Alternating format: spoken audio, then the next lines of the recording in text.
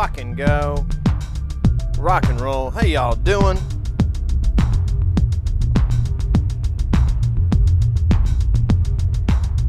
Happy Saturday, maybe Sunday, for some say.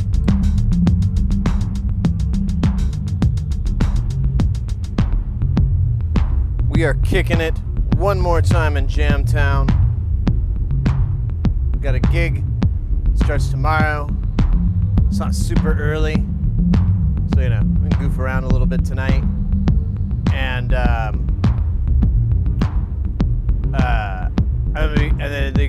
gig's like 3 days. So we'll miss Tuesday. But that's actually kind of cool. But, I do plan to come back on Wednesday and stream. However, I looked at the schedule last night, and I may want to sleep because it goes from like 7 a.m. It said it was a 19-hour day, so I was like, oh, okay. I may be a little tired the next day, a little puckered out, so. We'll see if that's how it really rolls out. If it goes down that way, that's fine. Then we'll just pick it up on Thursday. But Wednesday, I really want to try because it's a very, very, very special day for me. 2 years ago, I decided to grow a mustache. It's very brave of me, I know. There's a lot of implications, a lot of inferences that people draw from a mustachioed man, especially a bespeckled pistachio man. Pistachio. I want some pistachios. But bespeckled mustachioed man, yes, we get the brunt of the worst. So, still going strong. Never gonna shave it. Unless I do drag again, then I'm gonna shave it because it looks really weird with a mustache. I don't. Other people can pull it off. That person is not me. That is not me. I can't do a mustache and drag. It's not gonna happen. So, anyways. Hey, Ruthless. Happy Saturday. Sleep and eating, yeah. Well, I've been doing a little bit of both. I did a little bit of both. Yeah, no, the gig, they're feeding us. I mean, we'll eat. We'll get like breakfast, lunch, and dinner. They take care of us in that respect, but it's just gonna be a really long day. I didn't realize that until I saw the paperwork. I looked at it again last night because I'm like, wait, that says 7 a.m. I thought it said 7 p.m. Oh, wow. 12, 13, 14, 17, 18, 19 hours. All right. That's gonna suck. But not when I get my paycheck. So I'll get over it. And for those who don't know, like in freelance, in pretty much, I think it's true throughout the entertainment industry and so forth, there's 10-hour days. And some do 8, but that's like a union thing. There's 10-hour days. So I'm expected when I'm hired that I'm available for 10 hours. Now, after that, you go into overtime, which is just time and a half. So instead of making, $20 an hour, you're making $30 an hour. And then after 14 hours, like 4 hours in, you just switch over to double time. So instead of 20 or 30, you're making 40. And so that's how, like, 5 of those hours are going to be at double rate, and then 4 are going to be at time and a half. And I'm cool with all that. I'm like,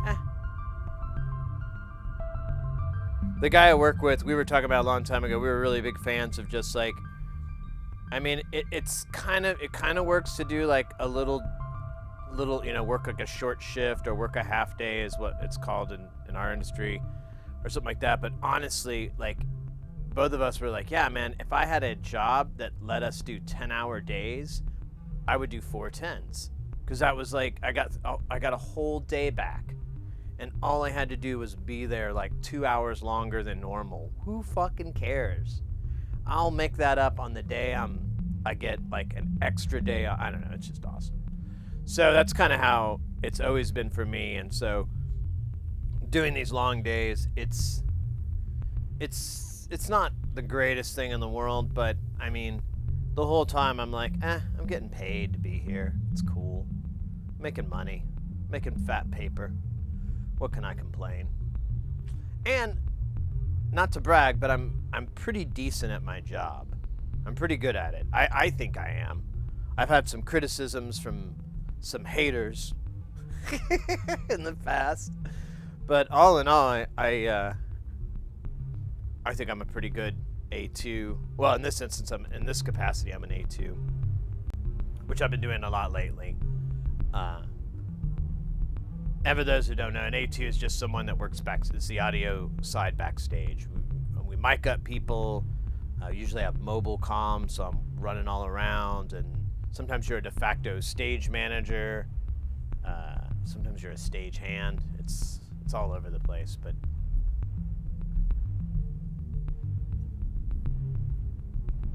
the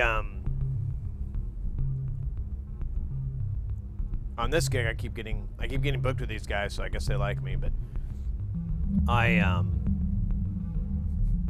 what was the deal? I saw.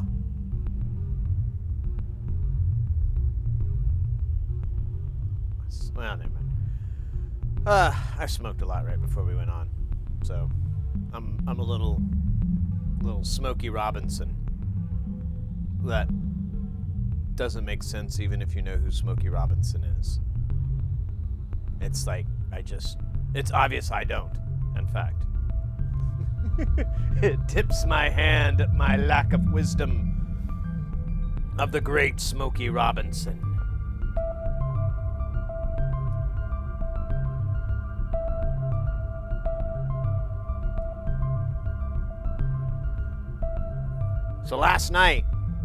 So yesterday I had a really fun day. I had a really, hey, Duct Tape, good to see you, mate. I had a really fun day yesterday. My buddy, the guy that we had, like we had some of his gear. He was like, hey, I'm in my new place. You want to hang out? You can bring those things back. And so I was like, yeah, sure. And I brought my laptop. I expected for us to hang out and mess with it. But I told him beforehand, I was like, dude, have you already eaten lunch or anything? Because I'm pretty hungry. And he's like, well, let's go to that place by my house, which was not even kind of close to his house. And he's like, we'll go and we can go get some food, and they have pinball there. And I was like, cool. And he's told me about it, and I looked it up, and there was nothing really wild about it. Like, all the games, there was like 7 Stern games or 9, and then there was one Jersey Jack game.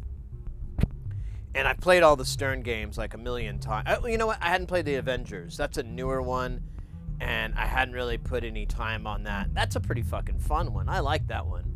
I've noticed lately I like the Stern superhero kind of the comic book recreation games that have come out like over the last 10 or 20. Like I played Iron Man, and that's a really, really fun pinball game. I think the benefit to it is like you're as far as the design goes, you're kind of just free to do whatever the hell you want because it's such a big palette to work from. DJ, how you doing, Pinball? I have been summoned. Hey, mate. Yeah, I was just talking about. I went up and hung out and played some pinball with a friend of mine, and it was a lot of fun. We worked together and we love to hang out and stuff, and we were just having a few beers and playing, and I was showing him little tricks of stuff, like Like he's not too bad, you know, and we were having a good time just going back and forth. I mean, neither one of us has really had an edge over the other or anything. I'm still not that great. But one thing I showed him that was fun was I was like, oh, hey, man, do you know how the flippers work? He's like, what do you mean? And I was like, if you push in on this switch, you'll feel, and I showed him, like, there's the first flipper, and then if you keep pushing, there goes the top. So you can actually have independent control. And I was like, and honestly, if you can find that sweet spot on any pinball game where you just get the flippers just to act, and you use that, you can, I was like, you get way more control, and you can do a lot of little tricks and send it a lot faster and all that. And he's like, oh, cool, I didn't know that. And I'm like, you know what's funny? I knew it for a really long time, and I never thought to do it. Like, I knew that was, I took apart a pinball machine, I saw that, and I was like, oh, that's interesting. And I had it in my brain, but it never registered to try to press the buttons. And I will say, too, I've played several times that I did try it, the switches were fucked up, so they both went no matter what you did. They weren't separated, because inside you have to physically move them. Usually they'll have like a little mechanism, sort of like a screw or something, so you can space out the second one so you can get a good feel. But I think sometimes I have noticed from working on a machine that people do some really fucking dumb shit, and I have no idea what their thoughts were. I was like, there's several things on that Evel Knievel machine. I was like, what were they trying to do? Do they not understand how electricity works? Running wire doesn't replace a metal housing. That's weird. Maybe they thought they did. That's weird. It's one of the trickiest things to do, in my opinion. That's one skill I've always been crap at. Yeah, multi-ball especially. And we were playing a bunch of Stern games, so it was multi-ball city all the time. And that was I noticed that was something he liked, so I tried to put us near games, and I tried to tell him, I'm like, oh yeah, so if you do this like 2 more times, you'll get the multi-ball, blah blah blah. He's like, oh, okay. So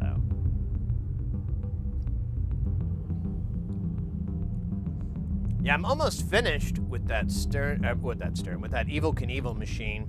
I just have to fix the tilt, but I replaced the lamp board a couple weeks ago. We did it on stream, in fact. That's right. Never mind. You guys probably know. But yeah, we repaired the lamp board, and I popped it back in, and the thing not only looks absolutely gorgeous now, all the lights are super bright and really, really, really nice.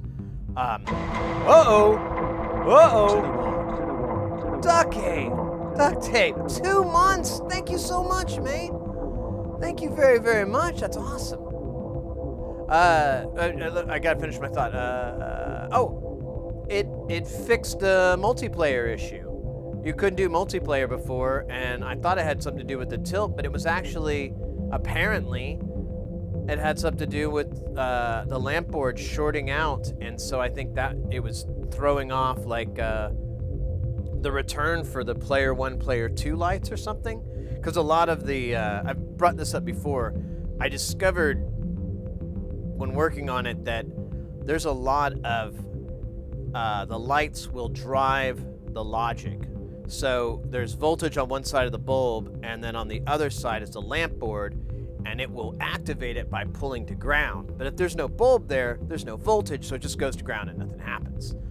And if it's failing or it's screwed up and it's just always on or always off or whatever, it's something like that, then the logic never gets to know if it's high or low, and so it gets confused. And I think it was something like that. The only problem is that part of the board has a lot of things that are mislabeled or not labeled at all, so I wasn't 100% sure. I just replaced everything that was bad. I was like, that's not working. And there were a couple of these transistors that we replaced. I think they were 2N5060s. And there were just 2, but I think one of those had something to do with the player 1, player 2, player 3 lights or something like that. I'm not exactly sure, but either way, I just got to figure out what's up with the tilt, and that's still weird as hell. I think someone recommended that it might be the power, the courtesy power that's inside the cabinet could be affecting it. So I'm gonna try next time I'm there, maybe to run just a straight line to it and see if that fixes it. I'm pretty apprehensive that's the problem, but man, weirder shits happen, right? Mr. Bone, I missed you there. Hey, any pinball game designers use tilt as a mechanic that you're supposed to use? Not that I'm aware of. That's a good question, though. There are some that oh, really?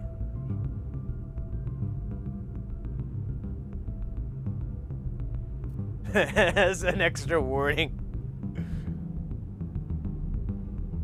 I don't know. It's funny. I play a lot of virtual pinball, and I use like the nudge and tilt stuff, or the nudge buttons and so forth.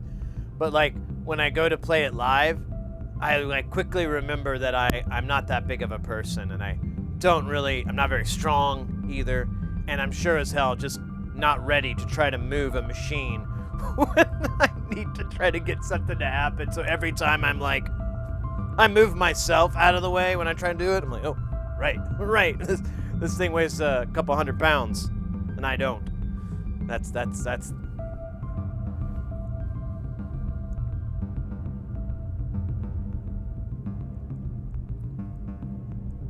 not a bad idea. That would be kind of neat to have. I don't know, like, I feel like the whole tilt mechanism is designed to reduce wear and tear on the machine overall, you know? So that people aren't beating the fuck out of it. But to be fair, they're pretty goddamn tough. And if the cabinet is, and the legs and everything are structurally reinforced well enough, you can get away with a little nudging just fine. It's not going to mess anything up. Maybe over a really long course of time, but if you built a game with that kind of mechanic, I think you'd want to put some sort of easy to repair mechanism in it for the cabinet. Yeah, the Evel Knievel has like so many. I didn't realize. I always thought there was just one tilt switch, a little dangling weight within a ring, but it has that. It has a ball that runs on a little track. I forgot what it's called. What it calls that tilt switch, and then it has a slam switch, just a weight on a reed, and then there's another one in the coin door that does the same thing. If you were to smack it real hard, it'll count as a tilt.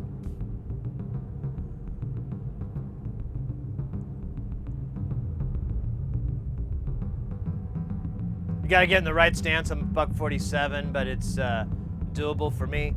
So I'm in that realm. I'm a little less.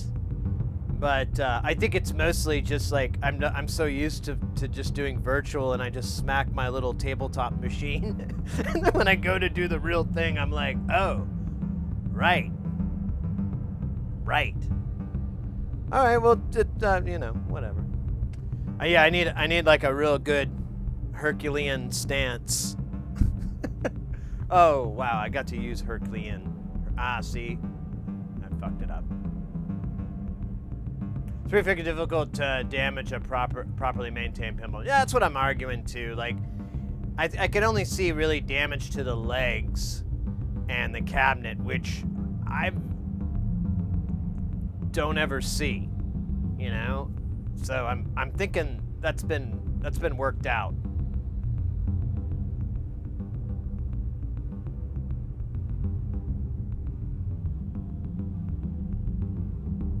Yeah, exactly.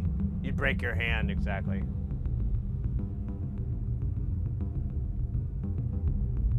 Really? The chunks?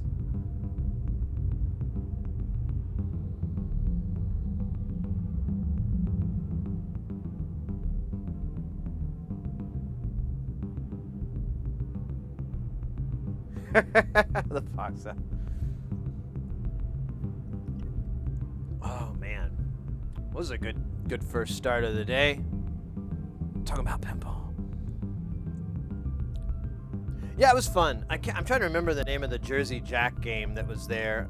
It was cool. It was like, I think it was Gunslinger, or it was something like that. It had this Wild West theme.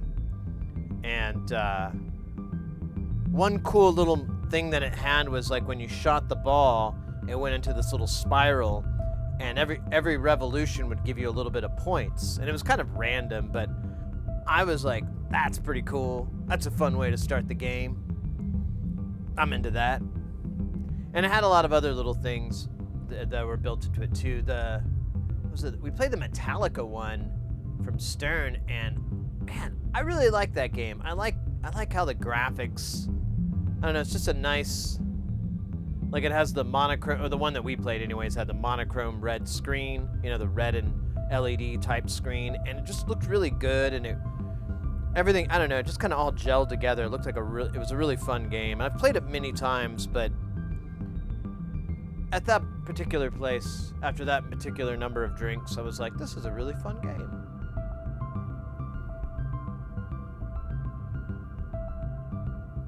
How's the Primus coming? Pretty good. I guess. I don't know. I have a pretty nasty, I didn't play yesterday so I could let my thumb heal up. But I did play some classical guitar, so, because my buddy has like a nylon that I went and hung out with, and I was like, oh yeah, I gotta turn that on.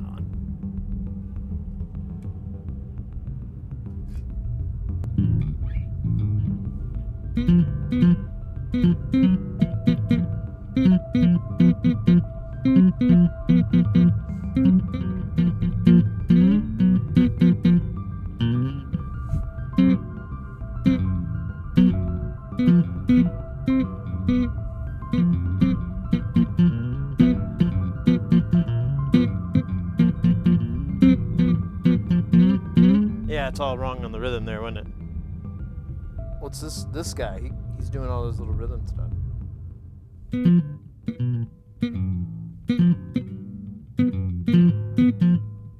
I'm fucking doing a goofy. Here,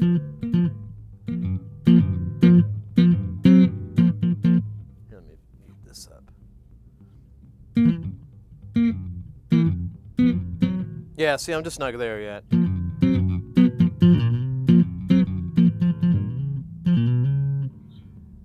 I can do American Life.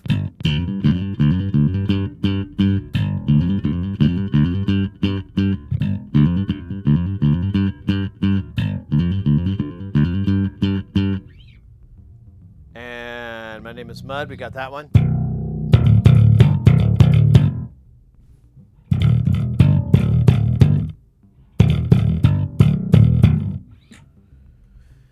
And then, I don't remember.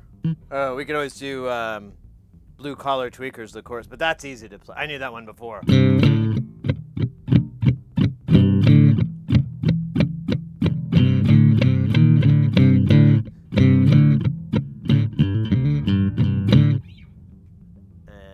that's it. That's all the ones I know. I think I know some more, but I can't think of it. I need to try to learn Tommy the Cat, but that one's like really weird. I don't even know what the fuck is going on. Like when I look at the tablature, I'm just like, and then I watch some dude in a YouTube video play it, I'm like, and then when I try, I'm like,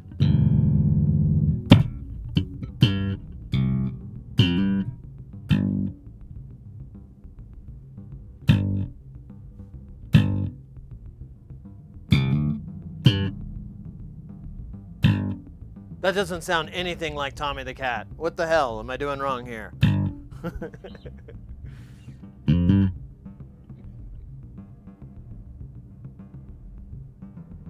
Oh yeah, it's really yeah.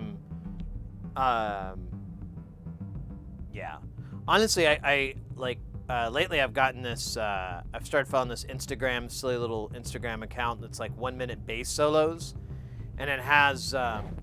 Fix this. It's all weird. It has all these. Like some are interviews, some are just like people demoing, like famous bassists doing little demos and whatever, and sometimes it's just straight up bass solos, and really puts everything in perspective when you see some of these players just like just going off and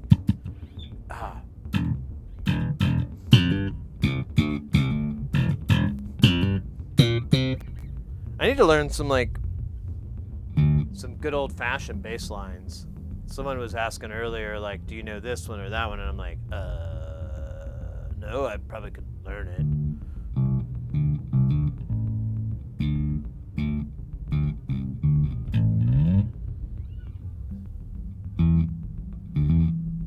Try to think of any. Every time I can go to bed and think of like a million funk bass lines, but when I have to play it, I'm like, empty hole.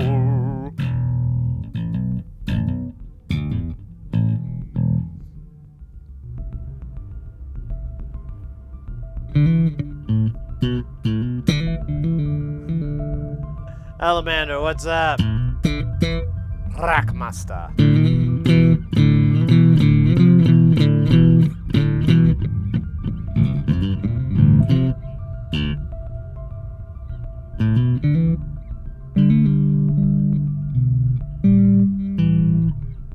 I need to learn the flea technique. I saw a video on the flea technique. He does this pop rhythm where he slap, pop, pop, slap, pop.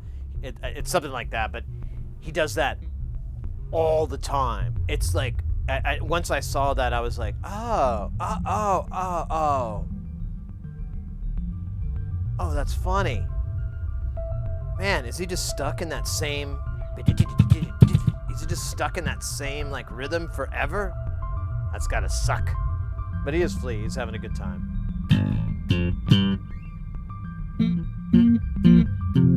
Just some funky bass lines? No, I want, like, a classic one that we all know. Like... Oh, wait. No, wait. Yeah, see? That was terrible.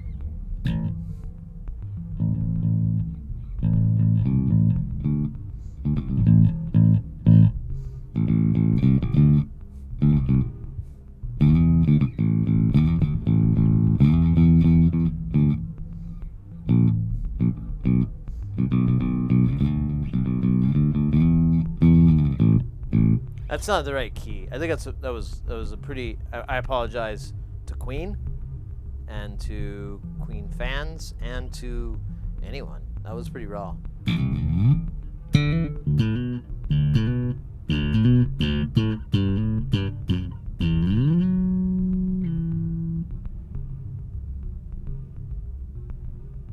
No, these are heavy drapes back behind there.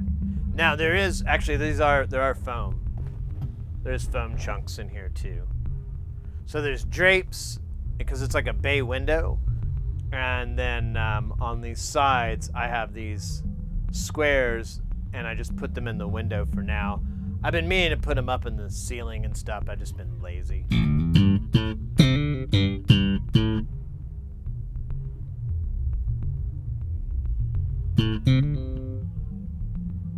Porno flick jams, there you go. I'm just trying to think of some, like...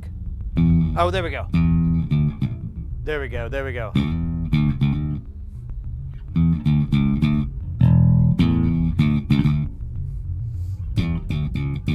That's what I was trying... I was like, man, where's my brain? And now we know.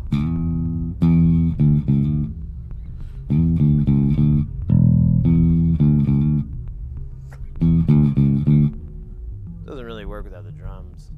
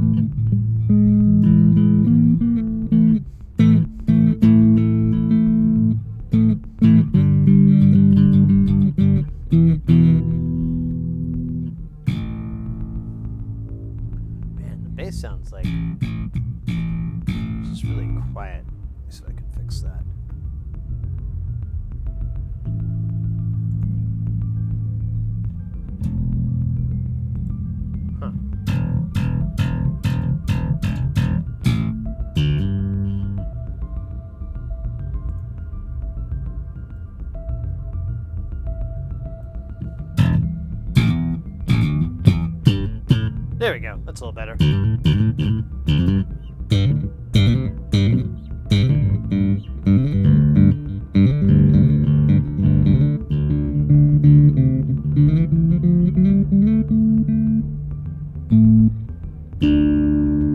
Hey, Iron Amp, how you doing? Yo, said I met someone online, got talking sense, gave you a shout out. They said they started building non-linear circuits because of you. Aww, spreading the non-linear love. NLC love. That's fantastic. Do I know who they are?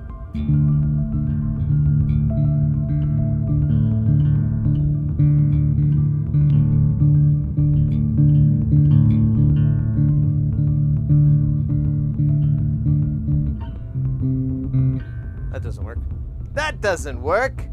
What the hell's wrong with you? Hey, Twitch guy with the hydrate. Oh shit. I need to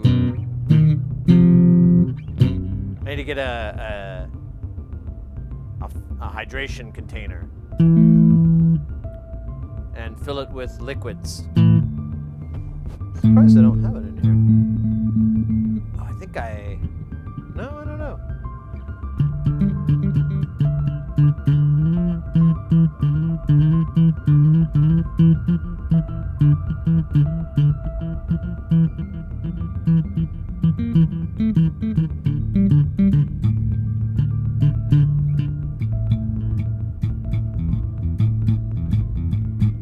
Sorry, I got distracted. It's fun to smack on this thing. Even if you're just making crap. Still surprisingly fun.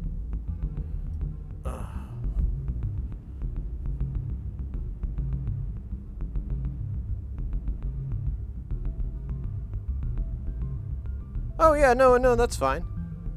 That's fine. I understand. I was just wondering if I knew. I was supposed to know. Or I've always known. Is that my glass? Oh, it is.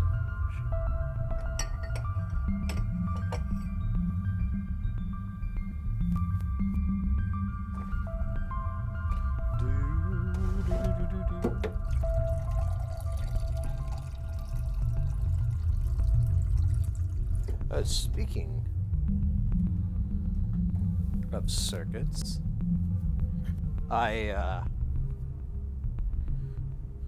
so after I hung out with my buddy and we played some pinball and had a few beers and everything, I came home, I ate a little bit more, and then I passed out. I fell asleep and woke up like around 9 or 10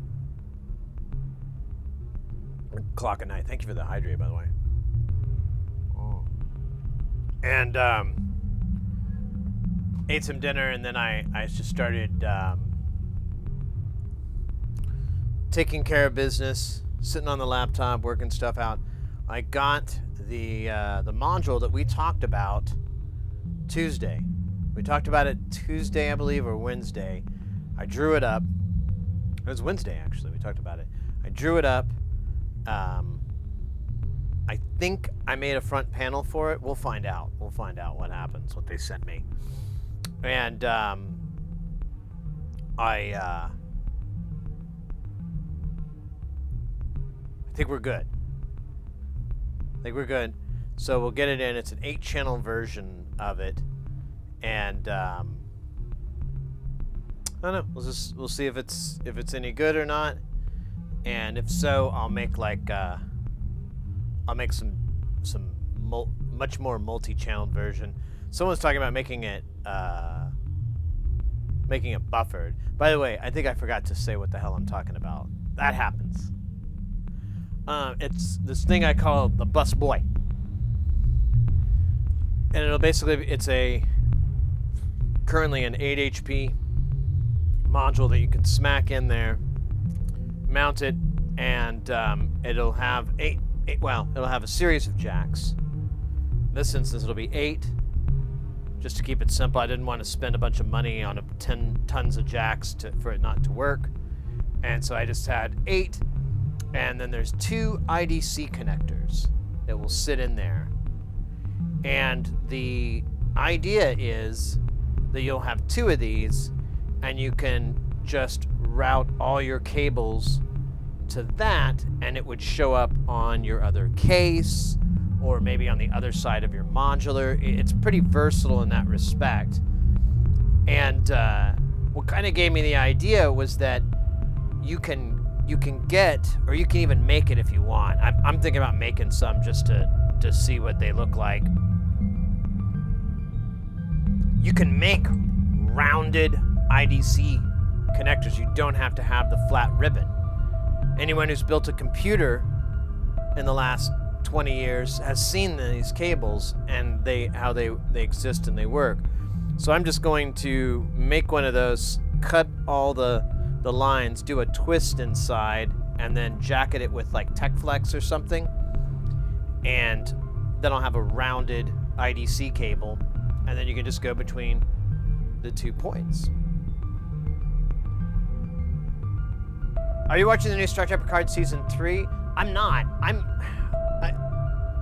really haven't been watching much television or movies or anything in like years. I noticed this, and it keeps just getting weirder and weirder. Like, I'm just like, meh. And so I haven't really watched the new Star Trek. I think it'll probably be something I'll watch after it's all said and done, you know? I think I'll see it then, but like, I'm not currently, and I usually don't like to watch television shows when they're currently in production. If I am, I'm gonna watch them like several seasons back so I can just watch it at my leisure and not have to be like, oh, I gotta wait till next season comes out in March. I hate that crap. It makes me so mad. And so I just wait until the show's almost done, and then I go and watch it. Just smack the rude boy in, and there's 8 HP and all the buses you want.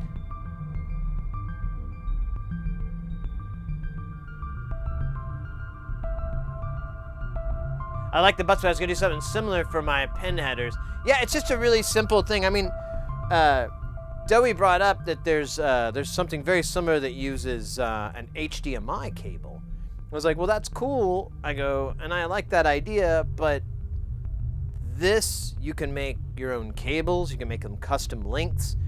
It's an IDC, so you can probably even like maybe even have it just slide out from the side of the case or out the back. I mean, it's got a little bit more versatility than an HDMI connector, which comes in 3, 6 foot, 10, 15 foot lengths. I mean, maybe you can get a unique size, but it's not going to be cheap. Well, maybe it will. I don't know. I'm glad. I'm glad that we got some favoritism towards it. I think it's a cool way to go.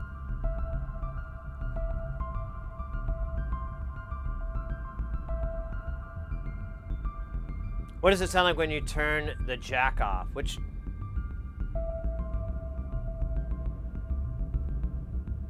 You're busy building a little bit, you're stuck.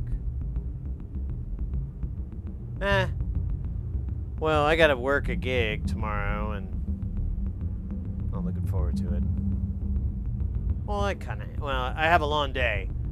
Like, I thought I was gonna... I still am going to try very hard to stream on Wednesday, but I looked at Tuesday night's schedule, and it's like a 19-hour day, and it starts at 7 a.m. So I may just sleep instead. So, you know, that might happen.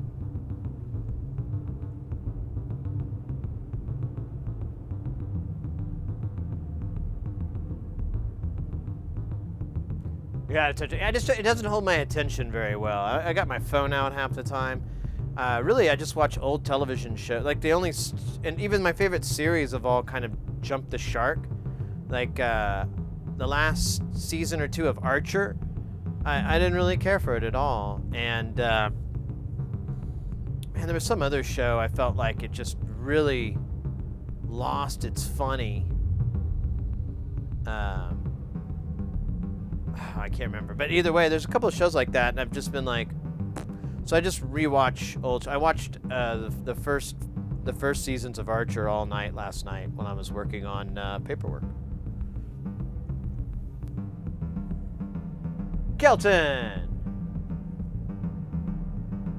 Ethernet would be an option. Yeah, but it's the thing I like about IDC is that it's extremely cheap to make one of those cables, and you're not limited to that. And also, too, there is already a company that makes a one that uses a Ethernet connection, a Cat6.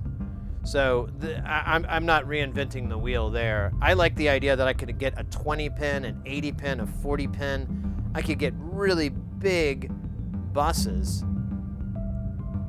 And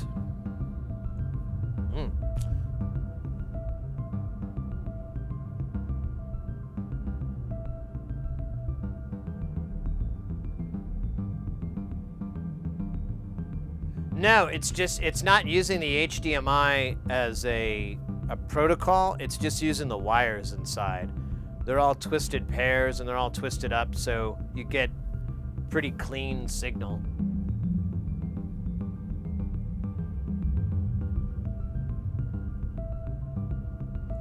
Yeah, it's just a passive. It's just a passive module. It's not gonna. It doesn't have any power. Someone was talking about making a buffered version, and I'm like, yeah, I don't know how you make that bidirectional. I'm not aware of any way to make a buffered signal bidirectional. You always have to go in one and out the others.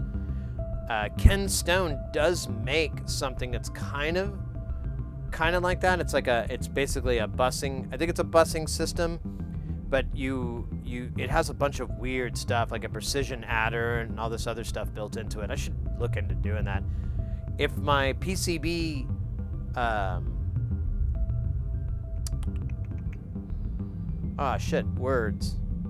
If my PCB panel works out, I could start working on getting more of these, because I have at least a half a dozen modules that just need a panel, and no panel exists. I have them drawn up for nearly all of them. I just have to convert them so I can turn them into a PCB and get them printed instead of having them fabbed at a mill. Gonna pop out for a test stream, unless you don't mind me streaming you while I golf. While you golf? I don't care. You can stream. You do you, baby. I'm not a picky man. Oh, shit. I do gotta stretch here. Oh, already cricketing and cracking.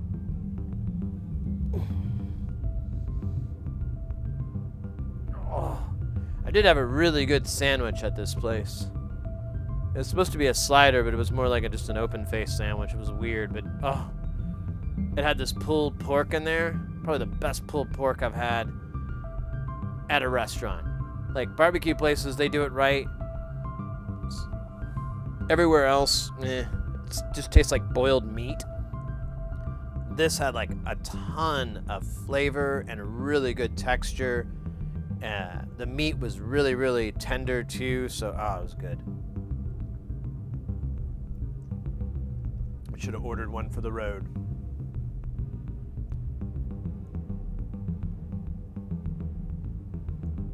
Yeah, I thought about that, Iron Imp. I thought too, I could just make 8 going this way and 8 going that way. Something like that.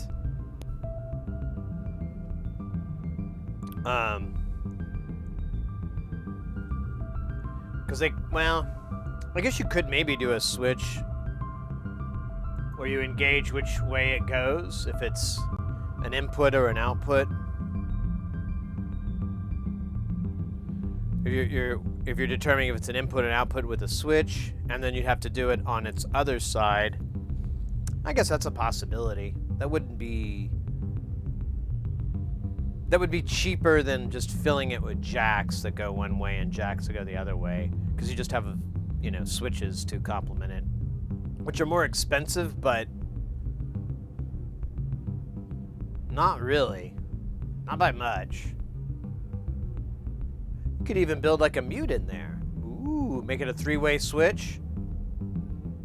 On, off, on. Have the center be mute. Switch goes one way, it's an input. Switch goes the other way, it's an output. Yes. Might work. I'm glad we worked this out. High five.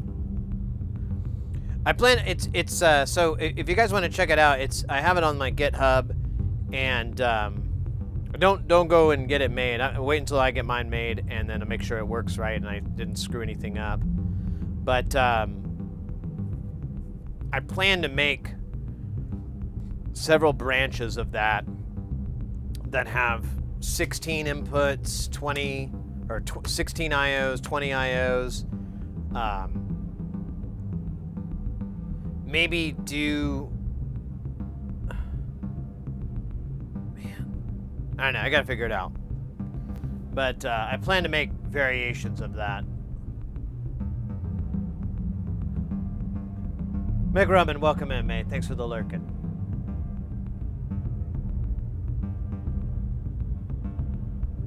Hey, Booze, good evening. Right. You said Saturday was going to be a good night for you. I remember that too. Awesome.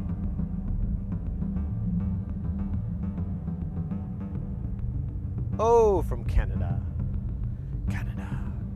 But I ordered a bunch. I ordered 19 PCBs. 19 different PCBs. Now, maybe 8 of those are panels. I couldn't get panels for everything, and I didn't want to waste time trying to fuck with this other stuff. And I was like, you know what? Fuck it. Let me populate these boards first, and I'll need to order PCBs again in another month or so. Less than that, in fact. So I'll just... Hopefully I'll have those panels figured out and converted by then. It literally, it would require me to get up and use my PC, and I was like, yeah, I'm really comfortable on my couch. I'm not getting up. So I skipped over those, and it was going to be ridiculous anyways, the price. But I got 19, I got 5 of everything. We got, one is the bus boy, and then, oh my gosh, so many modules. I went ahead and got another Polyvox. I got a Eurorack version of the Polyvox. Now the only issue is I need to source the transistors that are on there because of these Russian transistors, but I'm almost positive you can buy them from Erica Synth's website. And if not, I'll just Google it or email. I can find it. I'm not really sweating it. I'm like, it's out there. It's just like, how much trouble is it going to be? How much is it going to cost?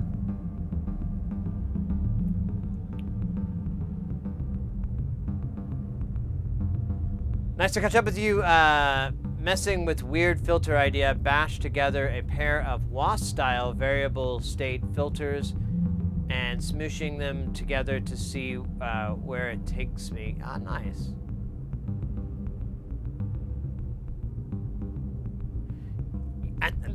Speaking of WAS, that's another module I have. I have it all finished. It's all ready. It works. It just needs a panel. I have so many modules that just need front panels. Like everything else is there. And they're pretty neat shit too. So I'm really excited. I hope the PCB panel works out and I can start doing that more. I still haven't figured out how to import from other setups to convert them into Gerber. And so that's my only issue. I kind of saw the answer, but the problem is I have the latest version of KiCad, and like apparently all the options I need are gone. But I have another version of it on a different computer, so I may just try to do it then.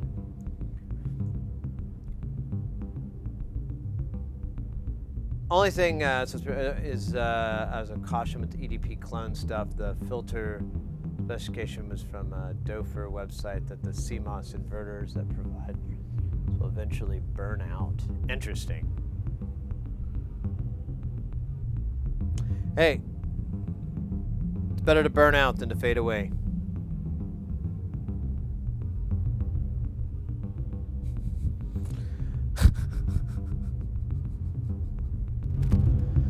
Oh, so funny and weird. I also ordered a bunch of components. Ordered a lot of components. I still haven't put the Mauser order through, too. I still have about $300 worth of Mauser to pull the trigger on. I'm kind of waiting. I wanted to you know, it's just so much. I want to try to throw like a little bit more in there. I was able to find a few things cheaper, but it's just been rough. I just started a DXF on the edge layer for a panel. See, that's, yeah, I have some, I can convert them to DXF, but I can't, I gotta find a program. And there's none apparently for Mac. That's why I had to get up for it to go to the PC to do it. I was like, nah, it's too comfortable here. And I can do it later anyways. But I'll need to convert some over. And then I'll just get a ton of panels made. That'll be fun. I like this sped up shit. It's at full speed right now. Thought I heard something. The dual anchor wasp sounds a bit bonkers. Only on plywood panels for now. If you're having trouble with the KiCad. Yeah, that's the thing. I just need to get dip trace because there's a lot of files that are in dip trace. The panels are already written in that, and so I can just. And to my understanding, dip trace is a free program. It looked like it was free, but it's only for, and it's not for Mac. Or if it is, I'm gonna feel really dumb. I only saw it for PC, and I have a couple of PCs, but they were across the room, so I'll just do it on an off day. But yeah, I think I'll get dip trace installed. Actually, I have a PC laptop. Yeah. I do all my PCing on when I have to PC. Oh my God! I just realized. PC stands for personal computer. That's incredible.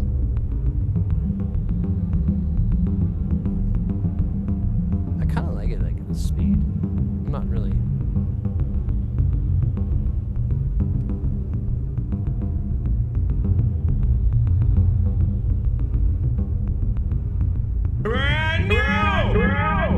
Oh, whoa, whoa, whoa, whoa, whoa. What do we got over there? We got dog with glass. Glass Cessna?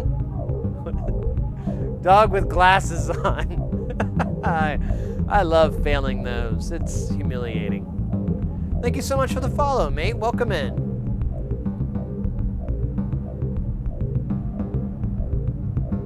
Yeah. I don't know which version of Windows it has. The streaming computer has the latest on there. But I mean, I mostly just use it for streaming and video editing. Well, not even video editing, because I use the Mac for that. I usually, for processing, a lot of processing. It does pretty good at that too. It like just chews up those files, converts them into another file format with deliciousness.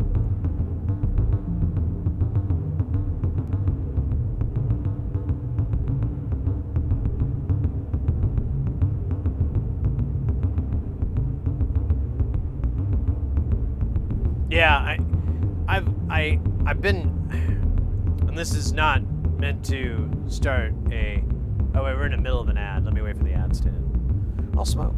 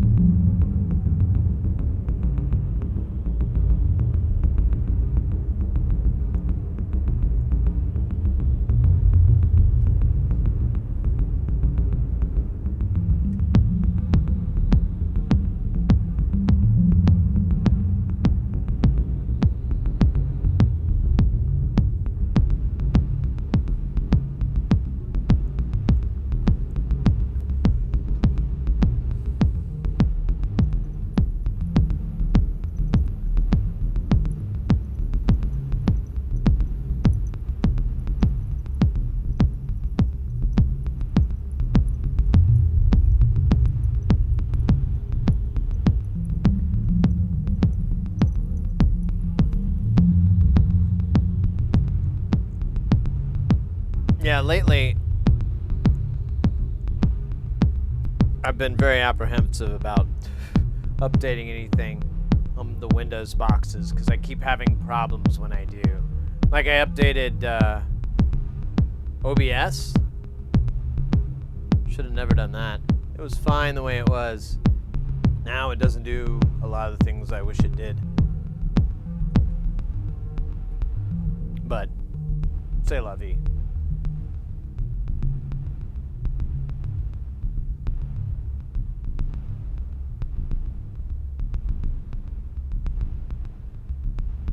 Oh, we got a bass solo jam. Alright, I like them apples. Let's see here. So I got this dude. We've been doing him lately. I probably should stick with it because it's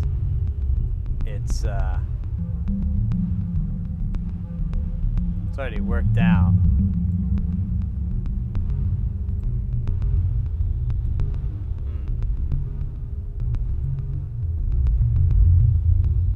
Why isn't it making sound?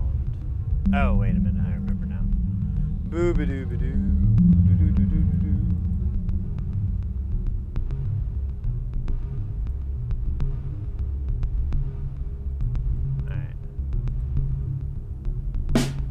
Yeah, there we go.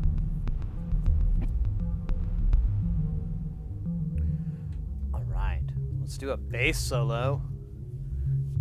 Courtesy of Duct Tape DevOps. I'm going to move my stream to Touch Designer to get past OBS.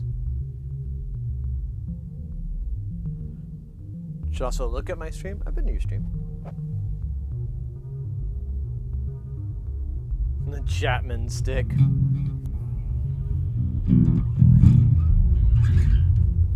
I don't really. Let me take the strip. There we go.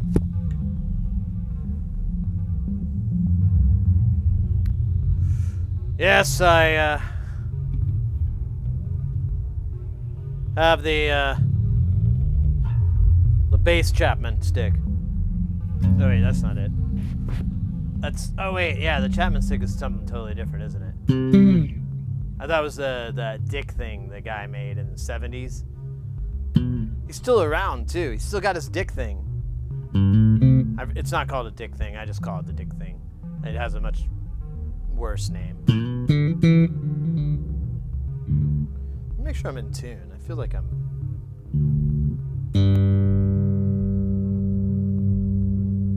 Yeah.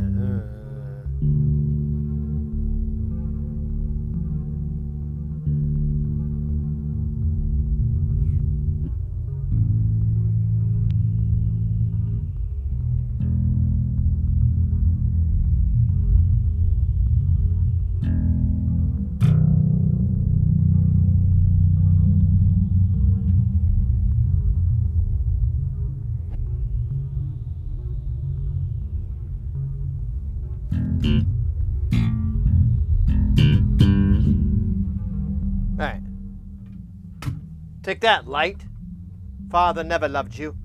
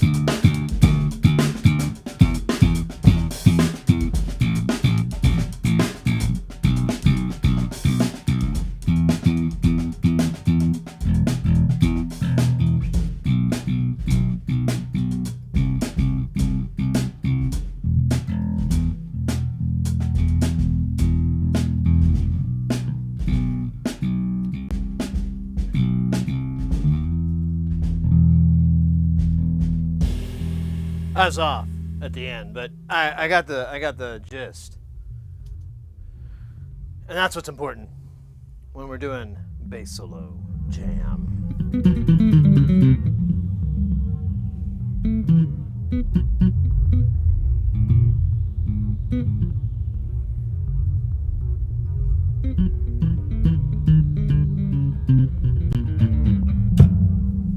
All right.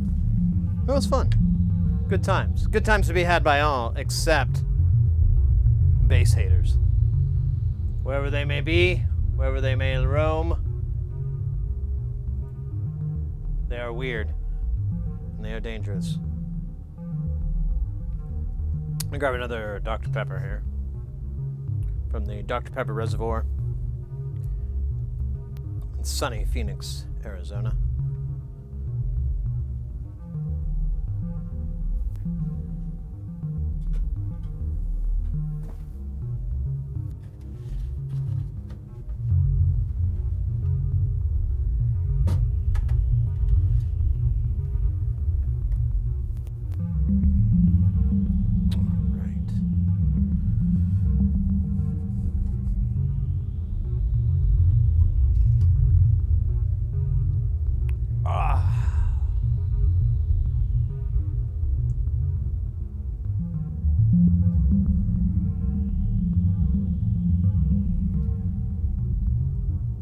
You know, I could do that, couldn't I?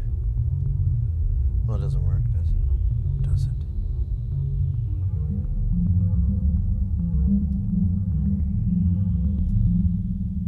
Let's see something here. Son of a bitch. Oops.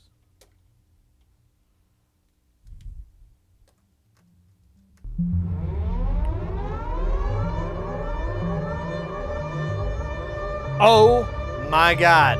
Guys, get ready. We got security live popping in with that piping hot raid.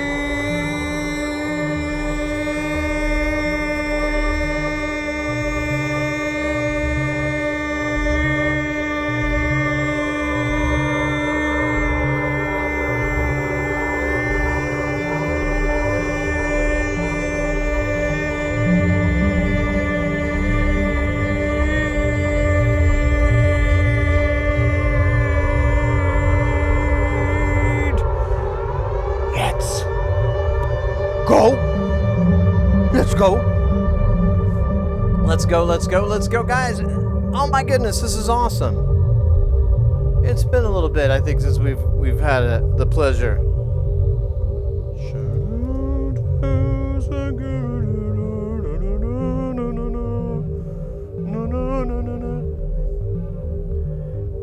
Welcome in, Raiders.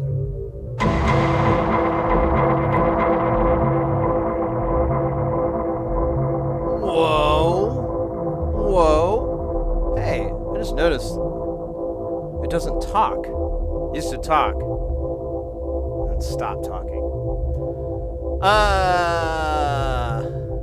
Security Live, thank you so much. 11 months. That's a lot of months, baby. That's a lot of months. Nearly a year, I think. We're getting close to it.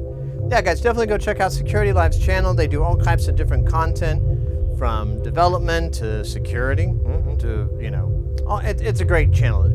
I definitely recommend checking it out. The lung capacity. Man, I'm worried now that I might have gotten rid of the sound of... Oops. I didn't mean to do that.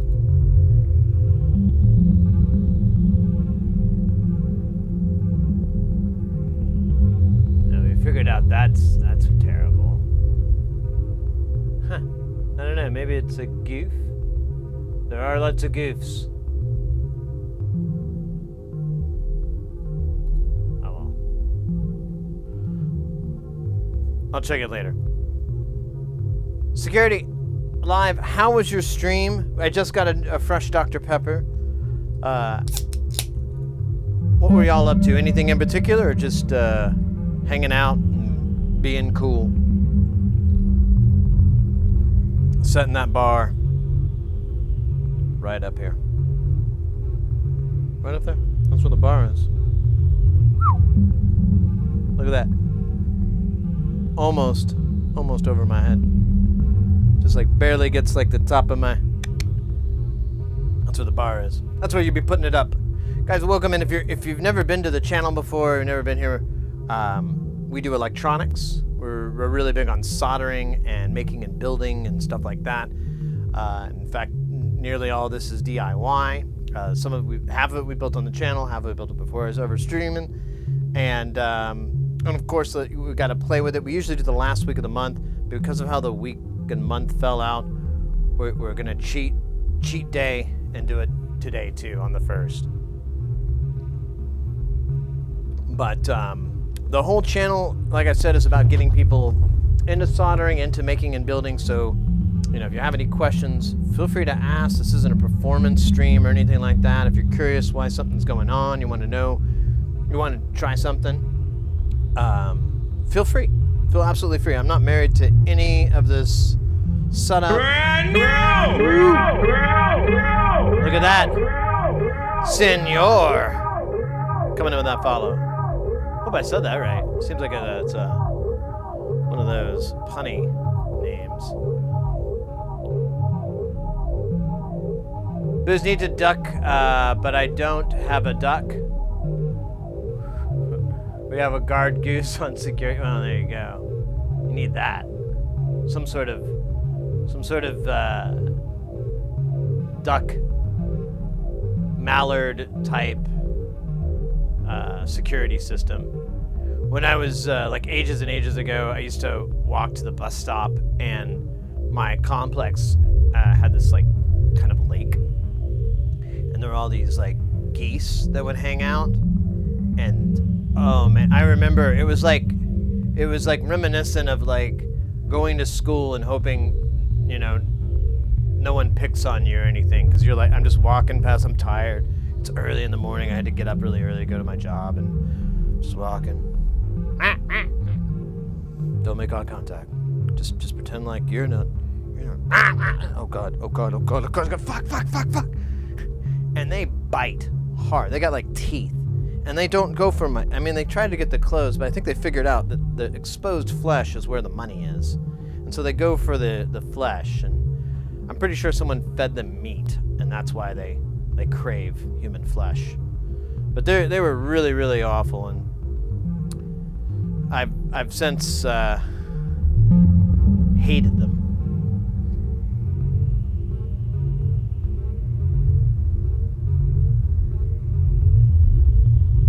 Canadian geese, oh my god. Yeah, they took down a plane. They tried to anyways.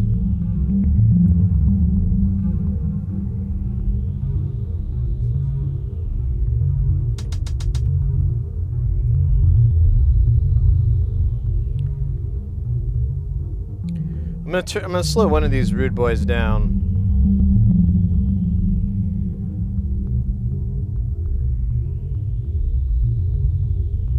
But it's still gonna... Well, yeah, it's true. It is gonna go fast. Oh well, maybe it sounds cool. I don't know. I'm not a sound expert.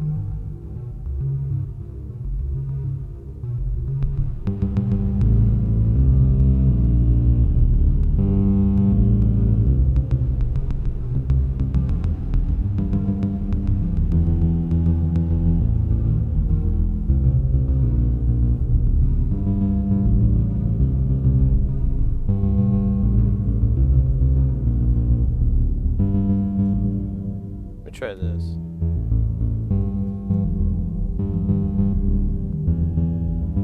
So one's going at the speed it was before, but now the bass guy is going. Yeah, it kind of works. Needs a little bit of resetting.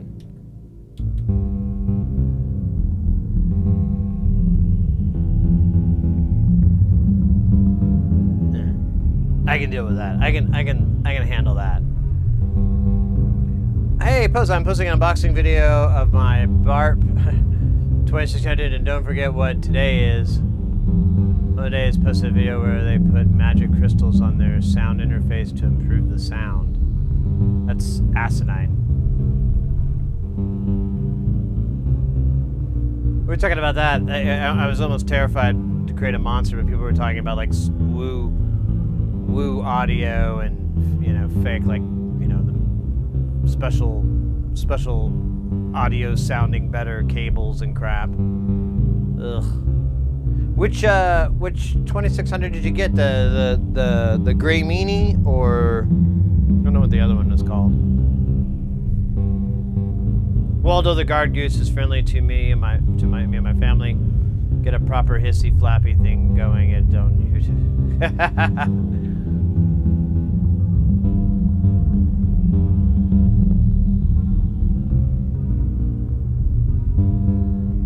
Star of David configuration.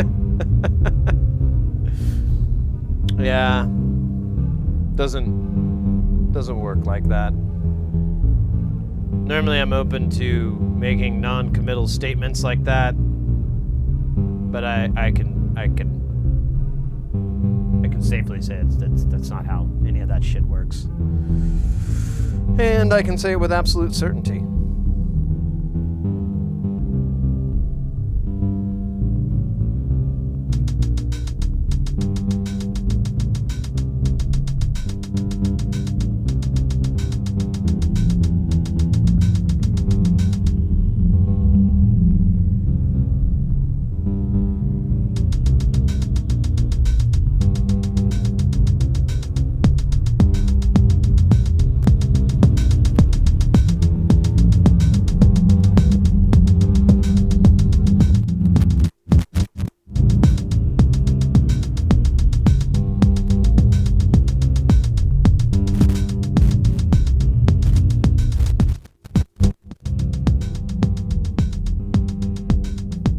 Sorry about that, guys. I gotta work out the scratchiness, and I forgot to.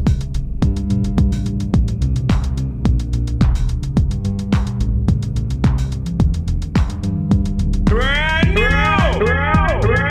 Oh yeah, there we go.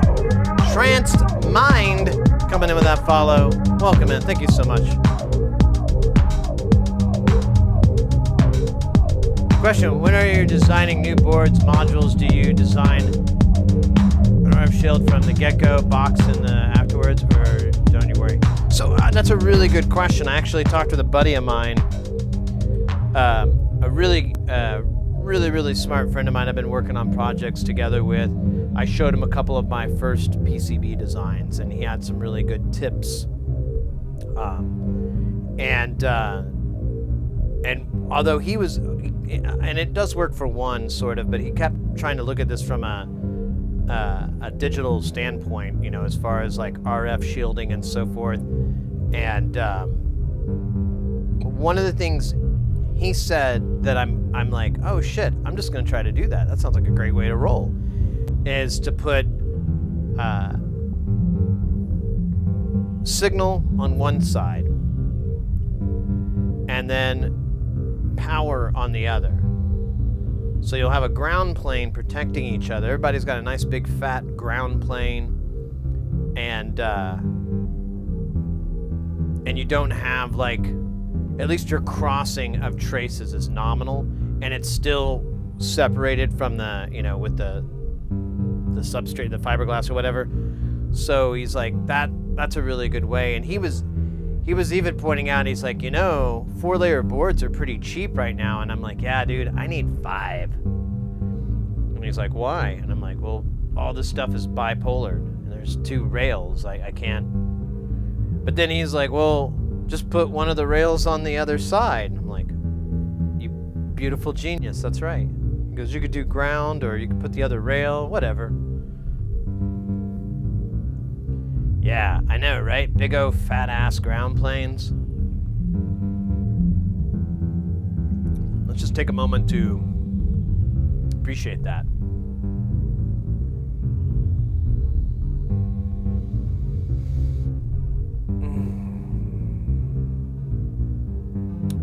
Welcome back. We just got done appreciating ground planes in our own personal way. Somewhat like a prayer or a summons to a demon. Very relaxing. Very wonderful. Good point. Thank you. Big ass ground planes. As a ham, I have a load of HIV. Oh, really?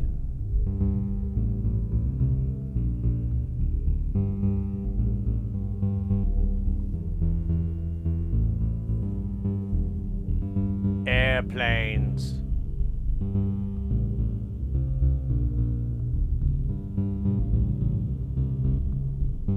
Yeah, you could do that too. You could do that too. Separating the power as well. One thing he brought up, it was kind of a silly mistake. I tried to put my power, you know, just off in the corner, and then, and he's like, yeah, dude, you shouldn't do that, or you should try to do it as little as possible.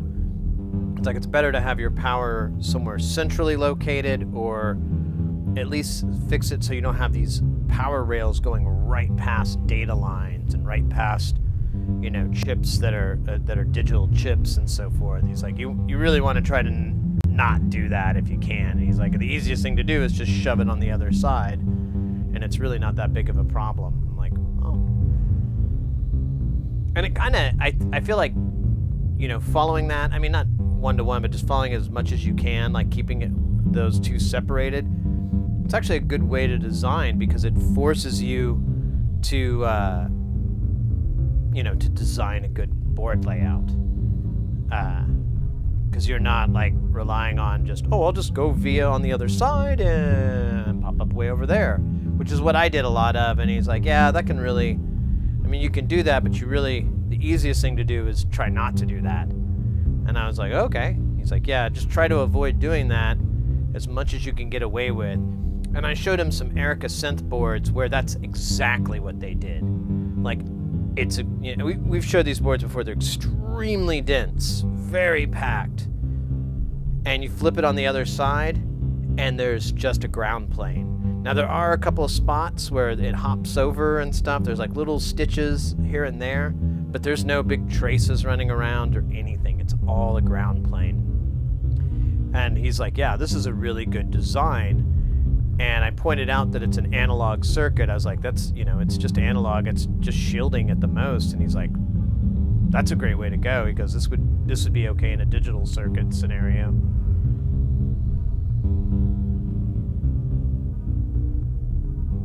I think most synth gear works on an audio range, so it doesn't generate much RF. Things go really sideways. Yeah, we're speaking of as far as with audio, yeah, with analog circuits, yeah, I wouldn't worry. But when it comes to anything, when you have a crystal or a microprocessor, I think it's anything over like 4 megahertz, I think is the number. It has the potential to generate RFI, and then you also have to get it FCC'd. You have to get in compliance here, which is what my buddy's working on right now with a project of the same person. And we have 2 facilities here in Phoenix.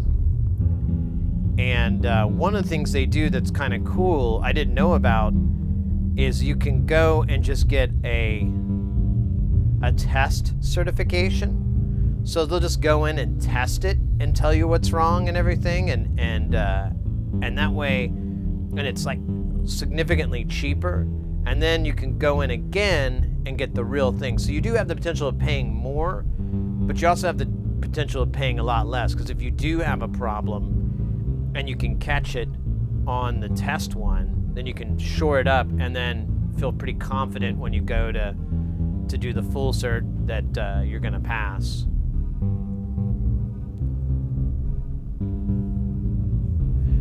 External RFI is primary concern, but EMC compliance and clean RF aware design is best practice. Agreed. Is it 3.3 megahertz? I can't remember the. Oh wait, no, you're speaking just in your general terms. That we're talking about the regulations, but y'all don't got no FCC. Y'all don't got no FCC over there. Y'all got something else. It's like the BBC or BCC. I was on the internet and I tried to look up BBC You gotta make sure you turn the safe filter on, boy. I'll tell you, that was a lot of penises I did not want to see. A whole screen filled.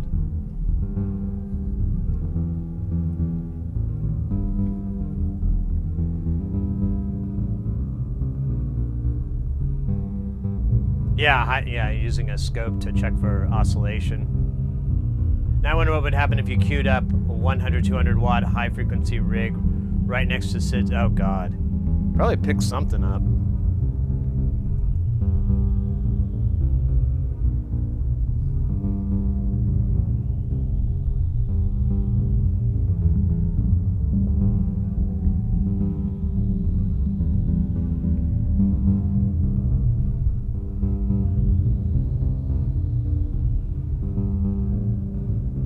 I don't know why this thing's so quiet.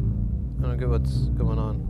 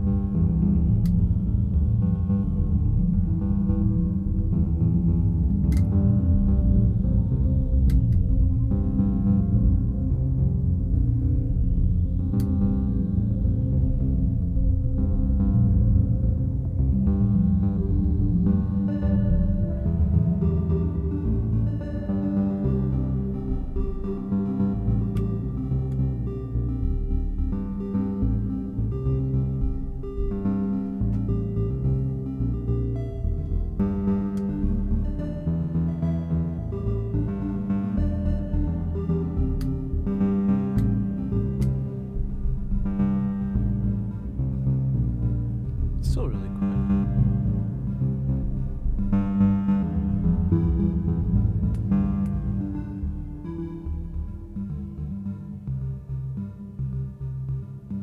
I don't know why it's so quiet. It's weird.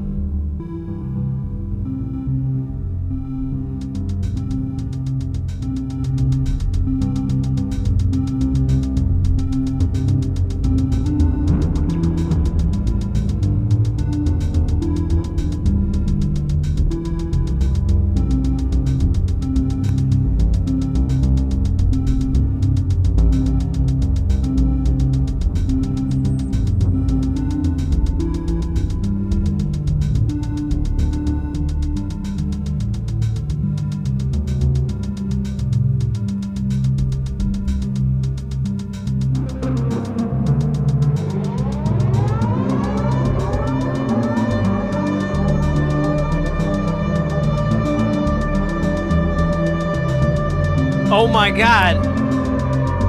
Duct tape DevOps coming right back around with that piping hot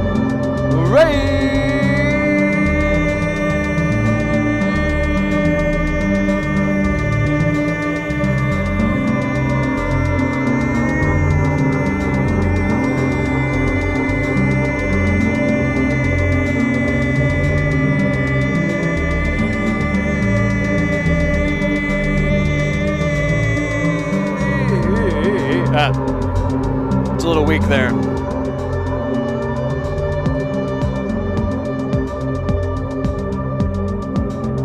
Welcome in, Duct Tape. Thank you so much for that raid. Let me give you the shouting of the outin'.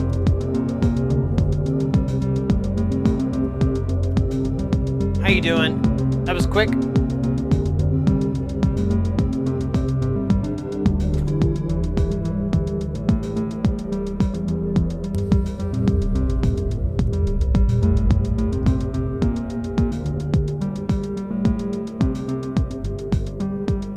All your batteries die? Oh no. I'm sorry, mate. That's no good.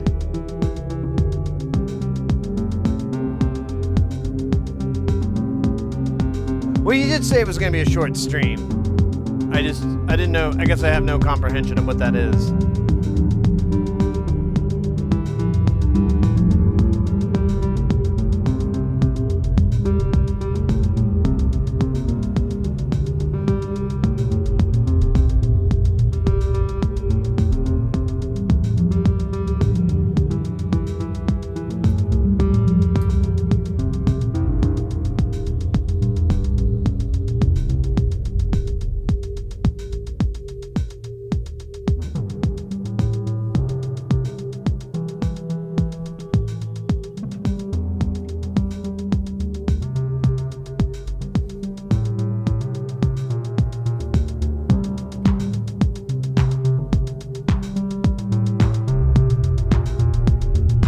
Lucky so far, only blown one cheap RP2040 MCU and a VHF handy stocky.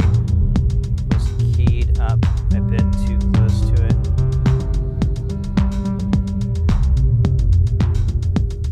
Oh, really?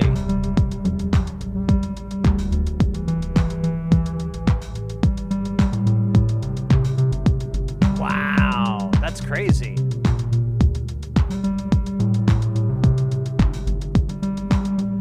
I'd have a run through to a friend's birthday.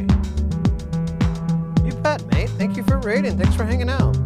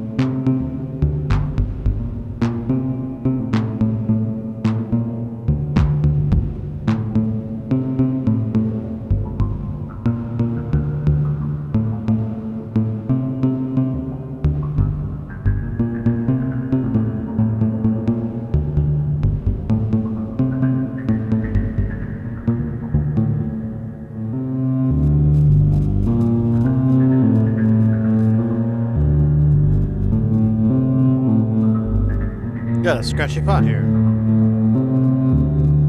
Don't like that.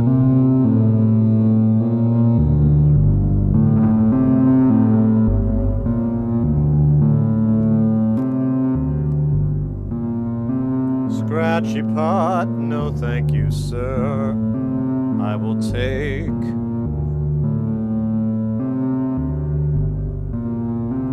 No such thing. Oh my gosh.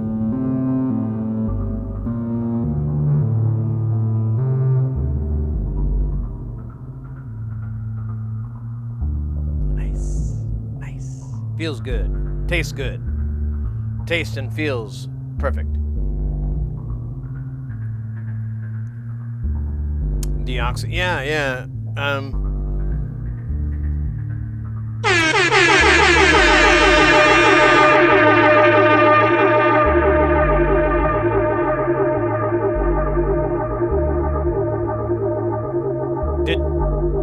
Did you guys hear that?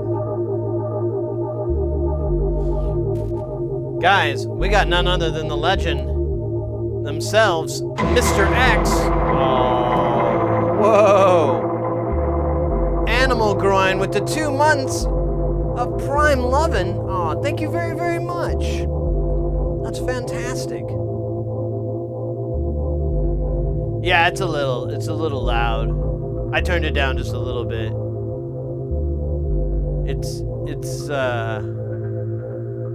It's part of the funny, kind of. I don't think it's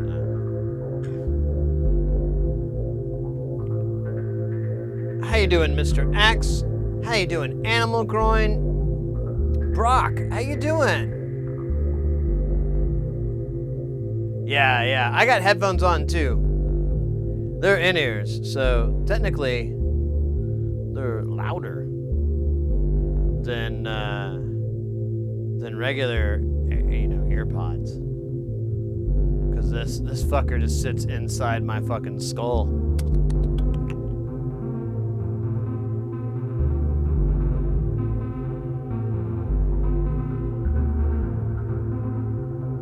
Made the cap jump and made you. Well, there you go. As long as there's some activity, that means we're all getting our exercises. That's good. You gotta work out a little bit more. I've been noticing that either I'm screwing up on laundry or I may be losing weight because I keep having to put belts on my pants so that they'll stay up off, because my girlish figure just really isn't there, especially in my 40s, it kind of flattens out, But yeah, I've noticed lately, so I must be laughing and losing weight. I actually must be. I am be.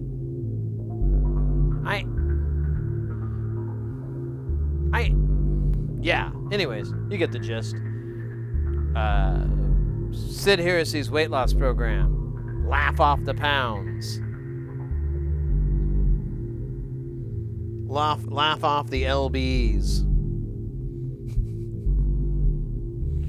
There are published Eurorack modular standards for power, CV voltage, and I/O impedance values, etc. But have you found any specific standard value for impedance of gate and trigger I/O? Seems to be a few gaps in the documentation, or maybe I missed it.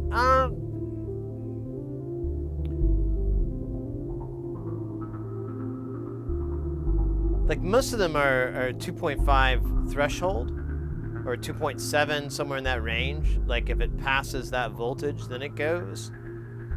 As far as the impedance, yeah,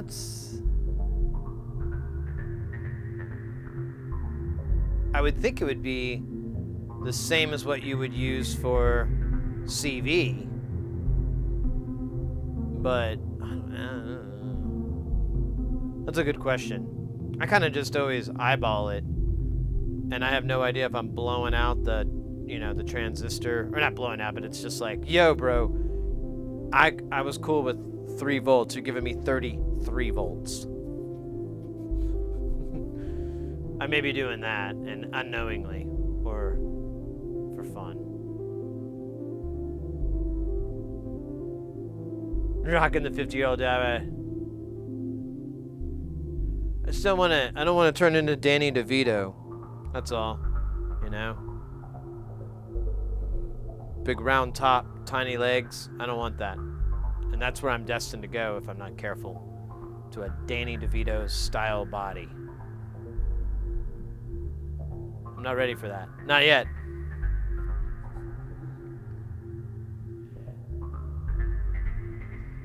I saw him on a podcast. It was like one of the Always Sunny Philadelphia podcasts. And that guy is so funny. He's just...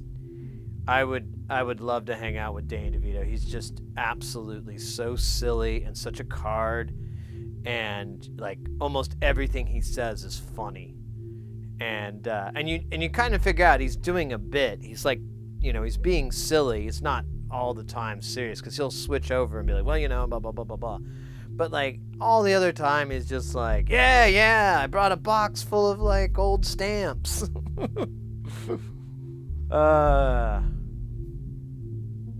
Oh, where is the stream avatars? Oh my god. That. What the hell? You're right.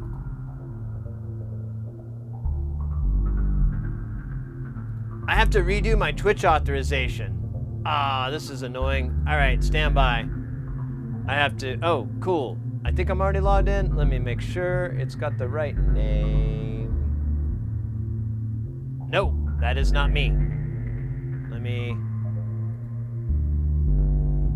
Oh my gosh, I didn't realize that. Thanks for catching that. I'm kind of disappointed it took so long. I knew there was something weird.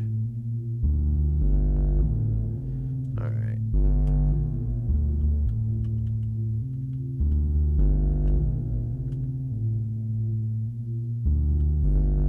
I hope I did the password right. Oh yeah. No. Give me that SMS code, baby.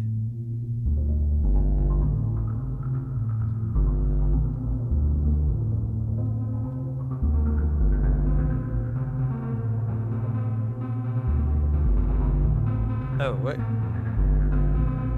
No, I forgot the 0.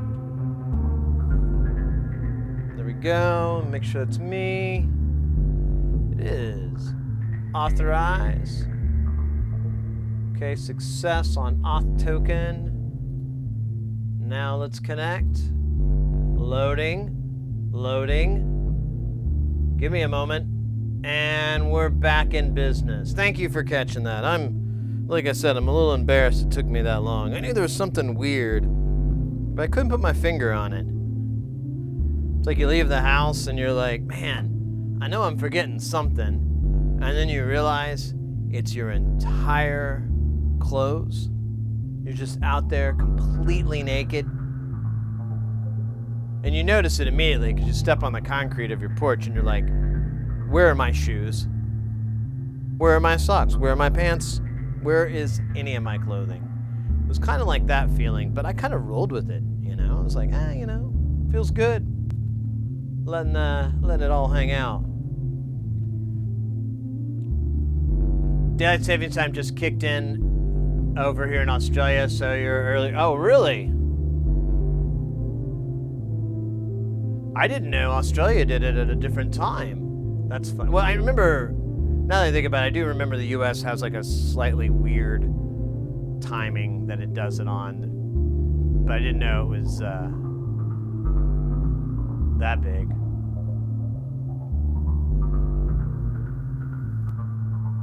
I had a Big Muff clone pedal that was following the label of the contrast rum ham. Rum ham. I'm sorry, rum ham. I'm sorry. Midnight here. It's tomorrow already, so it might now be on one of those weird time anomalies things you see in Star. Oh yes.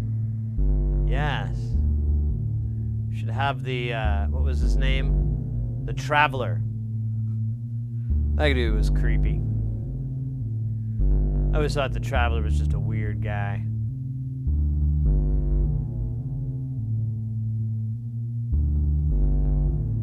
And the bleak coldness of non-existence till now. Yeah, it's kind of weird, right?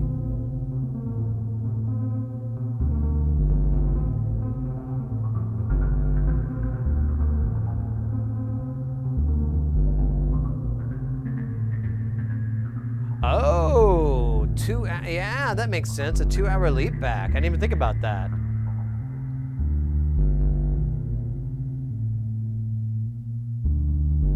Yes, we don't do daylight savings time here in Arizona. And like the first year or two, I would like switch back and forth, but it actually was like way more inconvenient for me to do that. So I'm just like, well, fuck it. I'll just stream same time for me. I just, you know, it's confusing for everybody else. And I'm very sorry. Oh my God, Hayes, I missed this dab from earlier. How the hell did that happen?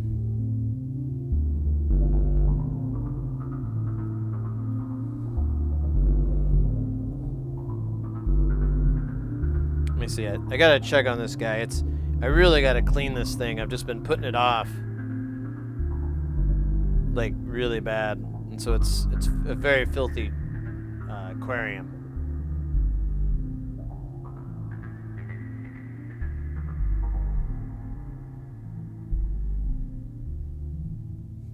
I'm a paperclip. I'm a rolling ball of meat, boy. Watch out here. I'm gonna get up on some South Park. Hey there. How you doing, boy? Where's your butt? Don't you have a satellite back here or something? I saw the premiere. I'm gonna follow this boy around. I'm gonna see what's in his butt.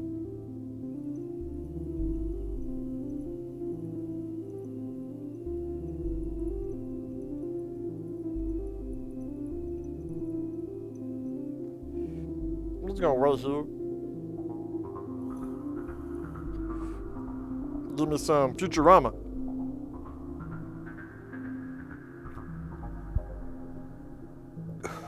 Ooh, that was good.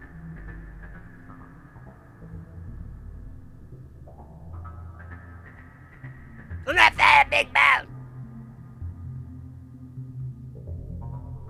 Mr. Extremely. I assume you're talking about that, and not my complexion. Yeah, welcome in. We got 2 shots. We got this one, and then we got that one. What's up? It's pretty high budget here.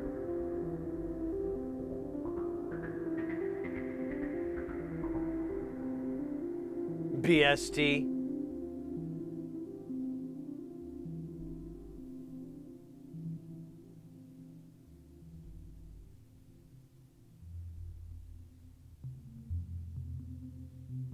Doesn't matter. There you go.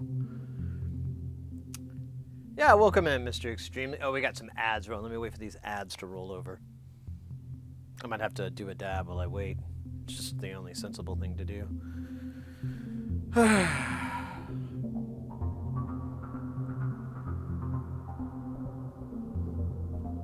You know what a crime I think really needs to try to go into action? People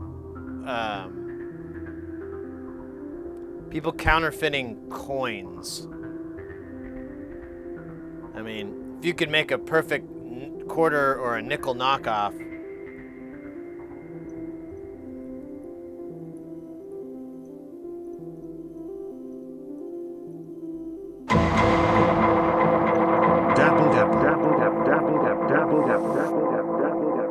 Whoa! Venus Ursa with the 6 months. That's awesome. Oh wait, I double dabbed for no reason. I was happy inside. Venus Ursa, how you doing? I hope you're having a bassy day, a subby day, a good day.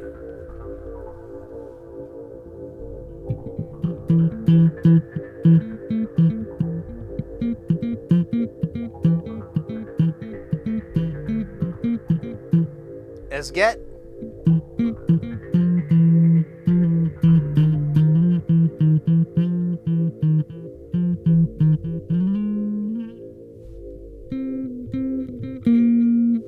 Where did you go?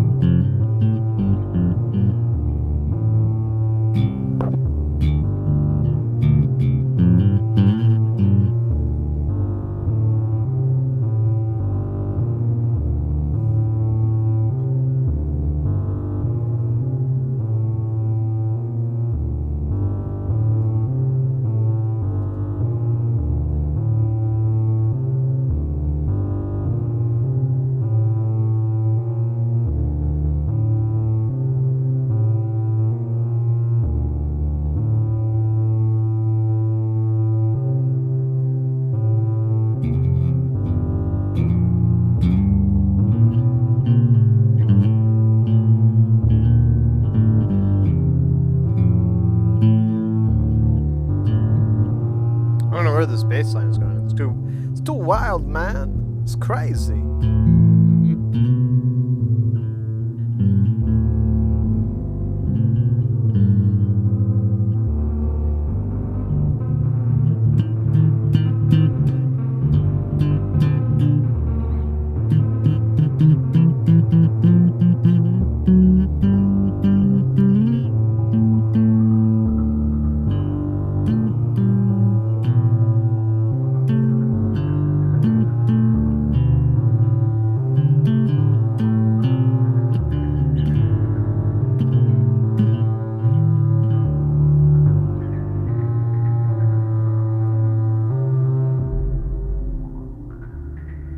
Shrink this down.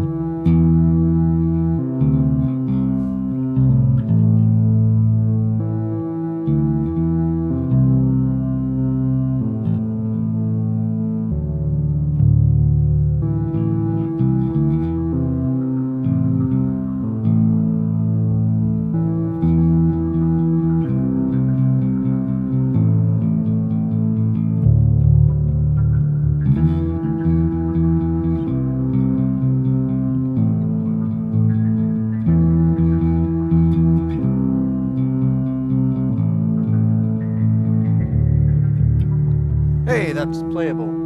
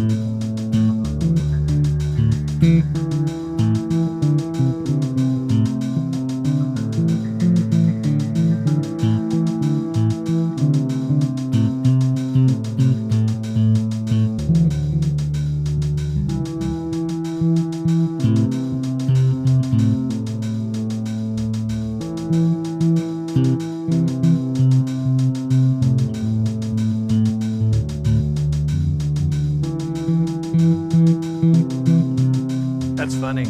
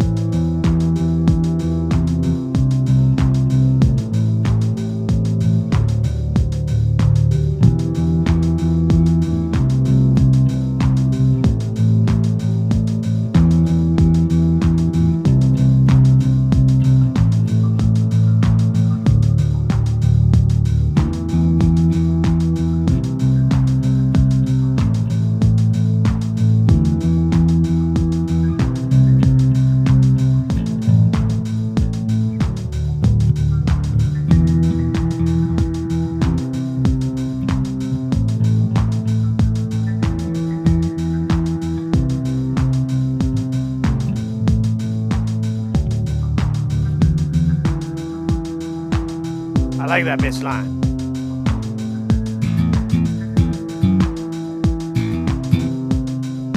So we can fuck it up.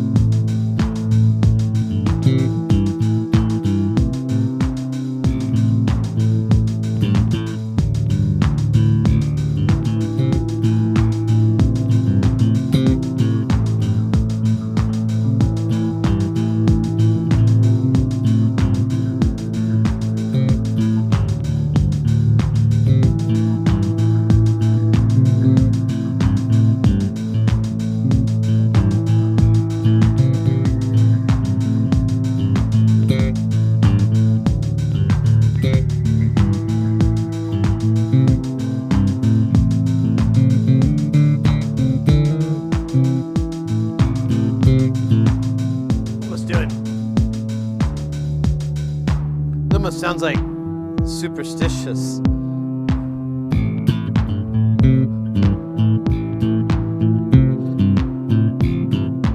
Yeah, it sounds a lot like it, like the bass line, or the Rhodes.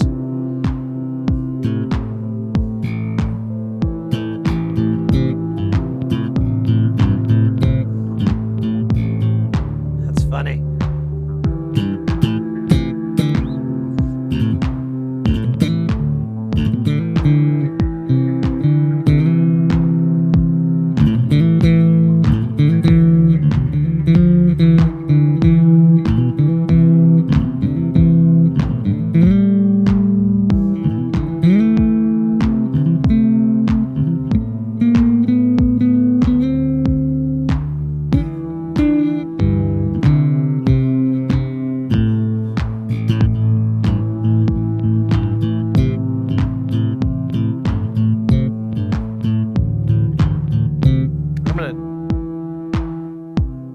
Get rid of that guy for a minute.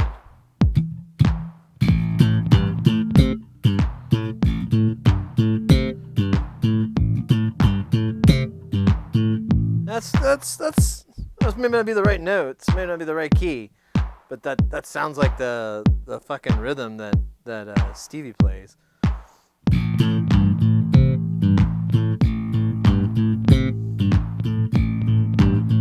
I think there's a lot more to it, though. I think I'm playing like when I thought I learned Nirvana song, and I was just going.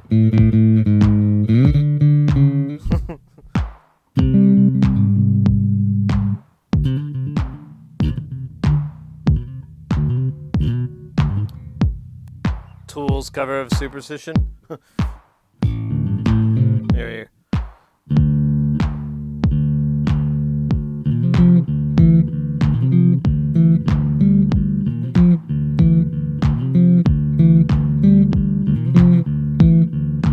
That's really hard to do at that tempo. It's easier to do it fast.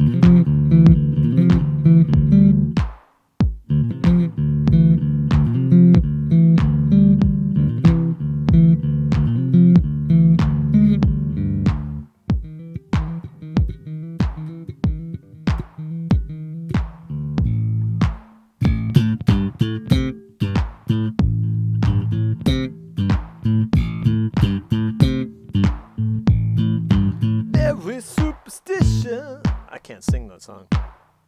Ugh. It actually is taking all my brain power to play this riff. I used to be able to play guitar and sing all the time.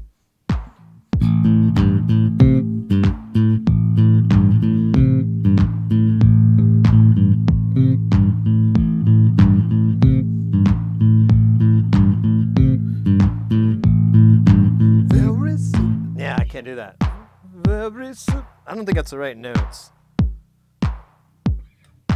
Very superstitious. Bing on the wall. Yeah, ooh, that was bad. If I could even pretend to be as good as Stevie Wonder.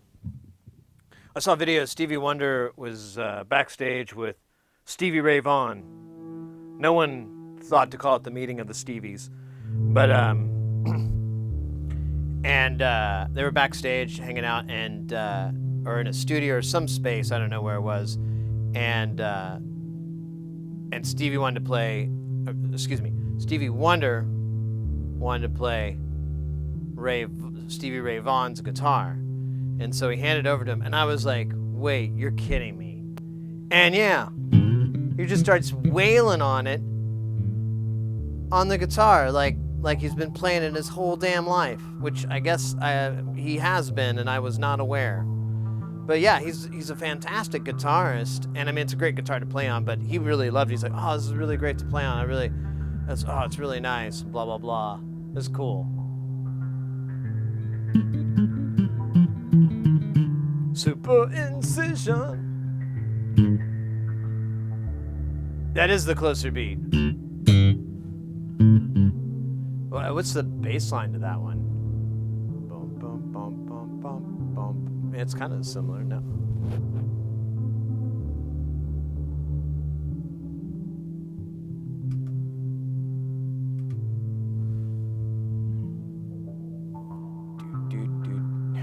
Now I can only hear Superstition though. Bum bum bum bum bum bum bum bum bum bum. Nice.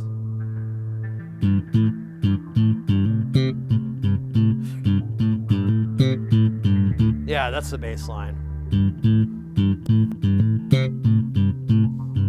That's the cadence, anyways. I don't know the notes.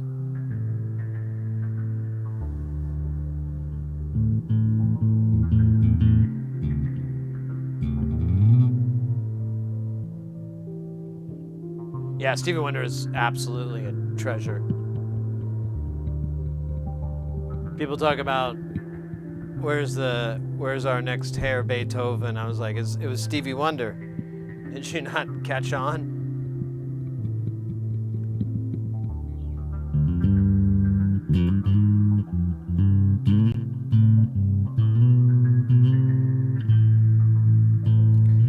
Here's an old story I heard. I kind of question if it's true, but there's absolutely no reason it can't be true. It's just kind of remarkable. So, like when I first got into the business, someone was telling me a story about working with Stevie Wonder, and he would call lights. Yes, he would call the lights. He would call them to the lighting director. And he was absolutely accurate in his lighting calls. Like, this man could tell how bright the light was, the temperature of the light, the color. He could sense that. And on really bright stage lights, that's very true. There is you do sense a little bit, but I was like blown away when someone told me that. I was like, that, and the more I think about it, I'm like, was they just pulling my leg? But I'm like, no, you can tell the difference. And I mean, he was probably just like, it wasn't like he's going, oh yeah, over here for the drums, let me stand over here. Yeah, the drums are good. I don't think he did anything like that, but it was more like calls like, yeah, can you reduce it by 20%? I feel like it's really bright up here. Can you take it down 10, or he'd be like, Can we take it to a a lower temperature or something like that? You wouldn't really have to call up temperatures because that's cameras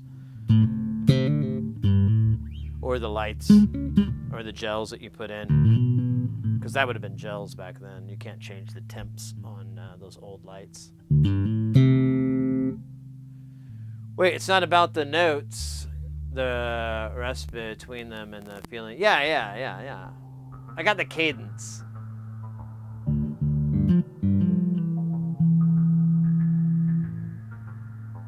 Could feel the heat. Yeah.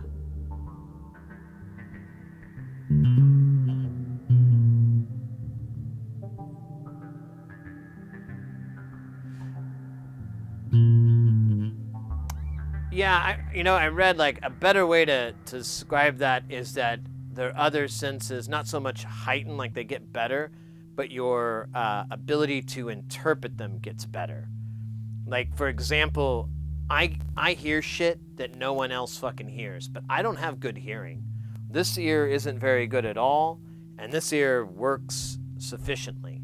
But I can hear stuff that like Mrs. Heresy never hears or whatever, and I can pick it out of a bunch of other noises. And that's something I've developed over the years of doing audio for so long and making music. And producing, you start to like really overdevelop your sense of hearing. And I think that's kind of the same. Plus, I'm although it still sounds kind of true because I can't see very good. Like, I have really bad eyesight, so maybe that's why. And it gets worse, but my hearing gets better.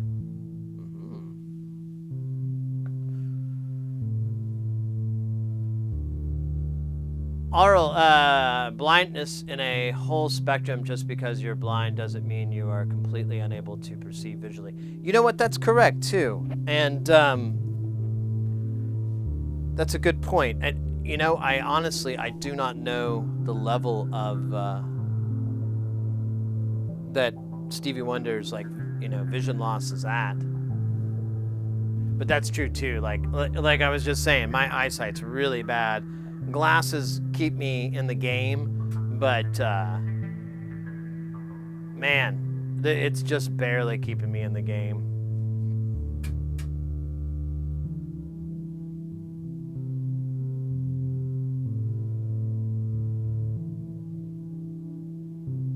I just hear Donny Benet. Man, I should learn a Donny Benet song.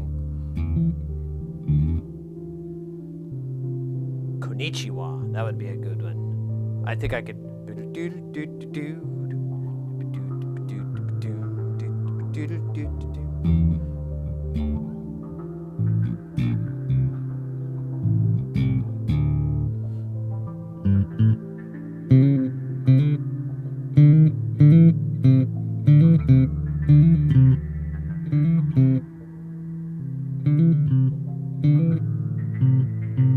Oh shit.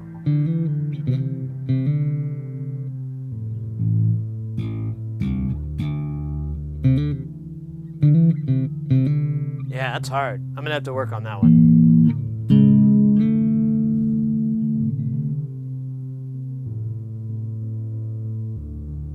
Others may mock us. My hearing and eyesight are good, but yeah, I miss everything.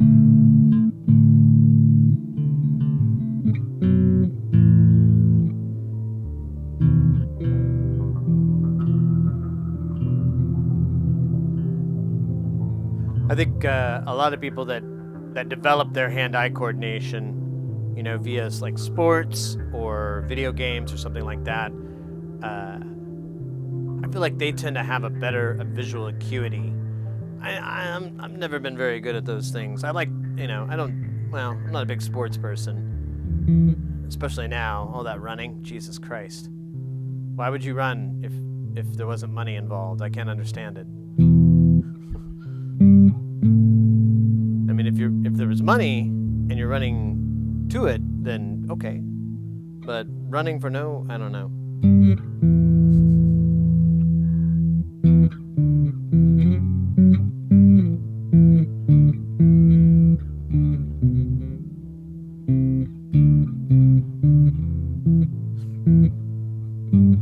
I don't know why why I'm doing this. It's just fun.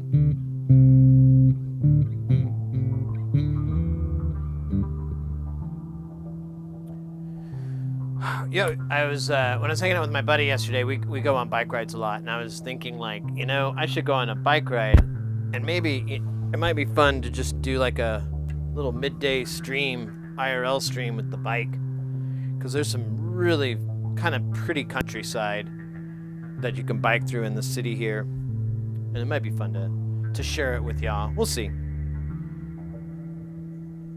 I'll have to upgrade my rig a little bit. Actually, I just need to get that 12-volt DC battery, and then I can run the video switcher off of that and run the cameras. We could have like a 2-camera setup. Ooh yeah, and cruise around on the canals. Funny how a melody gets stuck in your head. I don't want to pickle. I just want to motorcycle. Oh yeah, got 3 Alice's restaurant. Oh yeah. I get wind of my. Oh god, you're not joking too. Like on the last few days of that 2 weeks that I was on the road, like I was in Atlanta, and it's this really cool hotel. It's one of the largest atrium hotels, and I was pretty high up, and like. Yeah, it was just a little bit exhausting to get to the elevator. Like I'd walk and I'd just be like, oh, tired. And wait. Ding. Then they open. Then you get in. You stand there. You hear the door shut. Nothing happens. And you're like, right. The floor I need to go to. Right. Stair. It's a glass elevator. It's kind of cool. You get a nice view. Try to come up with a cool soundtrack for your scenario. But it's just not a good song. Yes, those elevator rides are exhausting. Someone should do something about it.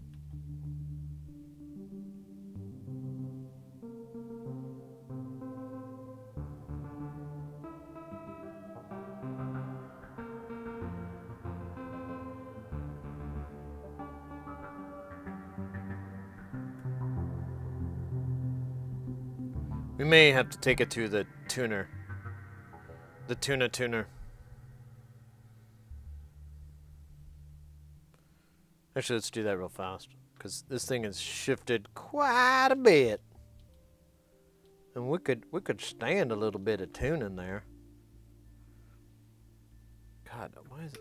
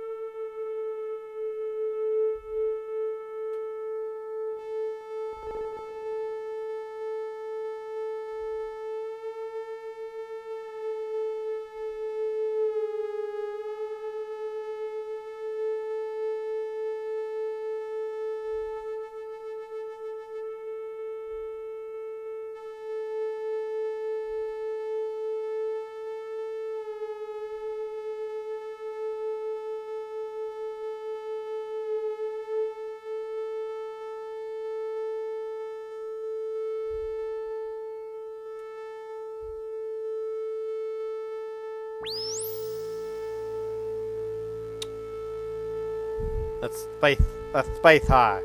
When you take it down. Oh wait, that wasn't high.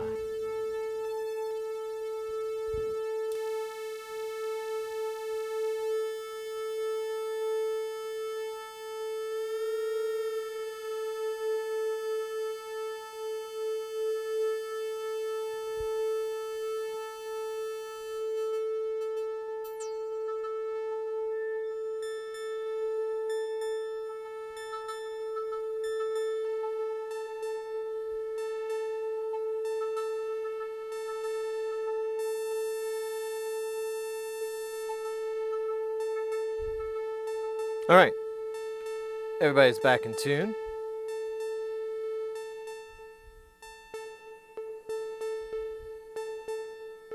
Now we'll switch back over to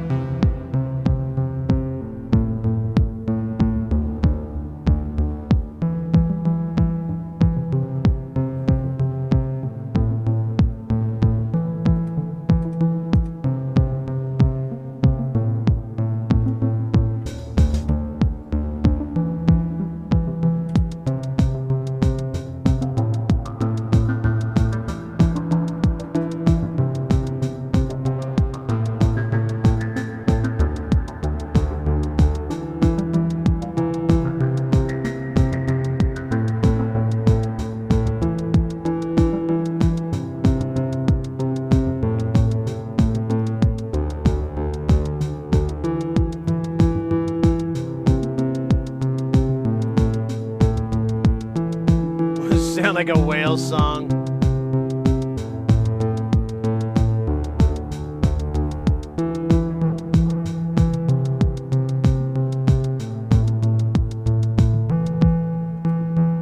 There's a great artist. I think he's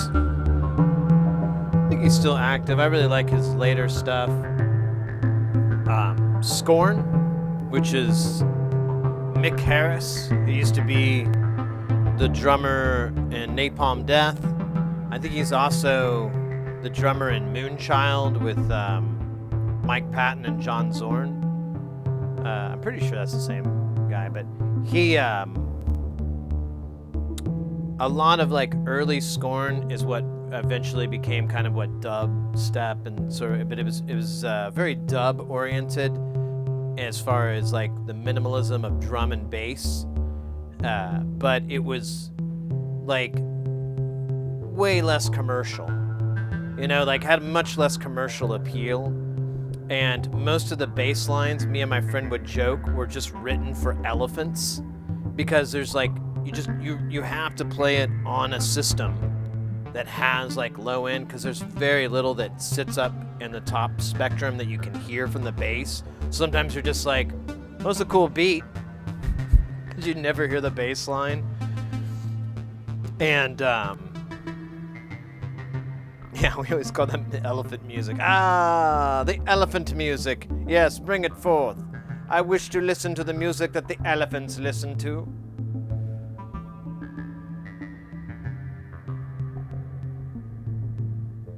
Yeah, Mick Harris is amazing. He's a pretty neat character.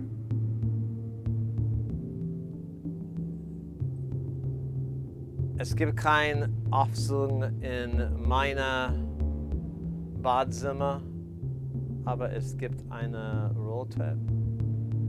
Wait. You don't have any toilet paper in the bathroom? Did I get that right? Or you have a little bit left? Can't quite put everything together. Yeah, without the sub, it's missing. Yeah, exactly. I have gyro up on the wall. It comes in a double vinyl, and I have it somewhere. It's pretty bad though. I don't know why I liked it. But I used to do sets where I would just spin that album, like one song into the other song, because they're all pretty much the same. And it was very, very easy to do. Those were the halcyon days. There is no elevator in my bathroom, but there is an escalator. Oh, yeah. I don't know why I didn't figure that one out. Jesus Christ. Context, Sid. Context.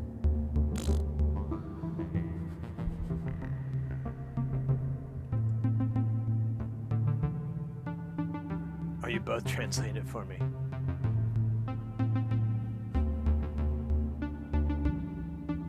Yeah, I didn't know escalator in German. I didn't know what that was. Makes sense looking at it. I'm like, oh yeah, I guess that could be Rolltreppe. Yeah, that makes sense. I feel like somebody is out of tune over there. I'm not into it.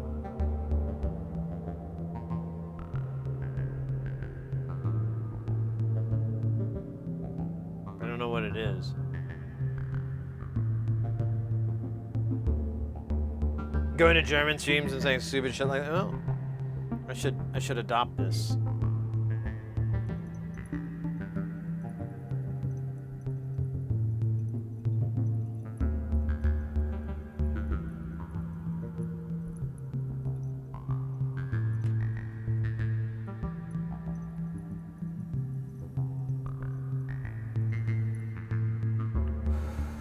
Man, there's just nothing. Probably needs to be clean. We should do a little aquarium maintenance real fast and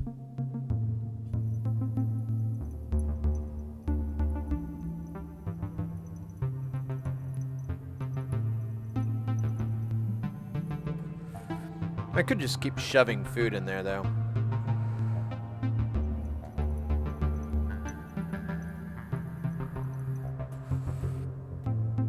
That also works. It's just all the burnt stuff, you know? It's no fun. No bueno. No bueno, señor. Señorita. Some of Robert Fripp's early stuff is really good too. Oh yeah, yeah. Onami Mota Yamasu. It looks like phonetically spelled Japanese there.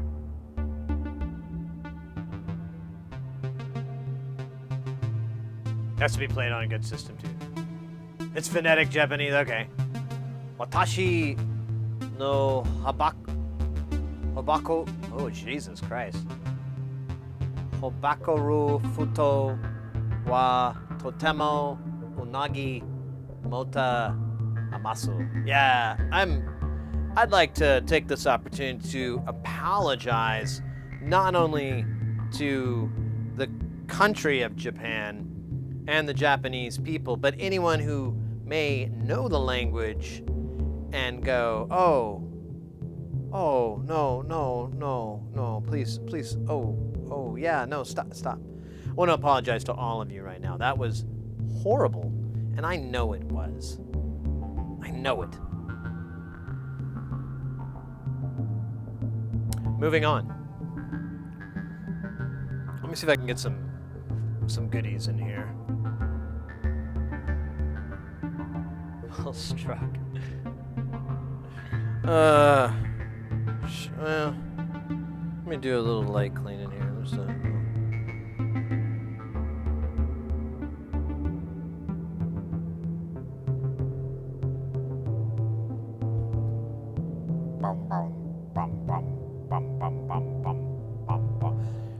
You know, do I have? I think I do.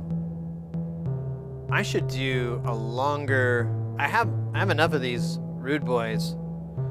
We could do. We could do the 16 channel version of this.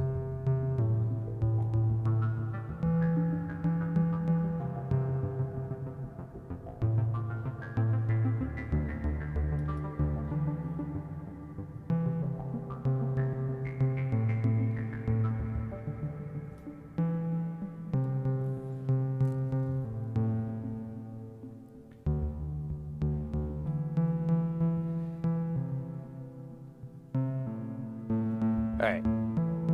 One thing at a time, Sid. But I like that better. I like it having a longer passage time. Oh, did that all evaporate?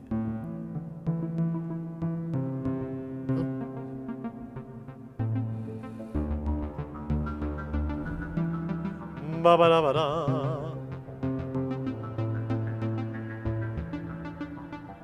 The next earthquake. Oh, god damn it. Not another earthquake named after me.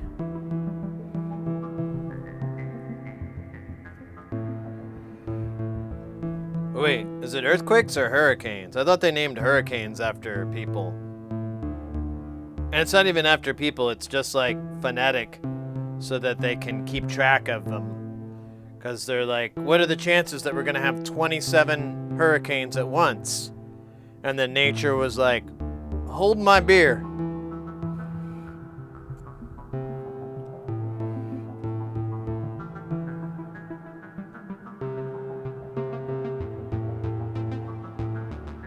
Watashi no Hobaru Futo. Ah, man. I'd love to learn. Really, I'd love to learn, honestly, any Asian language, be it Japanese. Japanese sounds like the most fun because there's a lot of stuff that I enjoy out of Japan that I would be able to understand it from, you know, a linguistic standpoint. But, you know, Mandarin, Korean, really any of those Eastern languages, I'd love to, I think it would be like just an absolute boss-ass thing to know, to at least be somewhat fluent in one of those languages. Any of them. And I'm totally ignorant on linguistics, so I'm sure I'm wrong about this, but I feel like it's similar to if you were to learn French or Italian or Spanish. They all have a little bit of root similarities.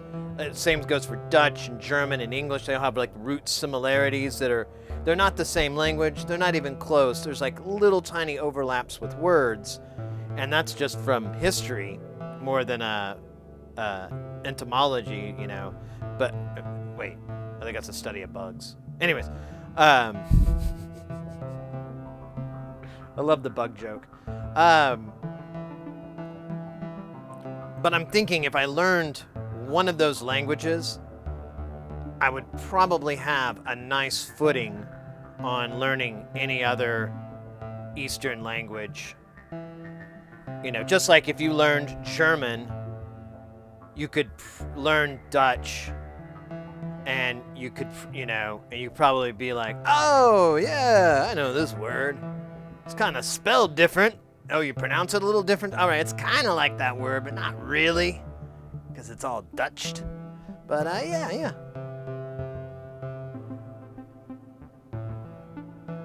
Meine Luftkissen-Fahrzeug ist voll von Eil. Learn Japanese if you like anime. Learn Mandarin if you want to be useful. That's a good way to put it. I had to look up hovercraft. Yeah, I was like Luft. I understood flying, but the rest I was like, wait, what's going on with that word?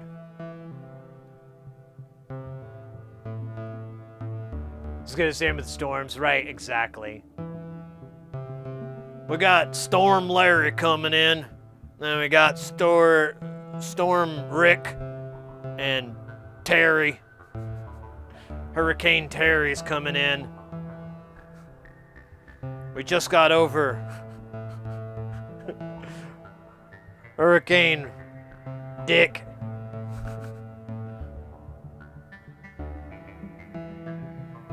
Air pillow drive thing. Yeah, that's kind of what I was getting.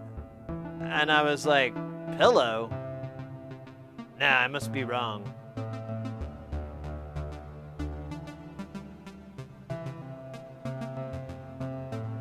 From Danish, Finnish, Swedish. Oh, yeah. Oh, yeah, like, I know the dialects over there. It's insane. It's pretty amazing. Like, over in, what is that, like the British Isles or that region, whatever it is, where everyone speaks English, but it's remarkable to me how short of a distance you can travel, and the dialect is very, very different. And I mean, we have the same thing in the United States. You could go from, but it's a longer distance. You have to go from New Orleans to Boston to get two crazy different dialects in the U.S.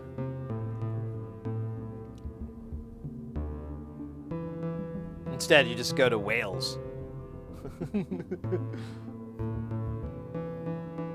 Whose house? Yes. On the other hand, Italiane. Si.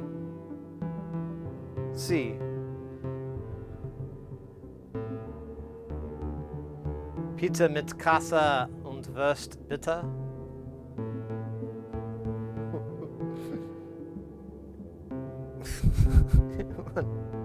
What? All right. I gotta change this up. It's getting on my nerves.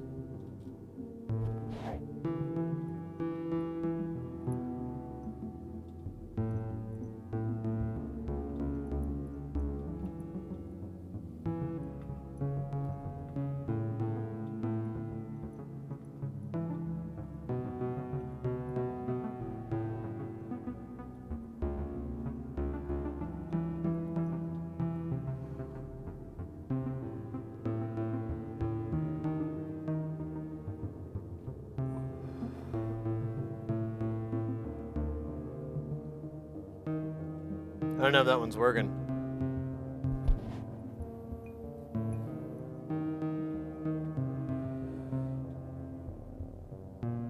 Let's try Dorian the Explorian.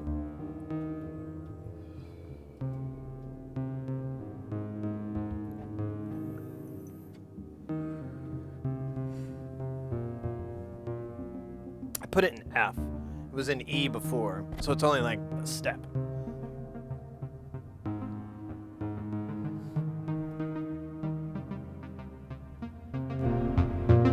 Listen to that! There's a fucking dope progression coming out.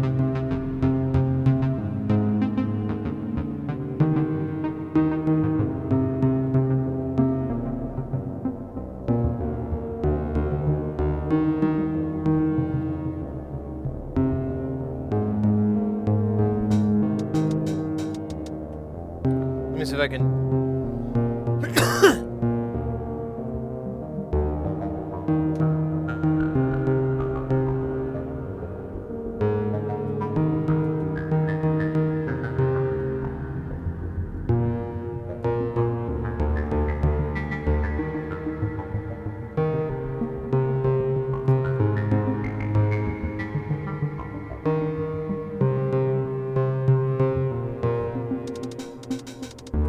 Nope, too fast.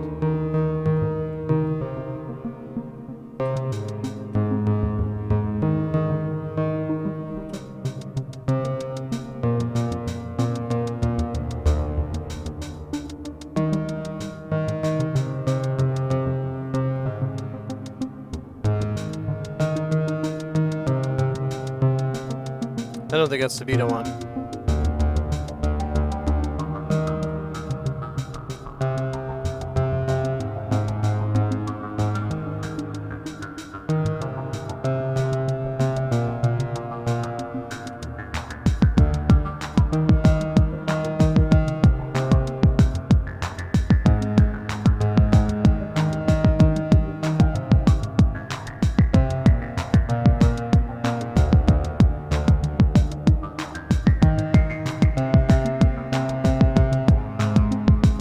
I think there's something wrong here. It's like the modulation is just not.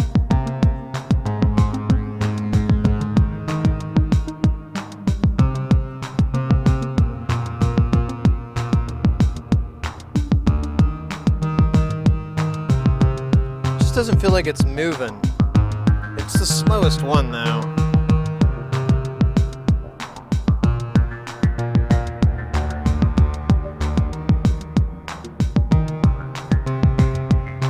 So it's this filter I haven't tied to a sloth. It is not moving though, so. Looks like these other kids here. We got these two other guys that I don't think they're putting out anything.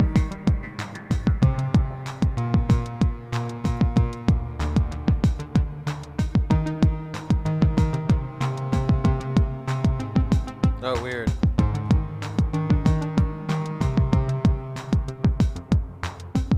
Okay.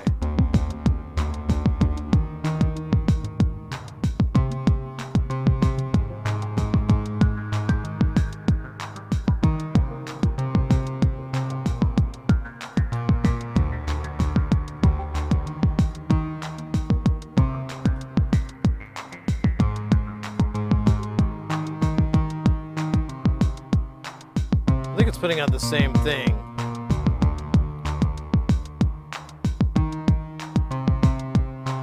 Yeah, I think it just says trigger and then it says CMP, which I thought it meant comparator, but I don't know anymore.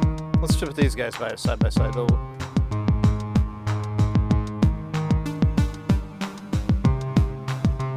They're playing at different times. This is cool. We can still keep this. I'm actually going to put these guys together.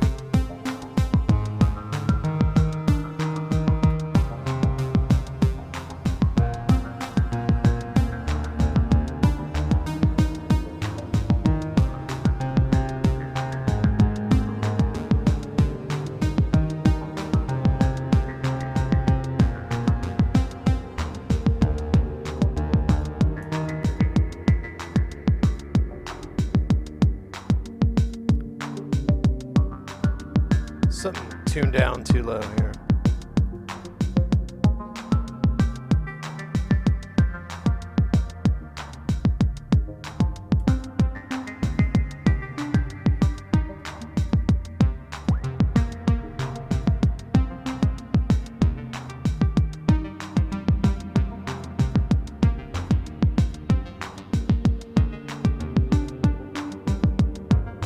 I feel like there's something out of tune. Yeah. Oh, wait a minute.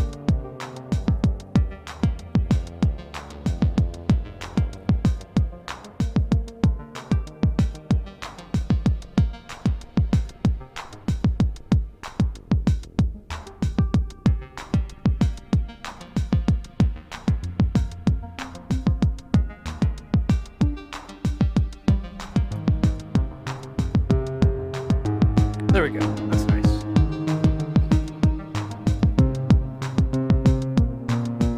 Wait, what?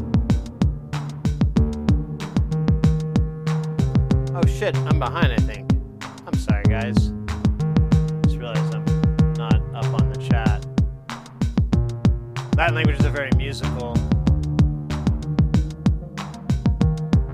Yeah, I could see that.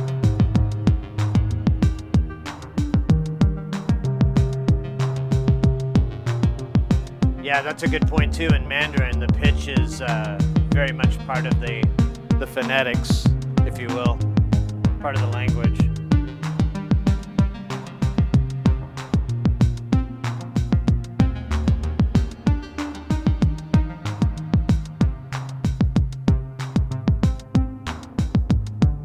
Bestemia.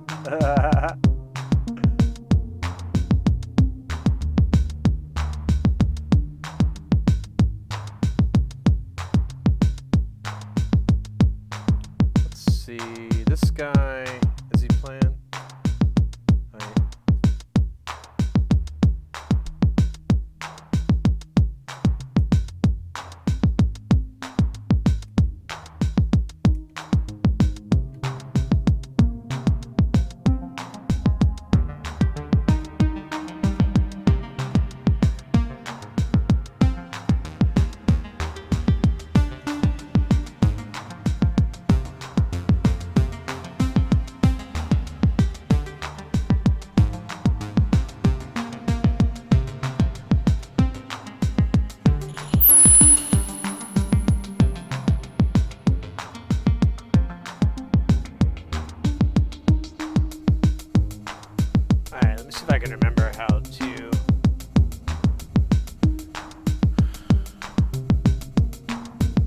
Get this to do my bidding. Nope, that's not it. What if I have to have it stopped? It won't stop. Let's unplug it. Yep, that's what I gotta do.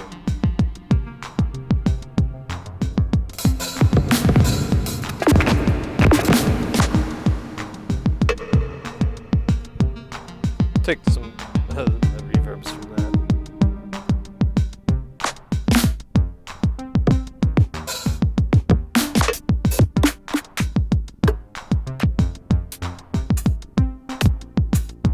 I like that.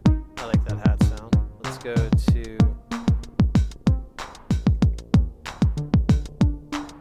Oh wait, is this one? I always get confused on this layout too.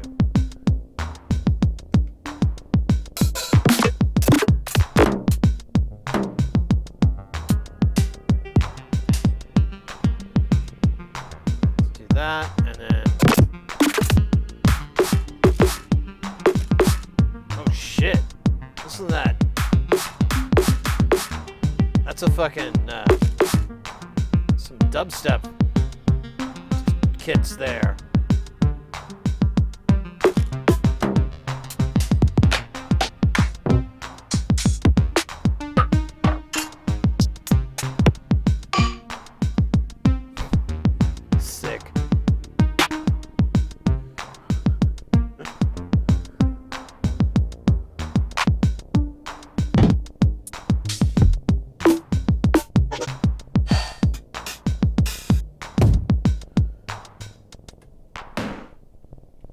Ooh.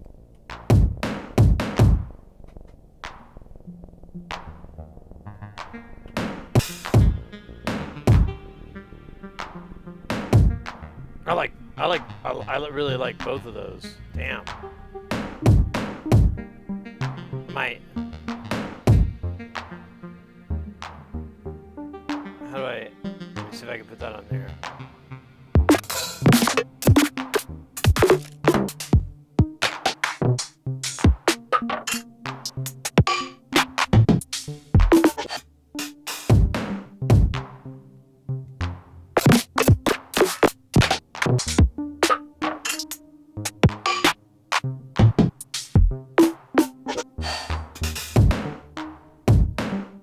So we got that kick snare.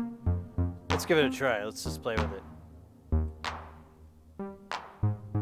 Oh yeah, I keep having to unplug the fucking clock because I don't know how to.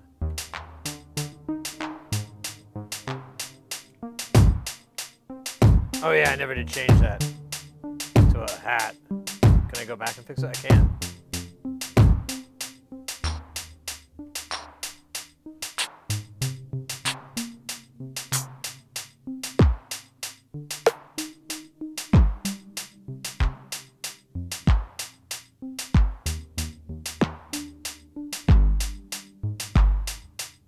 Shit.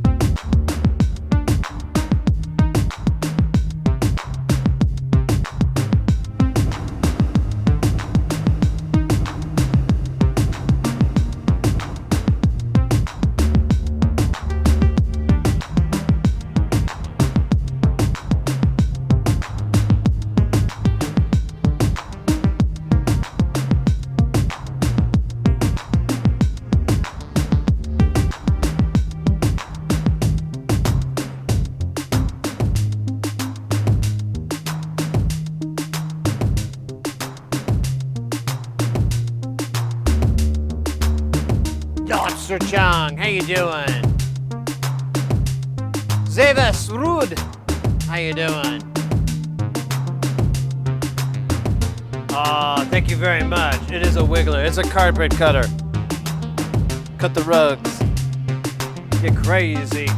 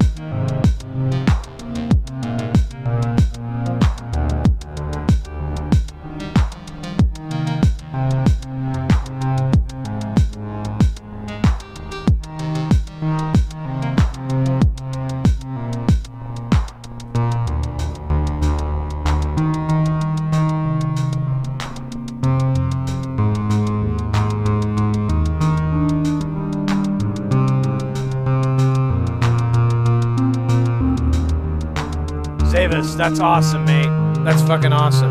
So glad to hear that.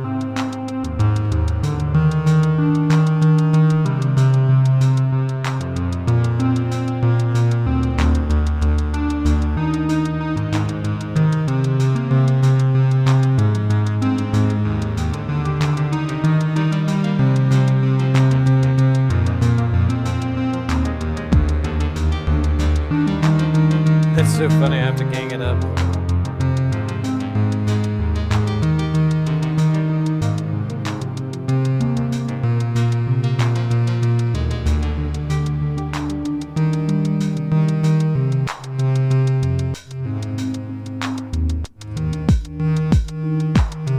It's trying to bring it in weird, but all glitchy, glitchy.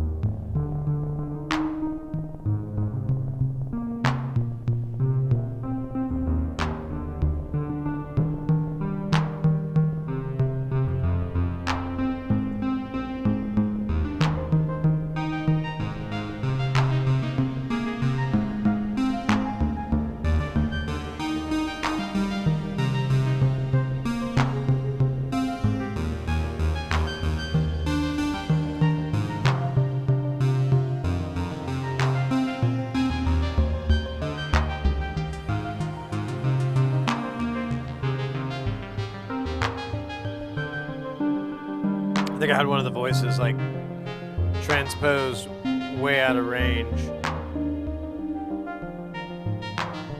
Because now it sounds a little better. Just a teeny tiny bit better.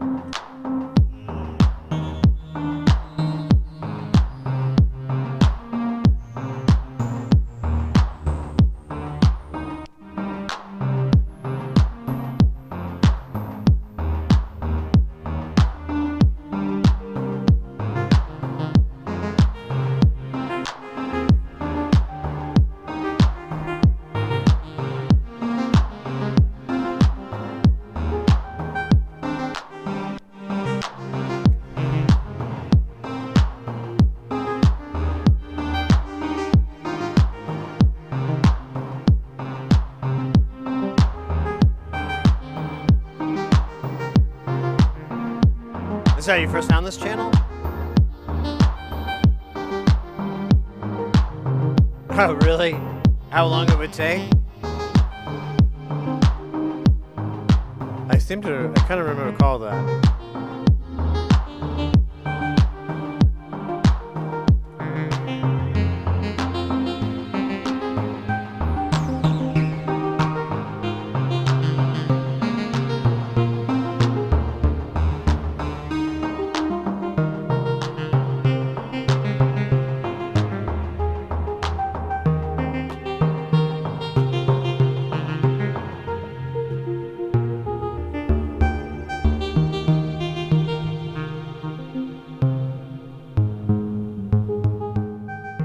Let that guy cook for a little minute.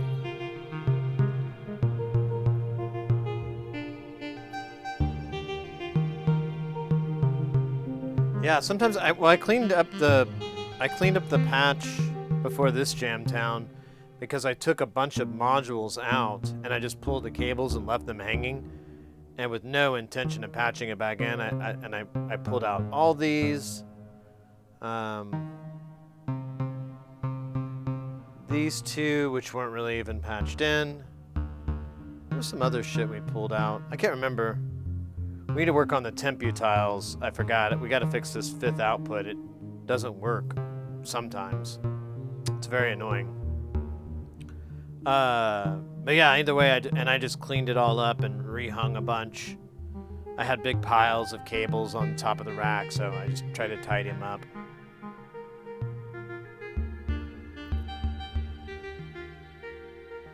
I really need to make a cable purchase, come to think of it. I'm gonna sit down for a minute. Rest me old bones. Yes. Yes, good man. Just rest. Oh, good God. Oh, God. Good Lord. Jesus. Mary. Hell. And ever. Oh, good. Yes. Yes, very good. All right. Yes. Here we go. I'm in peak health. Very, very good. I could, oh, Jesus. Oh, okay, a little bit of a spasm there, yes. That's fine, yes. Little bit of an ache. Nothing, good swallowing won't do of, benzodiazepine.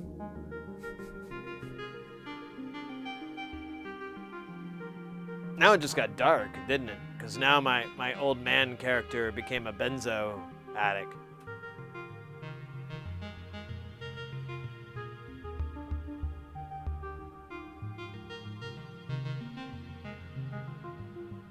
Dodgy connection.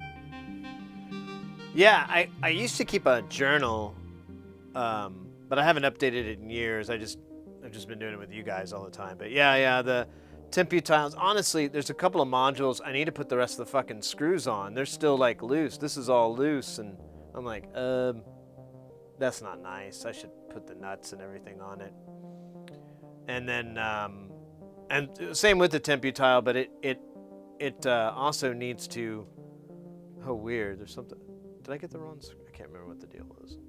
No, I did get the right screen. I don't know. I gotta finish mounting it. But we gotta fix that 5th output. 5th output doesn't work for some reason. And it just so happens to be the one that has like the little switch on it, I believe. So I gotta get that working. I've been thinking lately, I'm not utilizing the tempu tiles as well as I should. So I'm thinking about patching it differently, because I don't know. I kind of am doing the same thing twice, because the Ornament and Crimes has a divider, and I actually like the divider a little bit better than the tempu tiles, because it just keeps going up values. I'm pretty sure. Let me double. I could be wrong. Here, let me scooch. Oh, good Lord. Oh, good God. Okay. Clock divisions. 2, 3, 4, 5, 6, 7, 8, 9, 10. Yeah. It has really weird clock divisions that you can do, which is my jam. Oh, wait. The tempu tiles goes 2, 3, 4, 5, 6, 7, 8, 12, 16, 24. You know, it's all these like utility numbers. And I want some weird numbers. So I think I may take the tempu tiles out and patch it in a different manner. I really need to just move this stuff around. It's such a clutter just to have all the Euro rack down here. I should really try to move these guys around a little bit, just to get these racks a little intermingled so that I can patch a little cleaner. And I'm sick of all these things at the bottom. It's just like a big, it's like all the cable just lands here, lands on top of all this shit. Yeah. Because I've been saying this for a while now.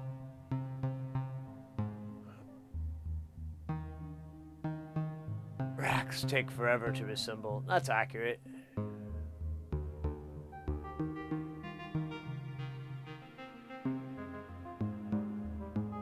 Real hold the panel. Yeah, I don't want to scratch these guys up too much. I've been trying to use washers. I'm trying to be nicer.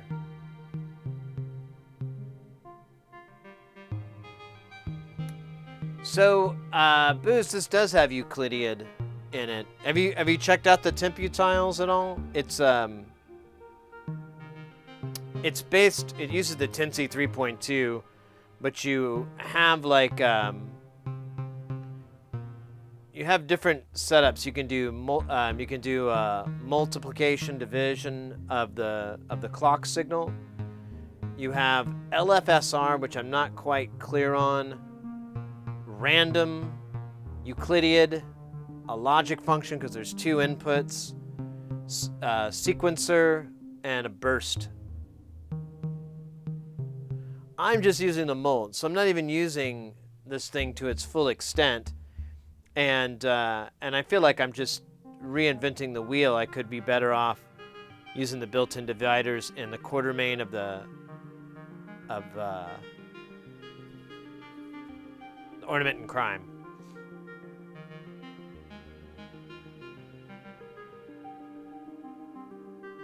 That's some pretty stuff right there. Every now and then it kind of rocks there.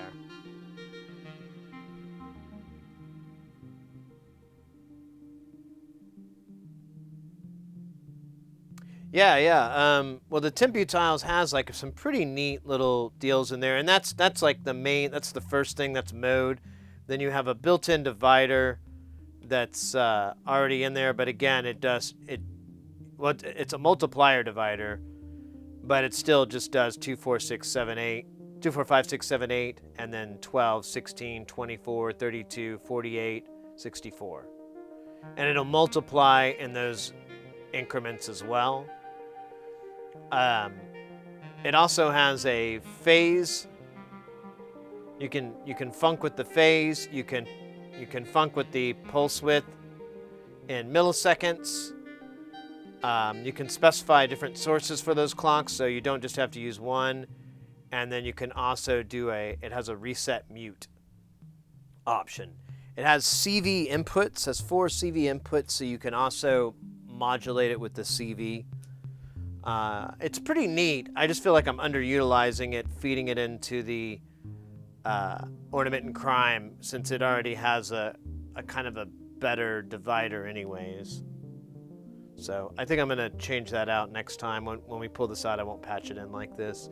It uses up a lot of my favorite cables too, which I need to buy a lot more cables. I'm short, and I need more cables. But these are 2 different topics. That was the joke.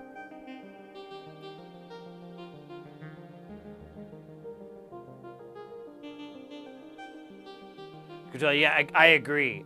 That's my thing. That's my thing, is using odd times and so forth to either pick notes, which is really what the sequencer does. I don't know if I've explained the sequencer. We'll do it again just for anybody who's maybe new to the channel, or they haven't heard this story. I don't know, whatever. It's pretty cool. So the way it works is the sequencer, all the notes are coming from this guy over here. This is a Surge TKB clone, sort of.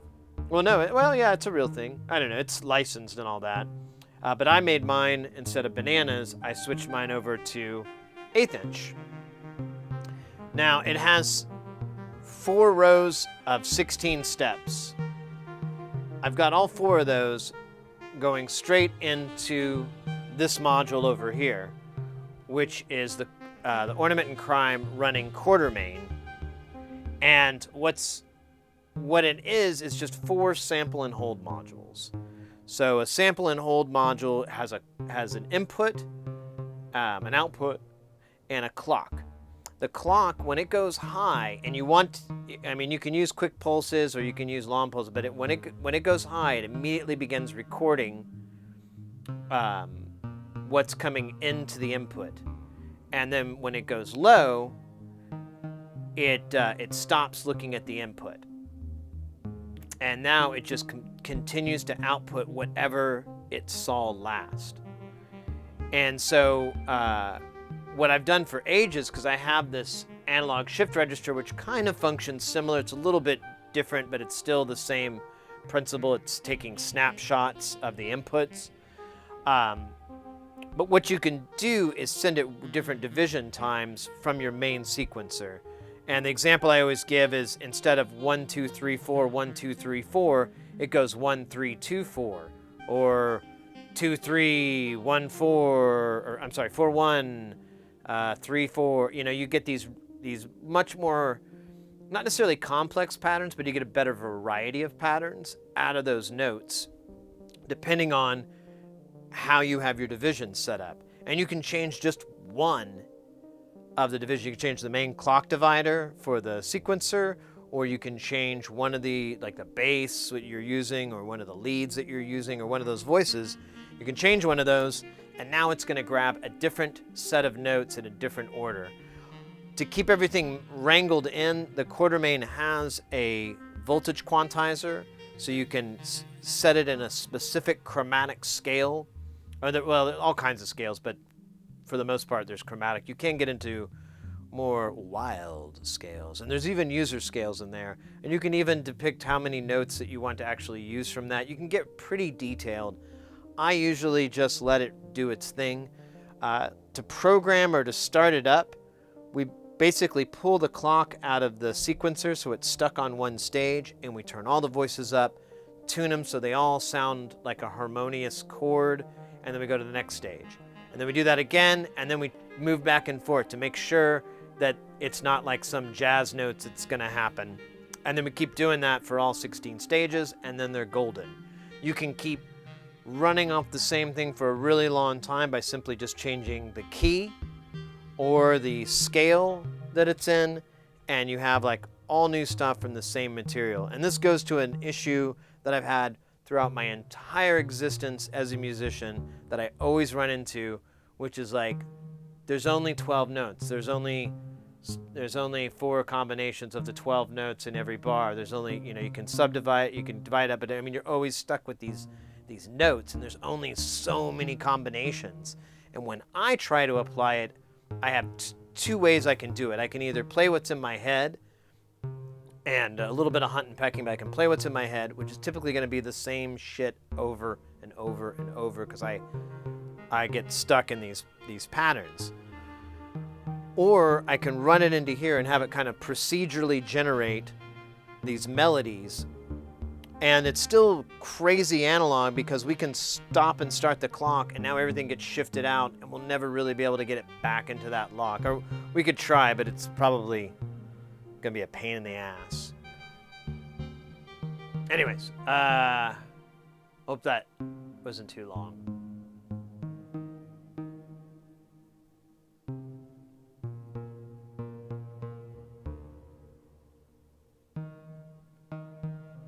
Is it sample on transitions or track while high? I believe. Well, I'm sending it really fast pulses, so I think it just looks for that one brief time period.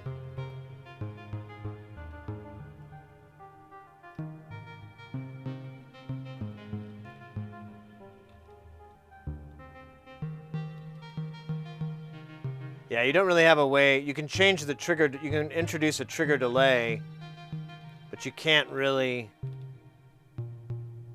change the amount. So it's really just for a split second what it sees. But since they always land on the same one, it's not that big of a deal. And that's the other part too, is you can change the speed of your note divisions, at least the notes changing within there. Because if you go 4 for every 8, we'll say, then it's just going to be ba 2 3 4 ba 2 3. You know, you're just going to have it go in these nice 4/4 numbers. But I like to just fuck around with it and get weird with it. Usually I'll make the sequencer an odd division and keep these guys in the even land so that they all kind of roll with each other fine, but it doesn't, I don't know, like right now we're doing the opposite. We're kind of all over the place, but I'm liking what I'm hearing, so I'm not mad.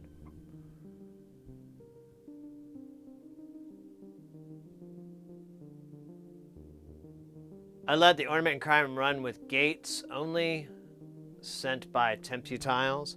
So yeah, I have it like that, but I feel like that's an underutilization of the 2 modules, because the Ornament and Crime, because that's how I have it set up, but the Ornament and Crime already does that. It already has a clock divider. And so I think next time I'm just going to use one of these outputs of the Temputile for the Ornament and Crime, and I'm just going to feed into trigger 1 and then have all the other ones look at trigger 1 and divide, because that's what I've been doing for a long time before I got the Temputiles. And then that'll give me the other output to run the sequencer. And then I've got 4 more outputs to do Euclidean and other things like that, so I can actually try to use this to generate gates and node on, node off stuff. Sending pitch CV into the Ornament and Crimes makes things more complex. Of course, I need to try it. Yeah, I'm sending all 4 CV inputs are coming from the sequencer here, but you could simply take from 2 and have a division. You kind of have like a stacked effect. But yeah, I'm just going from the temps gate-wise into here, but I think I'm going to simplify it so I'm using up my favorite cables. And then, and then all 4 of these outputs go to different voices that we've built on here, and the note on, note off is handled in a variety of ways. We've got this Ornament and Crime down here that's running the trigger sequencer. I'm running trigger sequencer 16 because I didn't realize it does some varied version on input A or I don't know. Both of the inputs, or both of the outputs, I mean, are a little bit different. So I'm just gonna roll with it. Doesn't sound bad. But those are sending triggers to different envelope generators to get their node on, node off. And I usually just turn the envelopes all the way up the release if I want it to be just a big sustained pad. 'Cause that's cool. That's cool, man.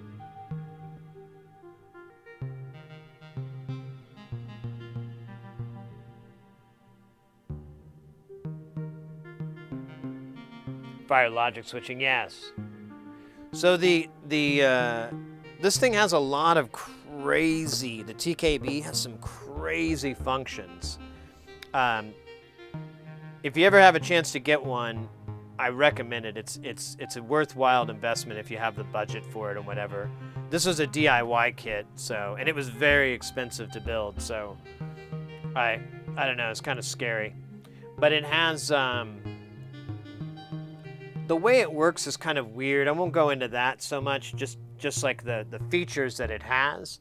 So you have an input you have 2 inputs here, you have a clock input, and then you have 2 other inputs here. One is up, down. So if it goes high, it will go in the reverse order. If it's low, it'll go forward. Then the hold is exactly what it sounds like. It'll ignore the clock progression. And then you have random select over here, which actually works pretty weird. You have to send it the trigger return back into it. But if you do, it'll just jump to random stages. And then it has 2 resets, and you end up using both of them quite a bit. And you're basically patching between the different stages. So if you put a reset into stage 7, and you start each one by just pressing the pad to start it from there. And so you start it from 1, it will, once it gets to, it's going to hit 6, it'll run right back to 1. And if you press 4, it'll go 4, 5, 6, 4, 5, 6. And I use that a lot to create different progressions. You can have like a chorus and a verse sort of stuff by just creating a little bit of resets and finding little spots in there to do. But of course, the best thing and the worst thing about modular is it only lasts as long as you want it to. There's no way to save. So, you know, kind of weird.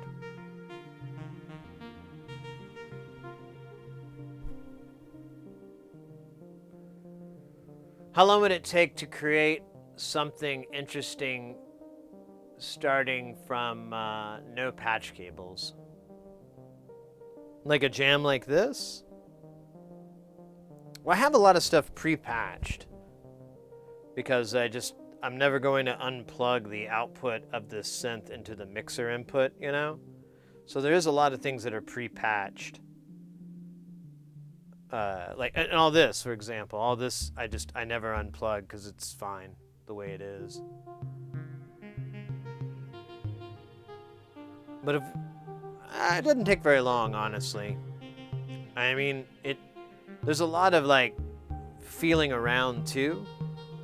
But if I were to like, oh shit, Sid, you got to get the Jamtown rolling. Like I overslept or something like that. There's a good example. That could actually happen. All right, so I'm in that scenario where I'm like, oh shit, I got to get this thing cooking. I'll turn it on, go and do my shower and eat and everything, because it takes a good 10 minutes or so to warm up. And then,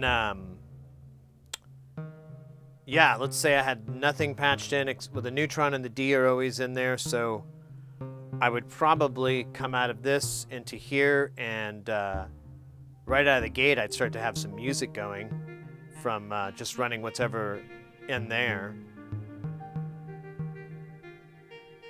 And then, if I wanted to keep the pre-patch the same with the trigger inputs, I could do that, or I could use another trigger source. I could use these gates.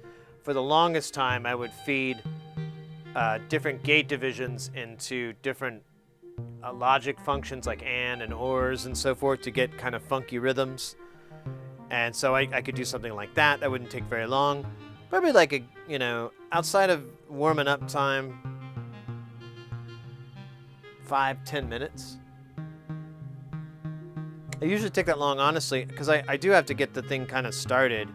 And so I'll tune everything before the stream, and then I'll start it up, and I'll kind of tinker around a little bit to get it to be kind of a fun opening jam, you know? And sometimes it leads it to where I'm like, oh, I should put the hats, I should do some kick. Oh, I'll back those out, and I'll bring them in later. And I do that all the time before Jamtown, so gosh. Yeah, it probably takes me about 5-10 minutes. Whether or not it's very good is completely a different story, but just to get the ball moving, get some sick sounds just washing around and stuff. Big Blade Runner level reverb. Yeah, 5-10 minutes. It's a long and costly build, but well worth it in the end. Mine is a small version, just now only 3. So sequences. I don't know why I couldn't read that.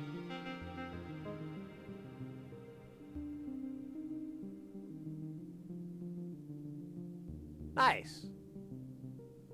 Warm up is in timing or temperature? Temperature warm up.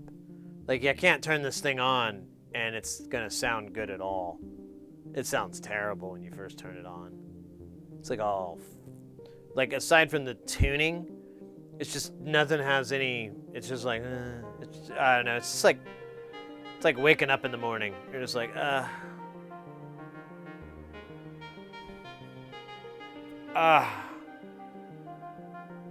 This? We're on? Alright. Oh, I had a little bit much to drink last night. Alright, let's go. Oh, no. No, give me a minute.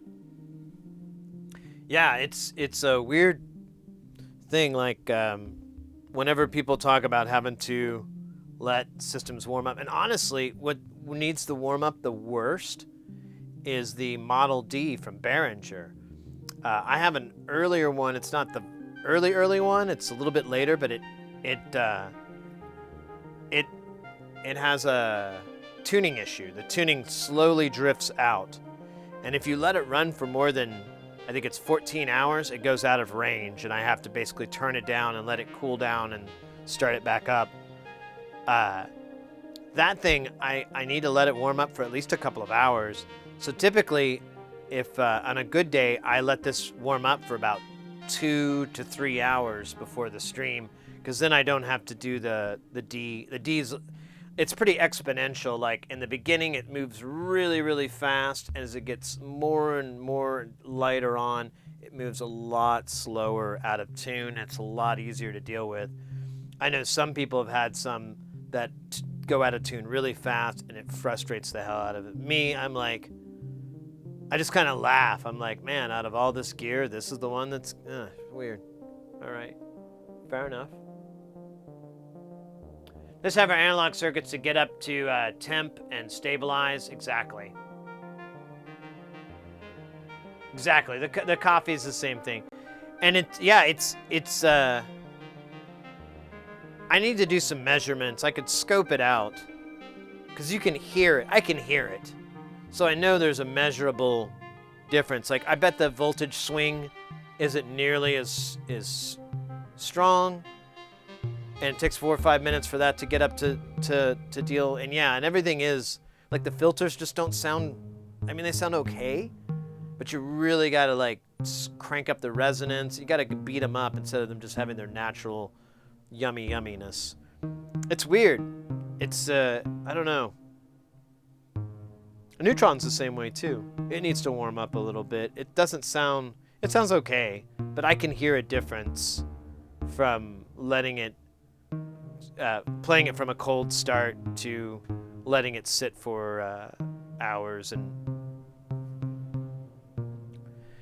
it's not voodoo. It's literally, there's science behind it. Unfortunately, the science is by a medicine doctor from the Caribbean. Okay, it might be a little bit of voodoo. I don't know.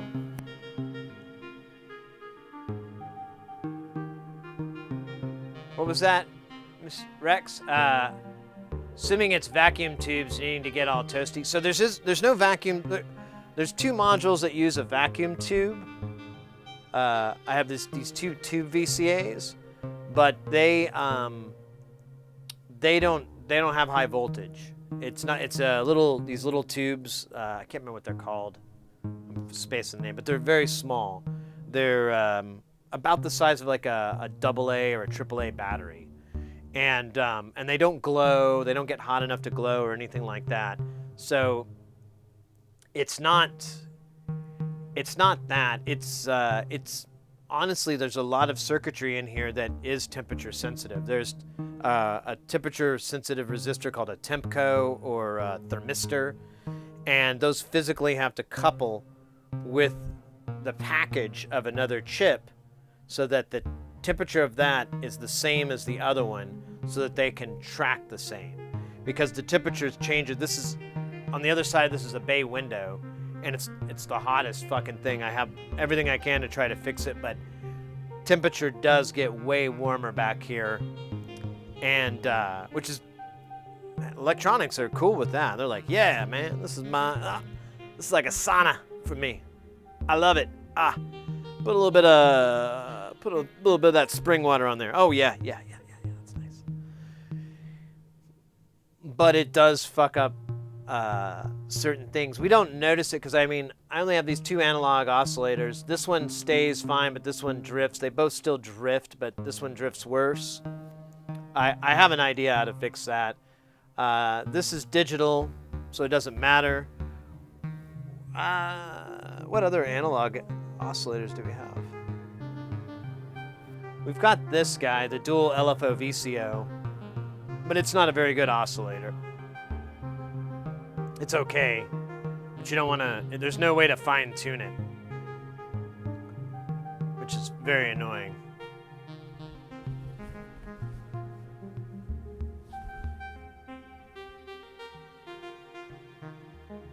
I let my synths warm for whenever, yes, the Moog and the Moog style synths need the longest. My old tube gear takes a good 20 minutes to behave. Yeah, exactly. Are there any mods or repairs you can do to stabilize that? So for the D, I don't think so. I talked to a guy that used to work for their tech support, and he was like, you should just send it in and they'll send you a new one or whatever. I haven't looked though.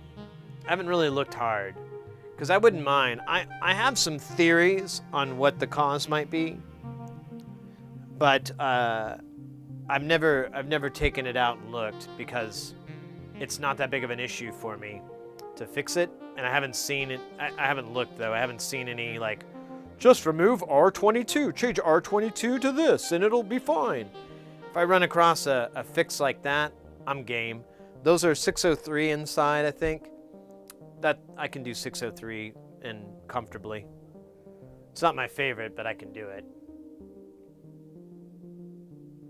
Would you say you can do the computer thing of newer... Wait. Let me read that again. Oh, shit, I can't. Would you say... Would you say you can do the computer thing of never shutting it down? Oh, well, no, the D has to get shut down because eventually it goes out of range. And I have to transpose it with something else.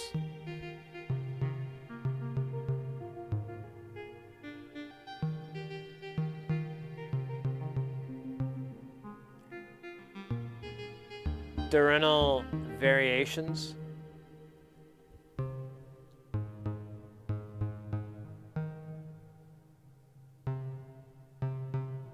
Yeah.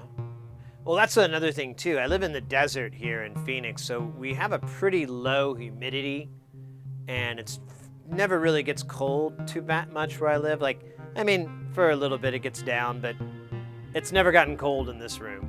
It's always hot in this room. The Neutron is my most delicate synth and basically needs to be tuned every week. Man, that's crazy. Mine has been stable as hell. I think any detuning is me just hitting it. Now, you guys can see this is the Neutron. Now, it doesn't look like a regular one because you can get these overlays, these paper overlays. They're fantastic. Look them up if you want one. I love it a lot better than the red on white on black print that they use because it's just a nightmare for me to read. But one thing I did, and I think it was, I want to say it was Synth Lab? I can't remember. I saw it from someone else. They pulled the big knobs off of here, and you can still tune it. It's a little bit more, it's a little trickier, but it keeps me, and hopefully maybe you, from bumping them and taking them out of tune and being like, yeah, I'm not going to get that back. That's never going to happen.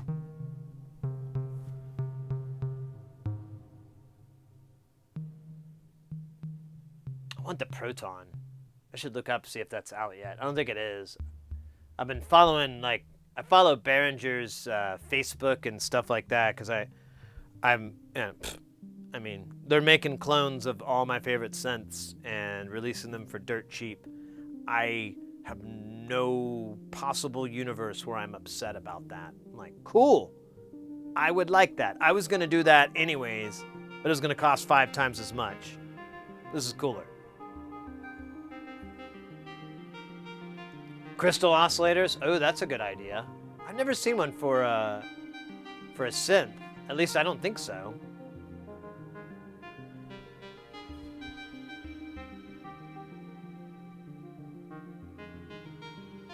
Temperature installed oscillation. Keep the X-Sol at the set temp range. Ah.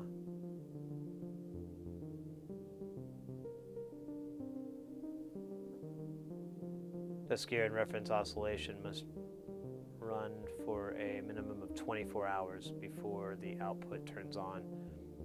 That seems like a logical amount of time.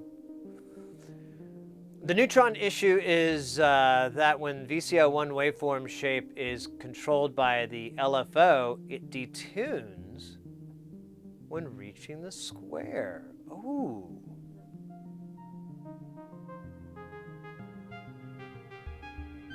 Huh.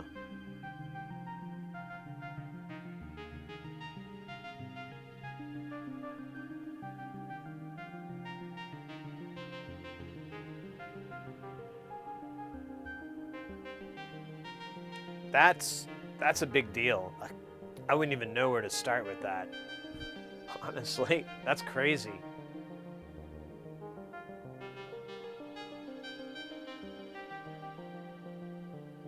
Yeah. I think I was trying to read when the ads were going there, and Mr. X was bringing up specifics on the issue that they were having. Although, that's pretty wild.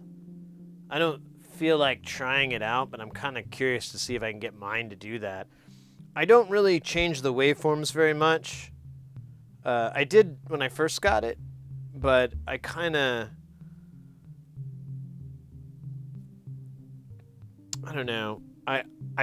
One of the things I wish this had, which was more LFOs, but the Proton has that. So, just give me a Proton.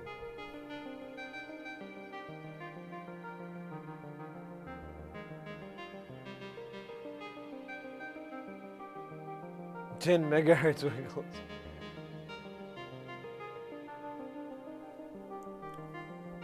Okay, so I think during the ad break, we were just talking about Mr. X's neutron going out of tune.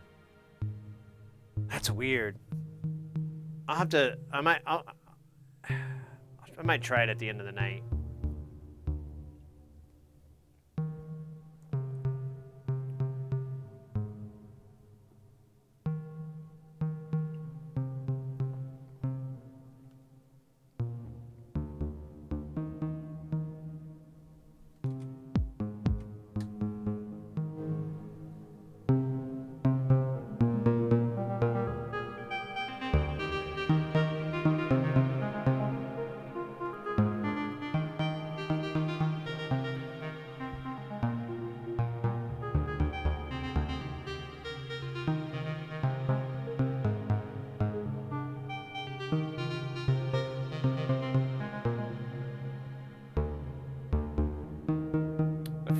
Straight capacitor. Yeah, that makes sense. I could see that. So we get a little bit lower. Yeah.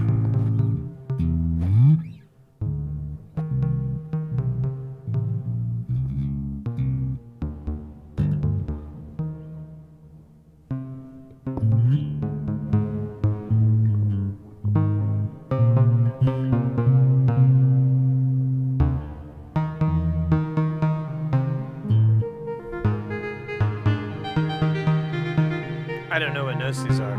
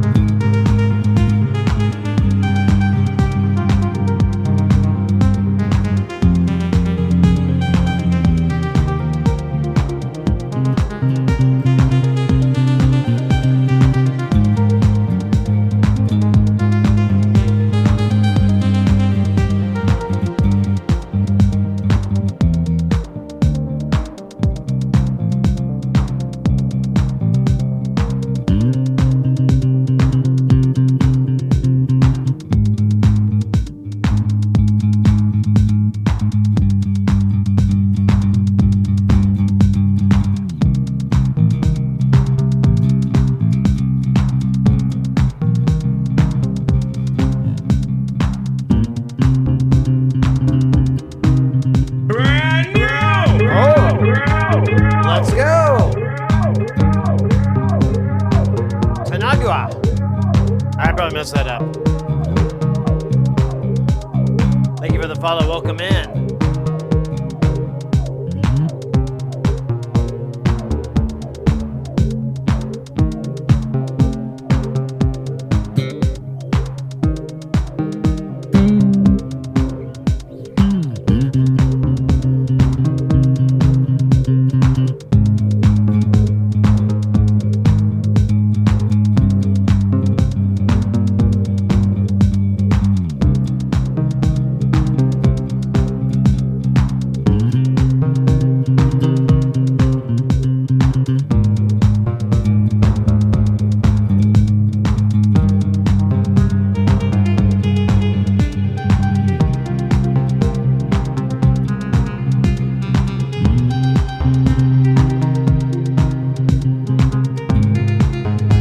Yo, from the Bronx, let's go!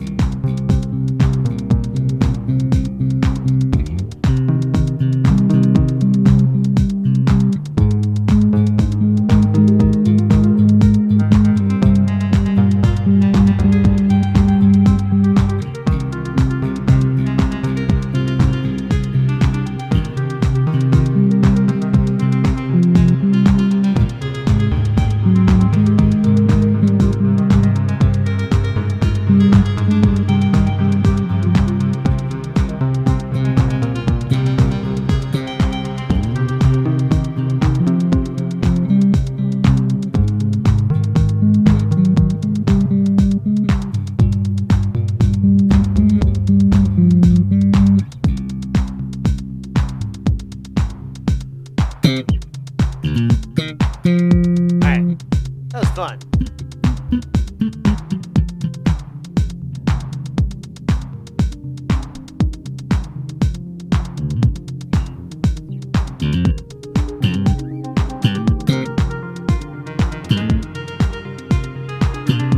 There we go.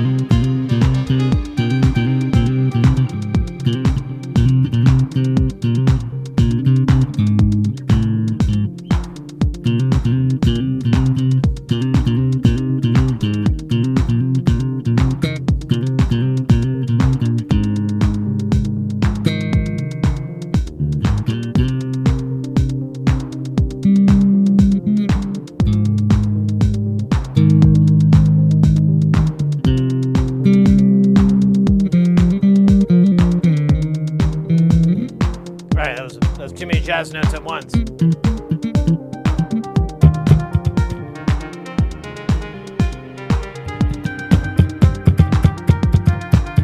Oh, thank you, Boost. Yeah. This is the new bass that we got.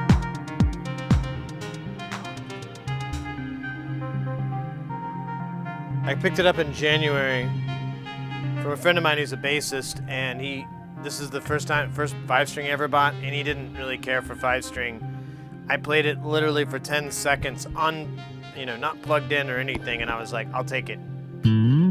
I'll buy it.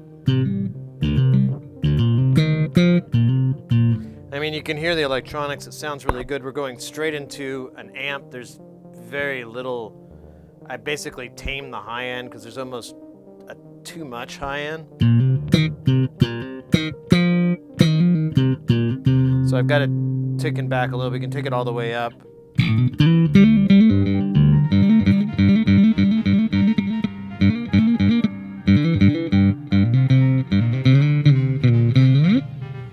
But I like to put it midway.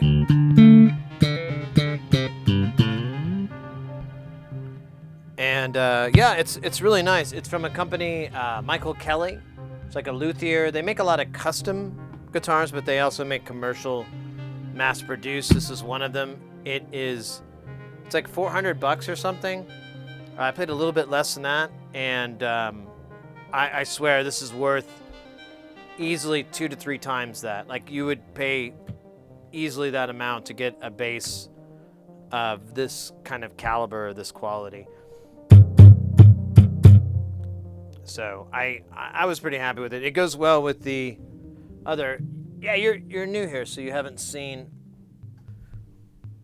We've also got this rude boy. I always get stuck. This is my 8-string. It's a Schecter Damien 8. It's got these really sweet ass bat inlays. There we go.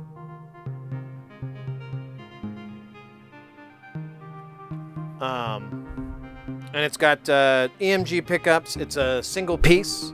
There's not a bolt-on neck or anything, so it's incredible to play. It has a really wonderful sustain and a really nice tone. Yeah, it's got this pearl inlay too for the top. It's just really, really, really nice guitar. It sounds incredible. It plays incredibly. Here, I'm not set up though to play it. Maybe we'll give a little. Well, I guess we're not doing anything, are we? We have no excuse. We can patch it in and do a little guitar fun. Let's see. Let me turn the guitar amp on and the bass amp off. And we'll just do.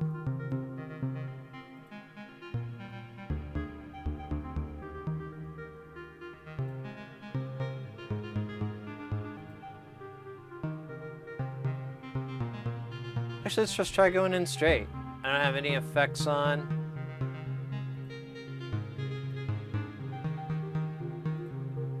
I just have the tone enabled. Might have to change that. Oops. Oh, apparently there's some reverb.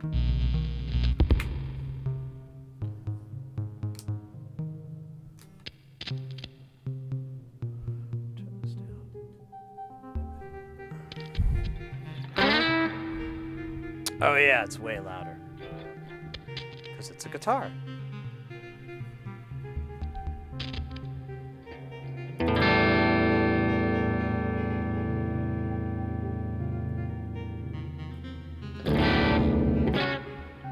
Oh wait, actually, I'm an idiot. This is turned way down.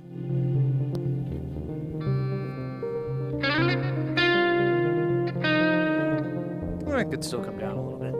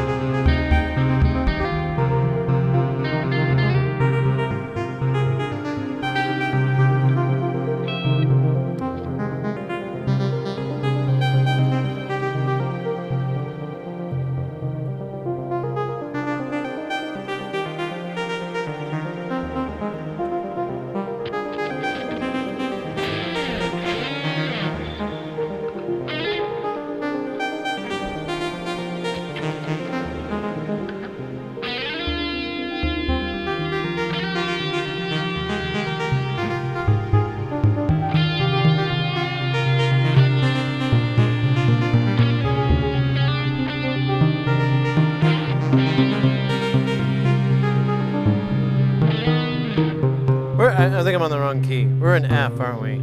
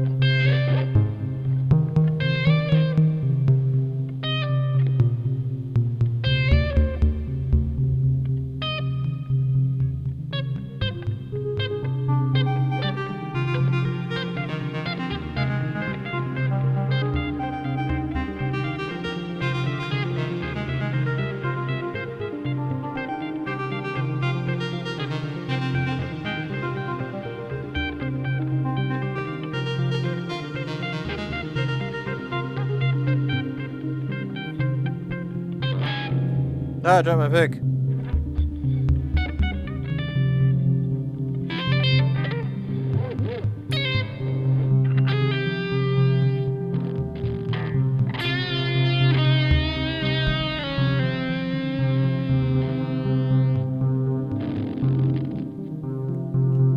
Alright.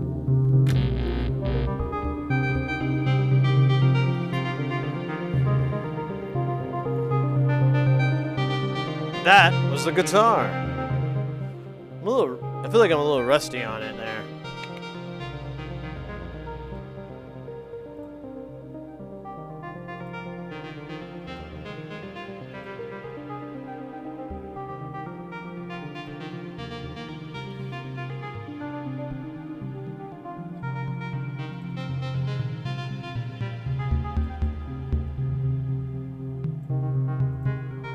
Alright.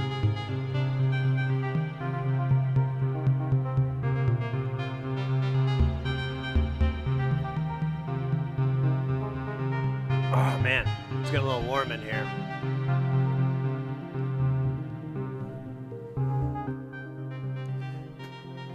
Ah, little bit warm. Thank you, that's a nice. Thank you. Yeah, the story goes, I wanted to get an 8-string really bad, and there's a guitar center here, and I went online and I looked up which one had the most 8 strings. And so I drove up there, and I told the guy what was up, and it was really cool. He just set me up in a room, and little rehearsal rooms, and I had this nice Laney amp. I wish I could afford the Laney. And he just set me up with the guitar, and eventually showed me how to pull them off of the wall and all that. And I was just going through and trying different ones. And oddly enough, this was the first one I think I played. I had no intentions of buying it. I was expected 100% to walk out with this Ibanez. I had all the money ready for it and everything, and I played it, and I was kind of underwhelmed. I was like, this is all right, but it's nothing amazing. And I played a lot. I played about, I don't know, I can't remember so well anymore. At least a half a dozen, but maybe like 10 or so different 8 strings. And over, I kept coming back to that thing. And I was there for a good 4 hours, just jamming and playing, just trying to get a sense of what was going to be comfortable to play and what was going to be fun to play. And yeah, that Schecter, I cannot stress how much of a wonderful guitar that is. And if if anyone's looking for a guitar with a unique number of strings, they cover that bill. They make 10, 9, and 10 string and 12. They make ridiculous string guitars, and they mass produce them, so you can get them at a reasonable price. That thing, I think I paid like 6, 7, something like that, maybe 8.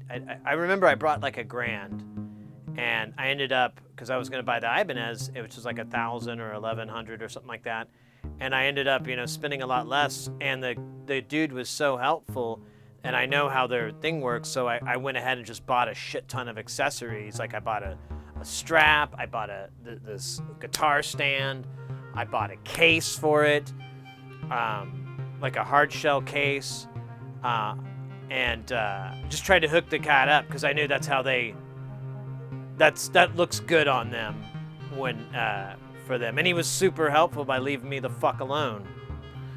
And so I reward such gratitude. Gratitude? Whatever. Anyways, so I really like it. I've had it. I think I've had it for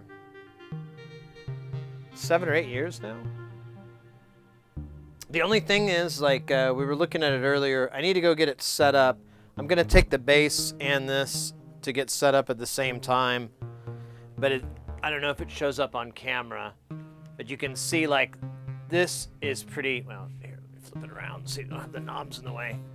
So this is pretty parallel to the strings, this pickup. This one is slightly bent down, so it goes down this way. It's a very simple thing to fix. it's not a big deal. But I'm not gonna try it. And since I need a luthier anyways to go through and just kind of tune it up, set it up, make it all nice and yummy, I figured might as well have them stuff some wood shims or whatever the fuck they use in there to push it back out. The same problems with this bass. The pickups push down inside the body, and they don't push back out. So I need someone to put some shims in there or whatever they do, so that the pickups stay nice and sturdy. Because I'm not going to be raising or lowering any of that shit ever again. Once it's set up by a luthier, I'm not going to mess with it until 10 years or however many years down the road I go, I need to take this back. Usually with guitars, it's set and forget, unless you have unless it's got a big environmental change, like if you took it on tour or something like that, then yeah, it's probably a good idea to get it set back up at least once every, I don't know, year maybe, somewhere in that range. It would be wise so your guitar stays in good shape. My dad was a guitar teacher, and I tried for years, but just never happy with my attempts. Sold the Ovation and the Ibanez acoustic. Oh, wow. Got it better with Chapman stick, lead and bass on the same neck. Right. Yeah, you guys have been bringing that up. I keep thinking we're talking about the Dick stick, but we're talking about the Chapman stick. I do remember that. I remember people bringing that up in the past. I've never seen one for sale. So I've never been able to play one and see if it's my thing. It goes to another thing that we've talked about before. Mr. X has brought this up. For him and a lot of other people join into that camp, they can visualize music a lot easier by looking at a keyboard, like 12-tet anyways. We'll stick with that realm. It's much easier than they do with a stringed instrument. I, on the other hand, am the complete opposite. I have such a hard time, and I play piano since I was a baby, since I was a child, and I still have such a hard time visualizing the notes properly on the piano layout. I just don't like it. But stringed instruments, they absolutely make 1,000% sense to me. And Mr. X is bringing up that there was the opposite. Stringed instruments are very he just doesn't see it, which is kind of interesting. It makes me wonder, what that is. Is that the right brain, left brain bullshit, or is it just what you're comfortable with? That's interesting that you tried guitar and never were into it, and then you did a Chapman stick, which is, a stringed instrument, and that spoke to you. That's pretty cool. I like that.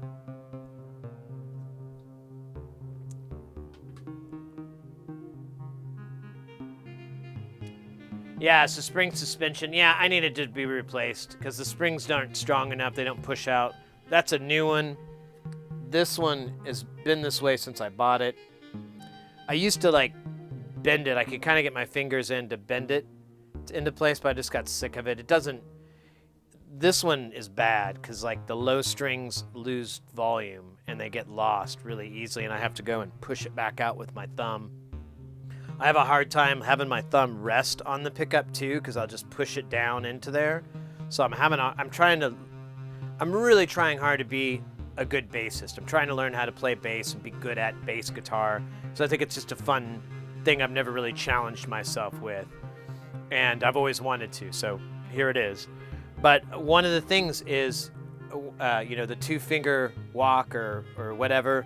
I've been trying to get better at that and not do the finger picking kind of deal. When I say finger picking, I mean I just use my index finger as a pick. I'm trying to get better at it, but it's so hard when I just shove the pickup down in there. And I can, if I'm playing a certain style, I can rest it up near the neck, and that's usually what I end up doing. Or I can rest it on the B string, but I don't like to because I end up, if I do that, I forget the B's there. No, it's hip to be square. Never mind.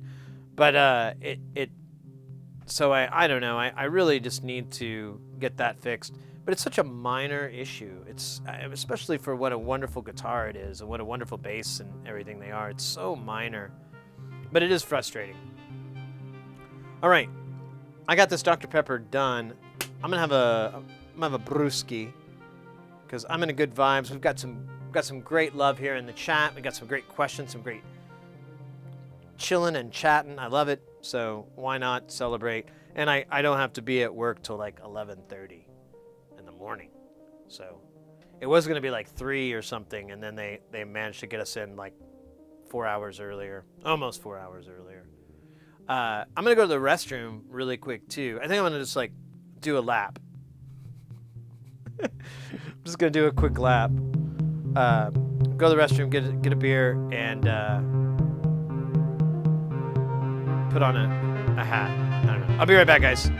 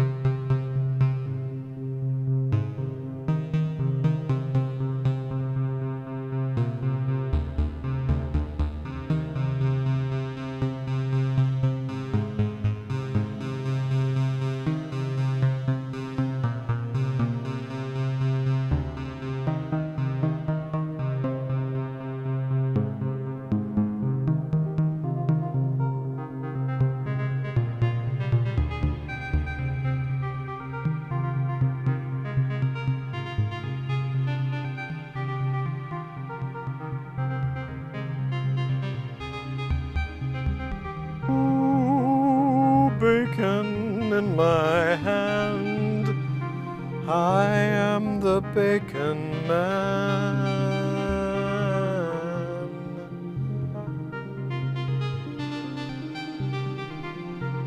Will the bacon free me from my hell?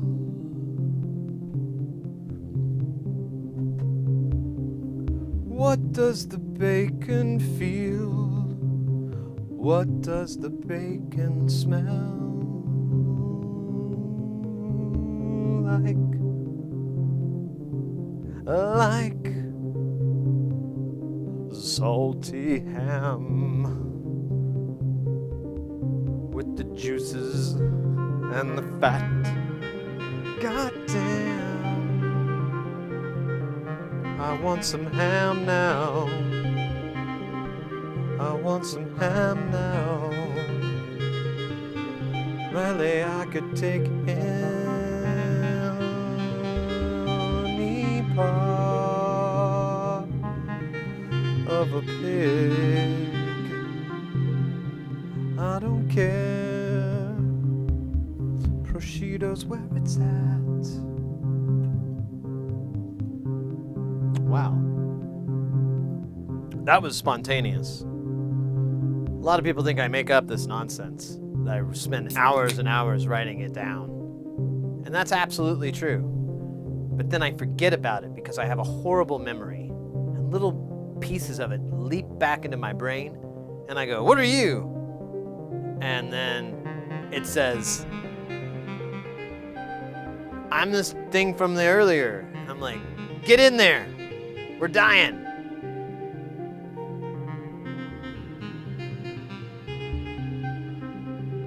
I get the pattern of after a week or two of trying.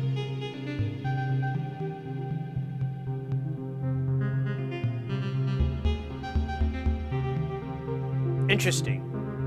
You know, one of the things I loved was when I got into stringed instruments like bowed strings, like violins and cellos and everything. Like we have a cello. Oh, that really freaked out my focus. One thing that I really loved was the tuning. It's all in fifths. Or, oh, am I having a stroke?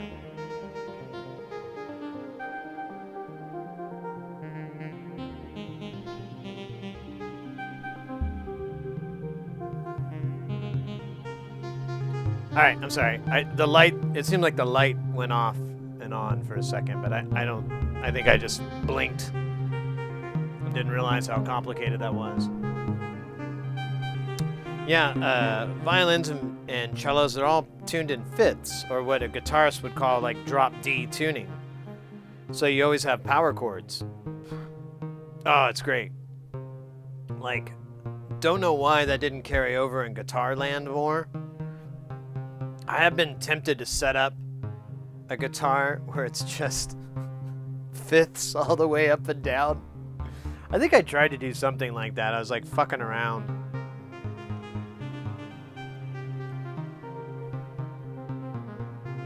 Ah, man.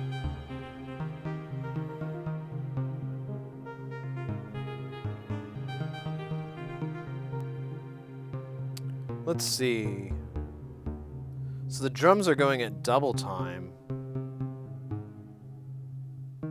to keep up.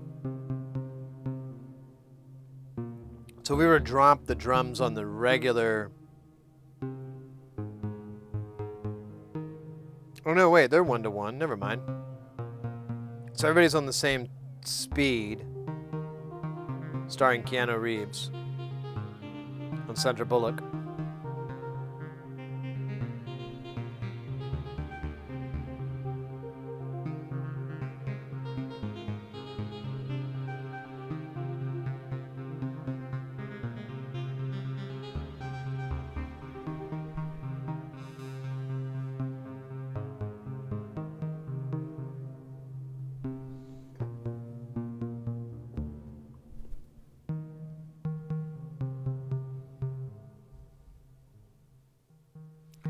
Let's funk this up. Oops, that's not what I meant to do.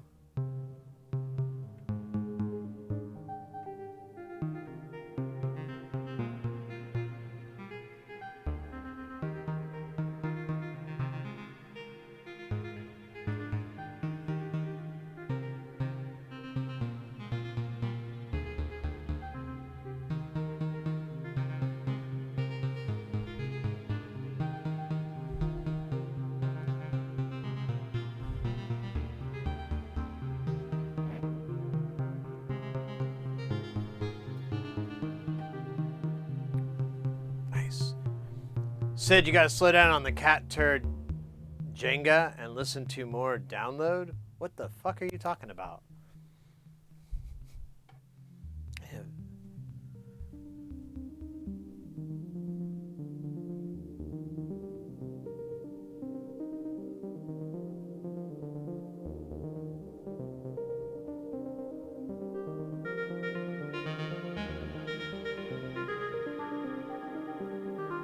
No idea what you're talking about. I know about Download.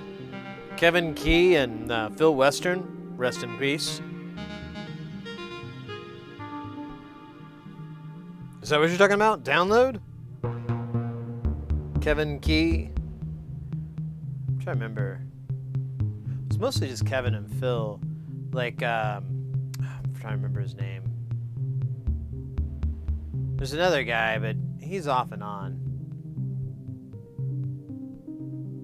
Phil Western, he passed away from a drug overdose. I think it's been about 4 or 5 years now. I was really, really, really bummed out about it. He's, so we kind of made friends with Phil a long time ago.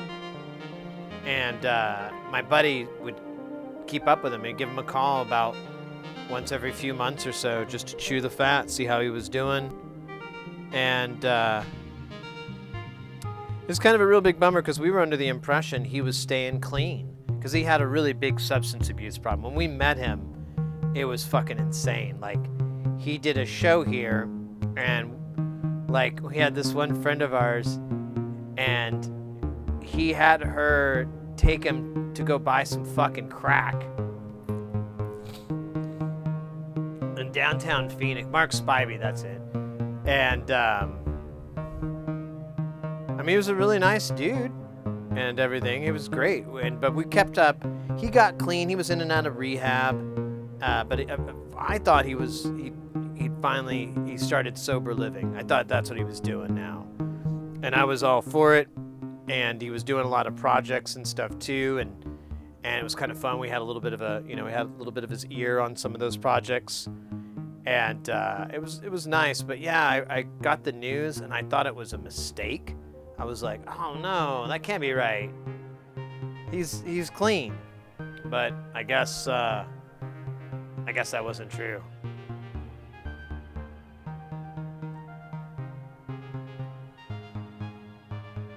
Oh no, you're fine.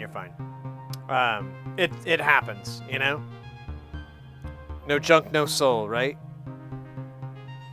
But yeah, it was like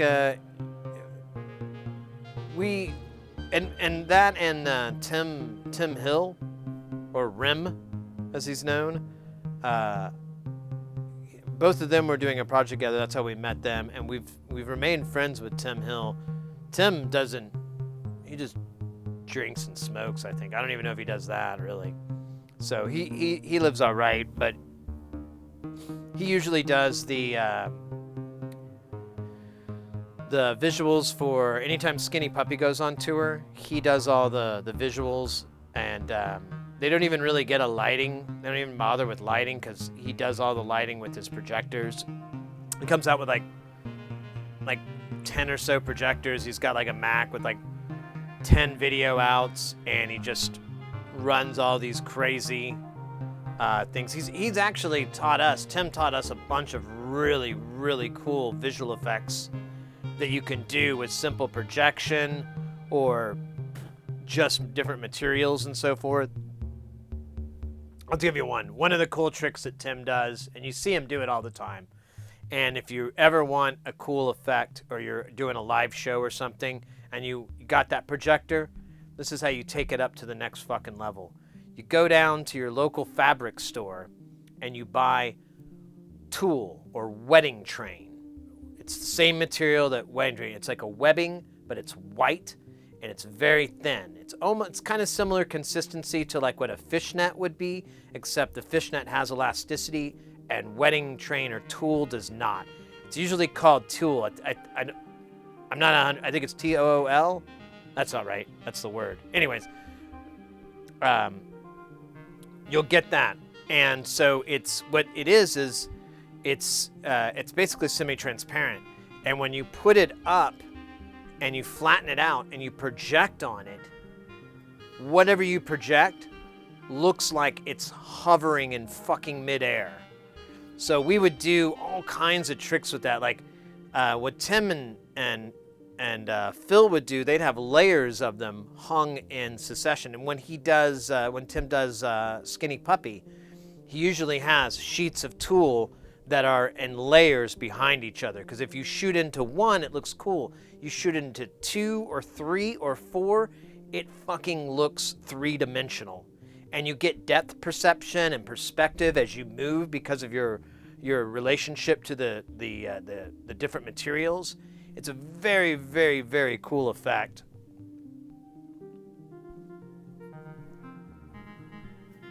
Carrying the rattle cans. Oh no, yeah, right. No, it's just it's what wedding trains are made of. The wedding veil. So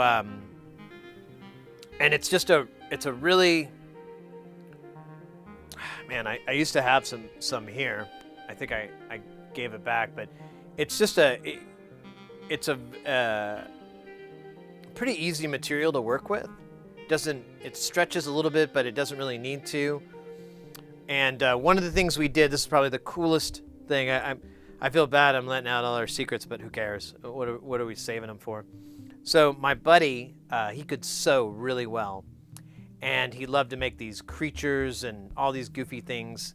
And one of the things he made, I can't remember what we called it, but it was basically this donut-shaped thing with tentacles that came off. So it was round in the center and round on the outside, but then like tentacles grew out of it. So it kind of looked like this crazy sun. And the center was hollow. It was made of two materials. One side was, because you know, with sewing, you just basically, you make the same pattern for the front and the back and you're done. So he had one side that was all white and one side that had these like cool skulls, like pajama kind of like corny skull things. And then on inside, he put 2 layers of tulle and they're just loosely in there. And so there's a little bit of a gap, but it's just like randomly formed. You don't make it happen. So then, yeah, thank you, tulle. That's right. I knew it was T-U-L-E. So anyways, one of our other band members, actually, his brother was graphic designer, and so we created this animation of this 3D animation. This is a while back too, so it's pretty silly, but this 3D animation of an eyeball just looking around, and there's no background, so it's all black. So it's just this eyeball and mid-monitor looking around. We take that, you see where I'm going with this, right? We hang the big gangly star thing or sun thing. We hang that, we put a projector behind it and project into it the eyeball animation, and it looks like a 3-dimensional eye is hanging out in there. It looks like holographics or whatever, looking around the whole time, just all twitchy. We just had this little video loop for it. That's one of our cool things. There's some other stuff. I've been tempted. I have a buddy of mine who's in like this industrial band, and they have a lot of props, and I've been tempted to be like, pitch him some of the stuff that we did back then and see if he wanted to do it, you know, if he could incorporate it. Because I feel like, you know, I'm like, man, your act and kind of the act that our bandmate Trevor did, they're kind of in the same vein. It's not the same thing, but it's very much like almost a Cronenberg bio-infusional thing. It's like it really wants to slightly make you uncomfortable, that kind of aspect of it. So, I don't know. Anyways,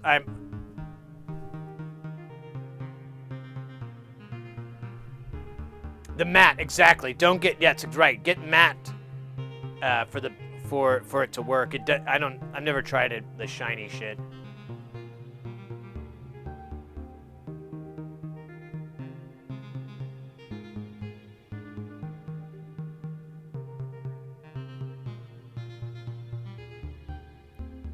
Well, I don't know if you would know it, Iron Imp, but my buddy made it. I mean, this is in 2006, 2007 when we were doing this. We were this band called the Autopsy Report. We were very, very theatric. If you go to the Instagram page, I actually posted a photo I found of an old photo of me playing that someone took, and I looked pretty handsome, so I kept it. And and I posted it. But we were theatrical. We spent almost as much, well, I don't know. We spent a lot of time on stage props, gimmicks, different things that we would do. Our lead singer, Trevor, he had muscular dystrophy.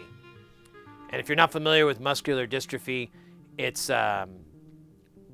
it basically your muscles just degenerate. His would never really develop, and because of how everything kind of works out, he would walk in a very unusual way. Eventually, had to use a chair, and so forth. And he would, he just kind of moved like because of the way that things kind of settled in. His normal posture was just kind of unique, well, to say the least. And he looked super, super skinny. He had no fat on his body, no muscle tone or anything. He just looked like, he looked freaky as hell. And bless him, he basically would use that as part of the gimmick to the show. So he would go and use liquid latex and mix in different paints. And he came up with this pretty cool technique where he just looked like burnt bits of flesh. And he would create this, for the longest time he was doing that. He just looked like a burn victim. And he'd darken up his face and sooten up everything. And he'd wear medical scrubs. And he just looked like some sort of experiment. And he loved it. He absolutely loved turning that into something that entertained and freaked people out and all at once. He really enjoyed that. And yeah, he mostly sang on just about all our songs. His brother would sing, and there was a duet sort of that we had with one of them, but he primarily sang and played drums. Believe it or not, he played drums in our band, despite having MD. For the longest time, he would play until eventually he just wasn't able to do it anymore. It would be really exhausting on him, and but it was actually really cool. I'm sorry to blast in these stories, but I'm just going to get through them really fast so I can get them off my chest. No. We played a show one time, and there was actually a father kid came up. I don't remember the exact scenario because he told it to me. They went up to him, and they recognized that he had MD, and he said, my daughter, my son, my child has it, and I can't believe I'm seeing someone with that same condition playing the drums. He was just completely blown away, and he's like, I'm gonna let my child know that so that they know, because it's a death sentence too, by the way. If you have muscular dystrophy, you're going to die from it. There's no cure, there's no real way to fix it or anything. Most people that have it don't live into their teens. He had a very unique form that allowed him to live well into his 30s, but it was very, very difficult for him to do that too. But yeah, he inspired those people. So I inspired that father-daughter thing, or I think it was a daughter. I can't remember exactly. So long ago. But it was really cool. We really amped up that, and then we were all into AV and whatnot. So we really, really amped up. And the other part was we were in-house sound for one of the music venues here in Phoenix that was an art venue as well. So it was really kind of a cool place to play at if you're a small act. We had a few medium-sized acts, but we realized we couldn't do more than 100 people or whatever. So it was always booked fairly reasonably, small acts. But I've seen some really cool. I'm sorry, I'm just rambling now. Anyways, wait, what was that? Together for the live show when you're going on 40 without a budget. Yeah, exactly.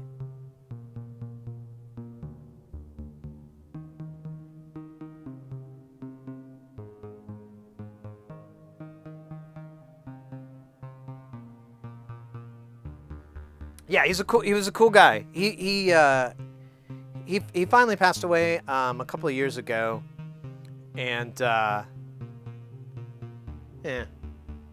But no, he's a really cool guy, and I always try to champion that. If I'm ever gonna do any charities for people, usually I care about charities for animals. That's just my go-to. I'm gonna give money to animals before I give them to people. But if I do have that option, I always do muscular dystrophy because it's very it's actually more prevalent than I think a lot of people know. It's just you don't see them in old age, you know. and by the time people do make it into adulthood, if they do have MD, they're severely their mobility is severely impaired. So it's very difficult and so forth. So, anyways, that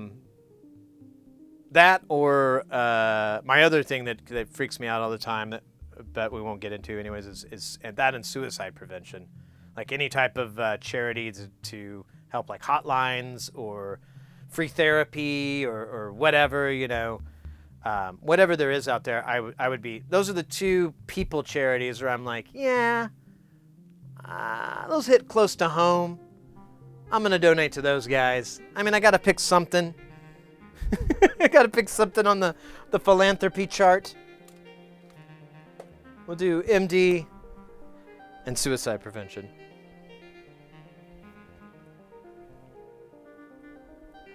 Which, if I haven't lost you guys already from my ramblings, I will say that I'll get this out really fast. If you guys things ever get nasty, everything's get really bad, don't. There's plenty of options out there. I mean, you don't even have to leave your fucking house anymore to have therapy. And if therapy isn't financially available to you, although in a lot of places there's actually a lot of programs out there where you can get it for free or severely discounted. So look into that if it's a financial issue that you can't. There's always, and if you know, at the worst, if something just hits you there's always hotlines. There's online sites that people you can talk to. That's a lot more efficient. That's a lot more efficient. Just talk it, wait another day. Everything gets tough and overwhelming, but it's always better the next day, and so on and so on. Anyways, I don't want to get too deep into that. That is something that is very, very dear to me, just because, man, over the last 10 years, more so lately, the last couple of years, I just keep seeing that on Facebook. I keep seeing like, oh, hey, that guy went to, what? And it bums me out. Oh, it bums me out so much, and it's so sad and terrible. So I make an effort, especially here, because mental health is so important, staying cool. And I think normalizing being comfortable with that is very, very important. And, yeah, Anyways, I'm going to change the subject. Hey, let's change the subject. Y'all got cookies? I got cookies. They're Scooby snacks, though.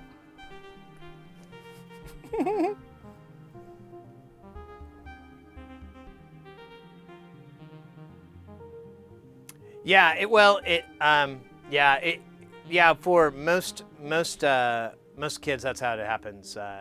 It's a muscle failure in like the heart, because it eventually affects involuntary. But initially, it's voluntary muscles. Oh, thank you, mate. I wasn't trying to get a. I wasn't fishing for a compliment. Honestly, it's just something I think about, and I actually do think about talking with you guys about this topic too. And I am not kidding around when I've had this conversation a few times before we had it just now, because I don't know, I mull over, is it worth bringing up? And every time I'm like, yeah, dude, of course. It's not fun. No one likes talking about that stuff, but I think anyone that's in a bad place, they see what's going on, and they go, hey, Sid says the sun will come out tomorrow. I'm gonna prove him wrong. Whatever. All right, this is far too silly serious. I got a dab on here from Venus Ursa. Let's go.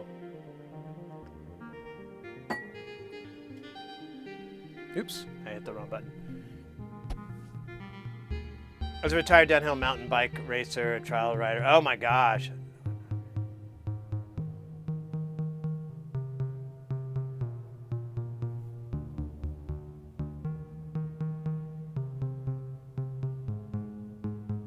Yeah, exactly, Iron Imp. Hold out.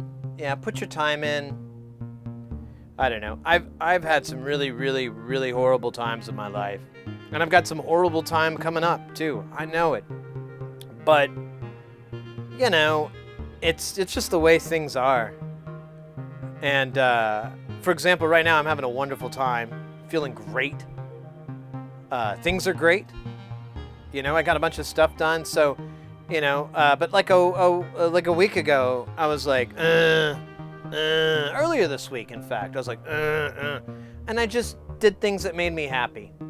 You know, I was like, oh, I'm gonna go play pinball. That always cheers me up.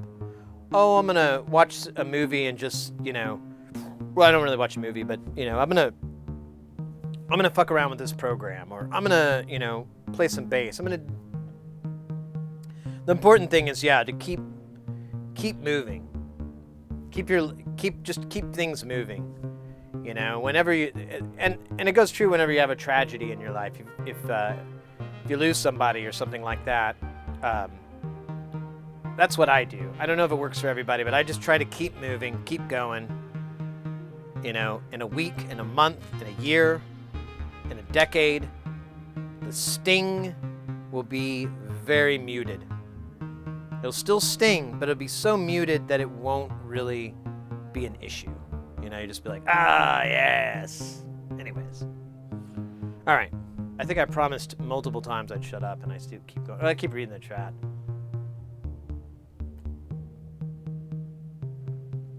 Safer hobbies, yeah. As a real friend, aw, Iron, thank you, mate. That's very nice of you.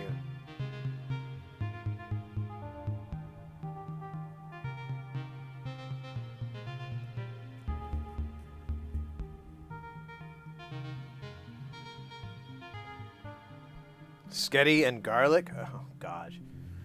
Mrs. Seriously made some spaghetti last night, but I don't know. Didn't quite jive. And I wasn't really, I don't know, I had some really good food earlier. My palate was ruined.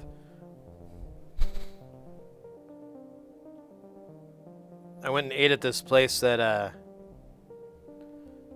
it was a pinball place that my buddy wanted to go to. And, but they, I wasn't like, they had pretty big entrees, so I was like, well, I'm just gonna get something from the appetizers. And I got sliders, but they weren't even sliders. It was more like an open sandwich that was cut into thirds, but it was pulled pork and coleslaw. Really good. Really good on a Hawaiian bun, you know, the little buttery honey buns or whatever the fuck. Oh my god, it was so good. I was very impressed.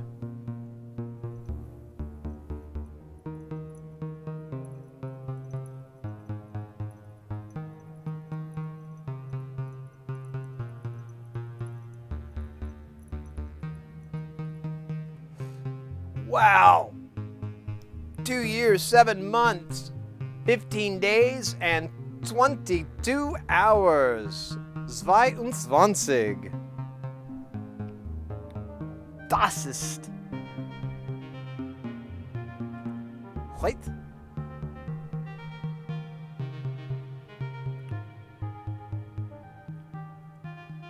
An experience. Is that a question? Of course, I love boards. I think my favorite album is Music Has the Right to Children. You know, there's an interview with one of the members, like kind of a weird, like he just talks on a video on this phone, and it's like 6 hours. It's really long, and I haven't bothered to watch it, but I have seen snippets of it, and pretty fascinating. I don't know. I wouldn't mind. Honestly, I've been thinking about it, like using the channel. I'll let you guys on a secret. I've kind of been tempted to use the channel as a way to like interview some of my favorite musicians and whatever. Because I was thinking about it one time, I was like, and I've been wanting to do it for years, like wanting to do like either like a talk show sort of thing on the channel, or just or and I hate the word podcast, but whatever, that kind of format. I don't want that format. I don't like that format. That's fucking dumb. I think it's so stupid. And I know like 20 years from now we're gonna look back and go, man, that was dumb. We were fucking dumb. But until then, ooh, Doritos.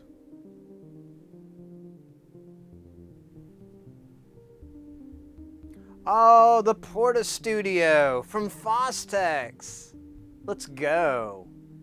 That's how I started my whole production career. Wait, Porta Studio is Tascam. So it's not... Yeah, Fostex... I don't think they could legally use the Porta Studio name, but they did... I had the 4-track one. Well, actually, it was my friend. And that was... I swear to God, that was there's like a few epiphanies in my life. One was when I heard Nirvana and I was like, I want to play the guitar. The guitar looks amazing. I'm going to play the guitar. And then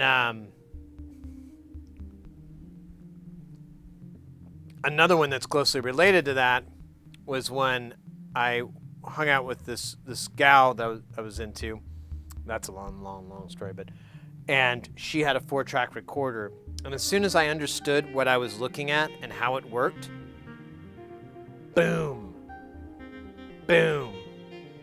Because for the longest time, I was 16, and I got into guitar when I was like 13, 14 years old. And I was like religious. I played it all the time. And so nobody my age was really, I don't want to say like they were as good or something like that, but they just didn't have the hours and the years that I spent playing. They were still like a year behind or whatever. And the only exception to that was the drummer, my buddy who was the drummer, but he was like a multi-instrumentalist out of the gate. And him and I were the only ones that we always played together and whatnot together in various bands. But it was so hard to write a song and try to teach the other people, the notes, and I didn't really like that. I wanted them to kind of come up with their own ideas, but they weren't there yet, and then I see the 4-track, and I'm like, fuck all that, I'll do it. I'll play the bass, I'll play the drums, I'll play the guitar, and I'll sing. Magnifique. And then that kept growing and growing and growing, and then it just, it turned into this. That's pretty damn accurate, actually.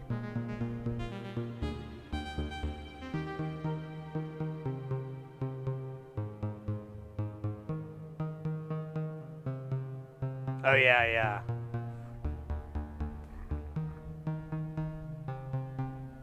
The Kai 4000 solid state. I think I've seen that rig before too.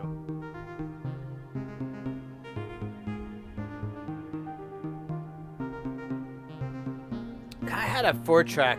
I have like a little one, but I haven't seen it in years. I think it most likely got stolen or something. If I ever find it though, I'm bringing it back in because that thing was wild. I think it was Fostex as well.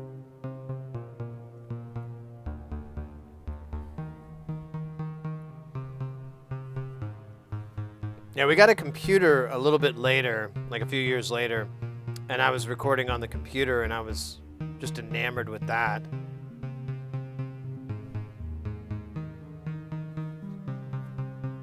I don't think I did that dab, did I? Damn it. Damn it.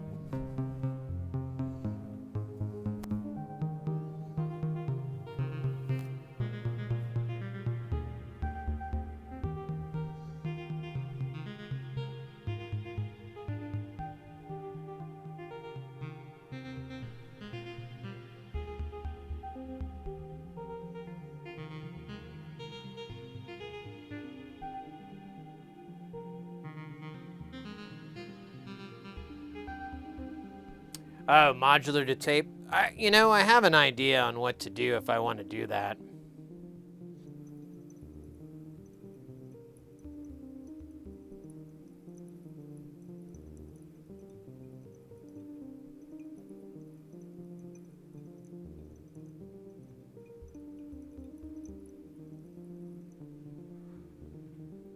My one of the guys that we do a lot of stuff for on the channel, do a lot of studio repairs and whatnot. He one of the first things he came to me with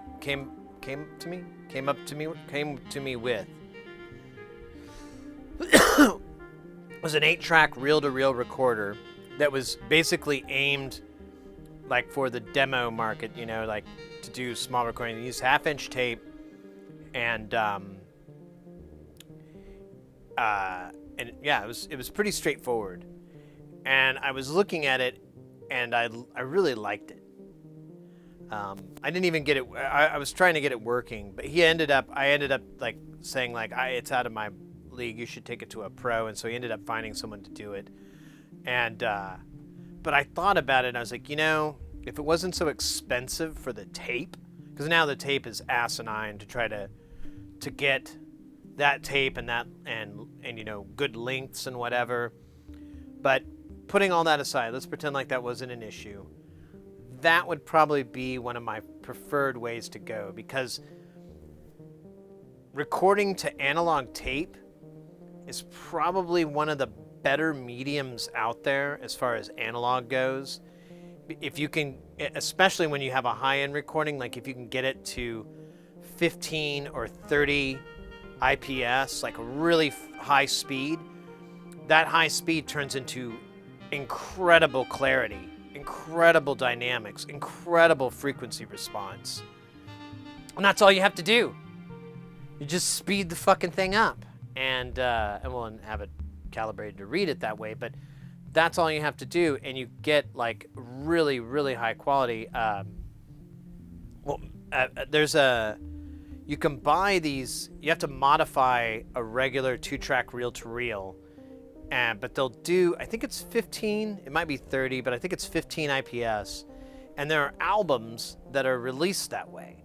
The problem is, the albums are about $300 to $400. They're really expensive. Techmoan on YouTube did a whole thing about this. I'm actually citing most of his research from it. But they're about $300 to $400. They're from a band you've never heard of. They're all very talented musicians, and it's very well recorded. But it's, it's not, someone you really like. So there's that issue, and yeah, it's pretty expensive. You have to modify the existing 2-track or reel-to-reel. So I don't know.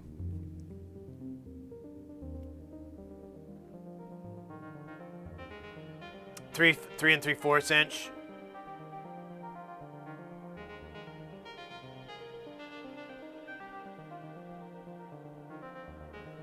Well, I mean, like a home reel-to-reel, I don't know if that's really worth it unless you're wanting to do something freaky with it, because yeah, they don't move that fast, and I don't know. I mean, Booze has a good point. There is like a trade-off that you get, and there is a little bit of a warmth and saturation from the slower speeds, but there's also a ton more noise and all these things I don't care for with tape. But I found out they all go away when you just speed the shit up, because it's that goes so high it gets eaten by the high pass. And I'm like, oh well, then fuck, let's do it that way.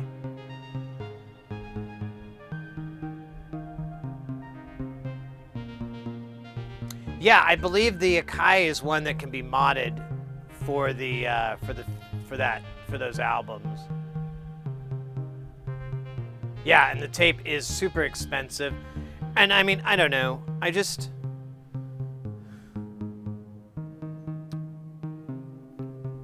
My thought is, that's already been done. So how am I going to do it any better? there's been hundreds and hundreds and hundreds, if not thousands, of pieces of music played on analog synthesizers, recorded onto analog tape. Am I going to do anything different? Nah. It's going to be pretty mediocre, in my opinion. Whatever I make, it's going to be like, it's all right. And I don't want to do that. I really want to go to this next level. We've talked about this a little bit. We talked about it on Wednesday, because or Tuesday. I want to start maybe turning Jamtown into Demoland or whatever, because I really want to start working on a new album. I haven't worked on an album in, Jesus Christ, 2008? Yeah, I think it was the last time I wrote an album, was like 2008. And I'm kind of hurting for it.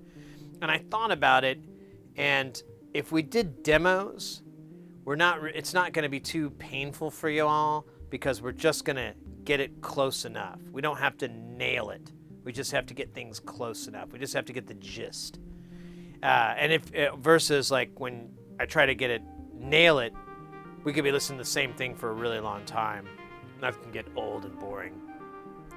I also thought it might be useful for you guys to get an idea of what my writing process is. Because it's a little, I don't know, I try different things all the time, but I don't know if I don't know if other people do it this way. I haven't met too many people that do. Actually, I don't know anybody that does it my way. Well, they kind of do, but not all of it. Anyways, I thought that would be useful too, to work on it. The idea is to combine the guitar and the bass and the modular and maybe a little bit of breakcore drums and stuff like that. I want to go over there. I want to hang out in that world. I've heard some really cool music that melds metal, metal and drums, metal and electronic music, dance music or whatever. And I've heard some really good ideas. I've seen some really ideas. So it's been so long, I feel like there's no more, I'm not going to get anything waiting around. I need to start creating demos. I need to start creating riff libraries and so forth to try to pull from these things just to start to put something together to make an album. I've already started like going to bed thinking about how I'd like something to start or what I'd like to do, like what would this, I really want to do something like this, or I'd love to have just a big fucking I'd like to do this, so I'm going to bed thinking about ideas, and it's gonna get, we're in April now, it's gonna start to slow down. I'm gonna have plenty of time in the summer to really hone this in, and we could still do Jamtown. In fact, I was thinking we could do 2 days of Jamtown and 2 days of working on studio stuff and the album or riffs or whatever, and kind of just work from there. I think it would be beneficial.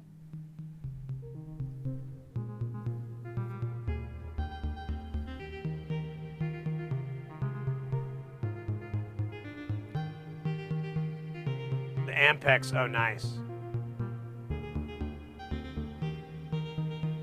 Whatever you bring, you'll be bringing more than before.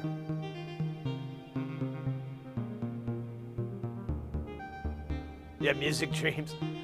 I don't know. I just try to, like, when I go to bed, I just try to think of really not mundane, but like things I don't really have to think too hard about. So I can just like down down down down down down down down down down down. I just got this like going in my head as I'm going to sleep, and I like that. But yeah, I just haven't heard any good metal. I have an idea. I have a name for the project. I have everything worked out. I've been working on the idea for at least 15 years. And since I really the last piece of the puzzle was to have a good bass guitar, because the bass I had was okay, but it sounded like shit. This thing sounds exactly the way I want it to sound, exactly what I need in a metal bass. And, oh, it's going to be good. So I'm looking forward to it. We'll probably start in the next month or so. I need to get some details worked out on how the interface is working, because I've rewired the shit out. It's so stupid now. I need to fix it. But I think it'd be really beneficial. I think it'd be a really cool thing to do, and you guys can kind of, for one, you could sit in, so you could just kind of enjoy that making process. But you can also very much participate. In fact, I encourage it. I think all that together is going to be fun. We'll see. If not, I'll just do it by myself, like I do everything.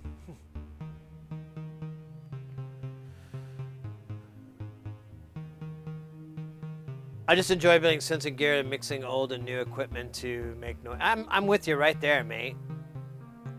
I don't have any I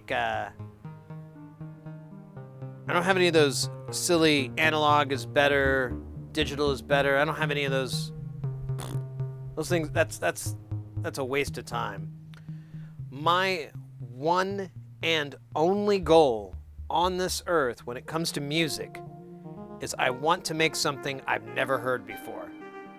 I want to make something that I've never heard in my life.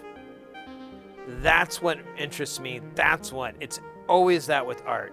If I find an artist or a painting or a sculpture or architecture or whatever, and I'm like, I have never fucking witnessed this in my life, and I'm just blown away. I'm enamored by it. I love it too. That's the goal. I'm not big into being weird for the sake of being weird, although I can appreciate it. No, I need the cake and the icing. It needs to be amazing. It needs to be from another world, and it's got to rock my fucking socks off. Uh-oh. Speaking of socks being rocked off, hold on. They're still on. But I see Proton Fig on there on the horizon. Guys, we got Proton Fig coming in with that piping hot raid.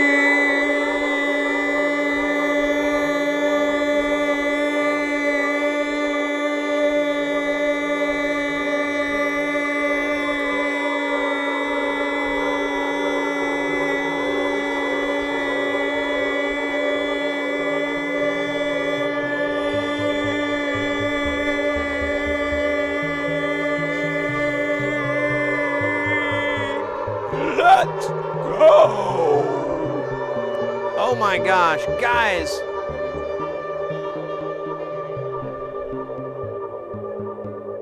Oh wait, is that Jasper?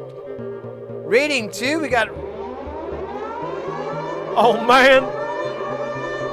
That's 2 raids at the same time, man. 2 raids. Alright, well, there's only one way to handle that. Jasper Dad, coming in with a piping hot raid!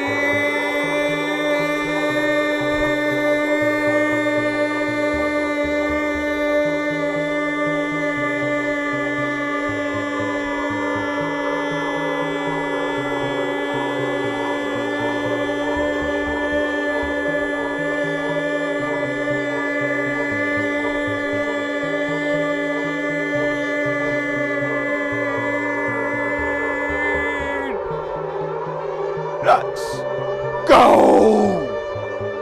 Whoa. All right. First things first, we definitely got to give the shouting of the outing to our friend, longtime content creator, and master blaster. That's right. That'd be the Proton Fig. Proton Fig, thank you so very much for the raid. How was your stream? How did it go? You'd make them more jams. If you guys aren't familiar with Proton Fig, they do various things, but mostly their love is the C64, the Commodore 64, and making jams on it, particularly that. But they do a little bit of different stuff. Jasper Dad, Let me give you a shout out. I'll do this guy. Let's see if it works though. It did. Jasper, thank you very much for the raid. It says you're playing some Call of Duty. Let's go. Which one? Which one was it? Modern Warfare 2. I haven't played that one. Like we usually buy every Call of Duty that has a zombies mode, and we just play the zombies mode. Like every now and then I'll play multiplayer, but we never play the campaign because I apologize to all COD campaign lovers. They are awful. They are absolutely terrible. They are the worst stories I've ever heard in my life. I remember one in particular. There was like this story where the captain dies or something, and this guy's the captain, and he's gonna go do something, and one of the persons on the bridge is like, "Sir, the captain doesn't go on a mission like that." And he's like, "This captain does." And then I hit stop and quit. I was literally playing the game, and that was like the opening, and I was like, no, this is fucking 50-year-old writing. This is awful. No. But anyways, I digress. Digest. I digest. How you doing?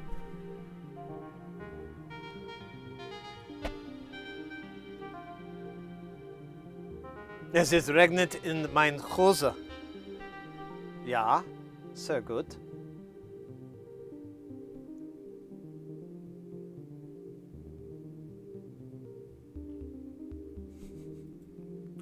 Well, welcome in, Raiders. Anybody who's new to the channel, you haven't been here before, welcome. We're in Jamtown. We're jamming on our modules that we've made over the time. There's a mixture of stuff that we've built on the channel and then we've built off. That's right. We also mostly actually do soldering. We focus on making and building synthesizers, but we also work on other things just for fun, you know.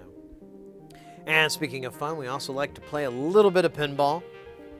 A tiny bit every now and then, just to branch out and give that olive branch to Twitch for the gaming side. However, it is not lost on me that the pinball category is probably one of the smallest categories on Twitch, which is weird. I don't understand why, but it is what it is. Anyways. Welcome in. Hope you're having a good weekend. I know it's still weekend no matter where you are. No matter.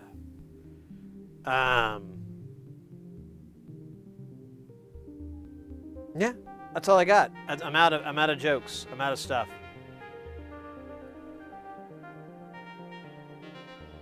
It's raining in my pants. Ah, you too. I hate that. I hate that. I had to get some special pants made that were cloud absorbing, if you catch my drift. If you know what I mean.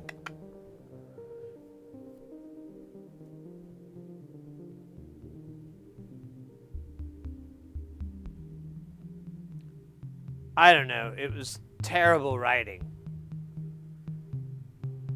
This captain does. Oh, fuck you.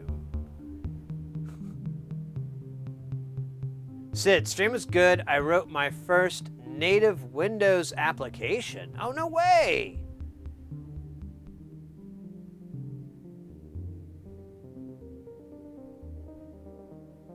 $3:33 Sunday here. Still weekend for sure. Yeah, yeah. Damn, it's 3:30 in the a.m.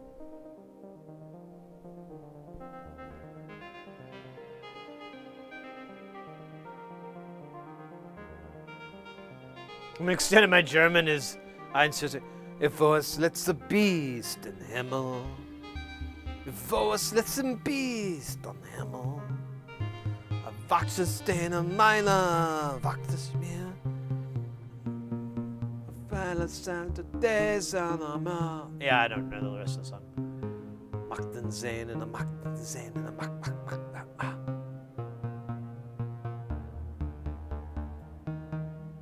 What is ZNS? Extansen ZNS. Extant ZNS. Mein Lederhosen sind sehr feucht.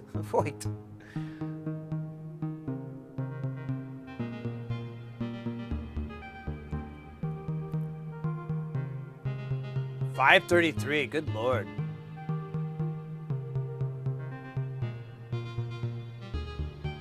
Gospel of 404, 808. We got the 909. You know, The 909 was an inside job, folks. I'm here. I've got the bravery to tell you right now. The 909 was an inside job. Set up by the digital Illuminati. From Bill Logic Gates.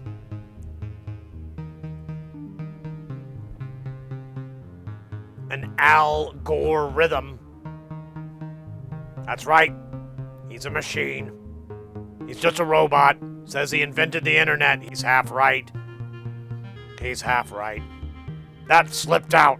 He wasn't supposed to say that. The digital Illuminati didn't want that out, but he's been having some glitches and errors. So that's what happened.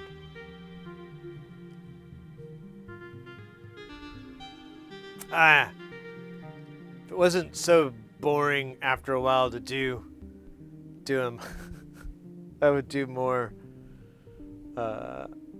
what's his name? Analog Jones.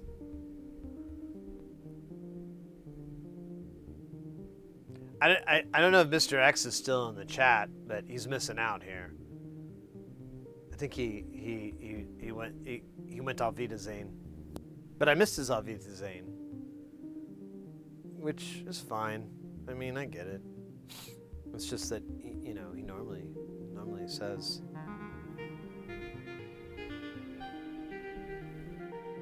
It's all right. I'll live another day. Thanks to the Chapman Dick stick. The stick of dick. God damn it. I'm porny. I mean, you know what? Damn you. How can I change this up? I'm kind of tired of how it is, but I want to change it up in a weird way. I want to make, like, pumpkins fly out here. How fast is this? That's a pretty good beat, though. I like that. I just feel. I could slow down. Let's do that. Let's slow these kids down. That's probably going to be enough of a cool change.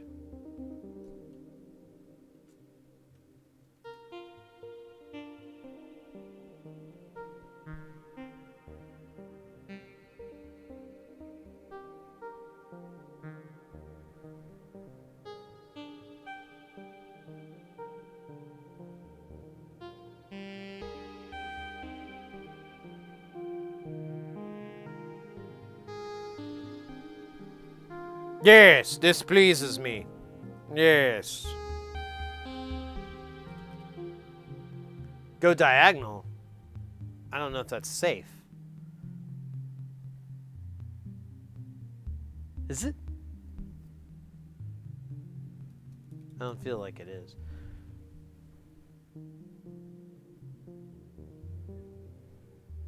Pumpkin chunkin'.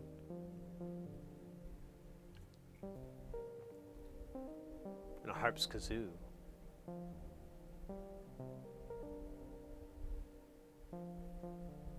Maestro on them. You just reminded me of something, Iron Imp. There's a module from Nonlinear Circuits. I kind of inadvertently have the components for it. I didn't realize it until later. But it's, I think it's called LDRama. And it's basically a matrix of LDRs, and then you have a series of CV outs based off those LDRs. What do you put on those? Well, it's designed to be about the size of a cell phone. So you can put a video on your phone and drop it down. I mean, you're going to have it horizontal, but you can drop it down on the LDR-RAMA, and it will create CV based off of the brightness and everything from the video. And you made me think about that. I feel like that would yield a lot of nonsense, but it would probably be like a fun novelty, like, you know. But now you're making me think, like, what if I was to get like video loops and just put them on and have them like be infinite loops for infinite times?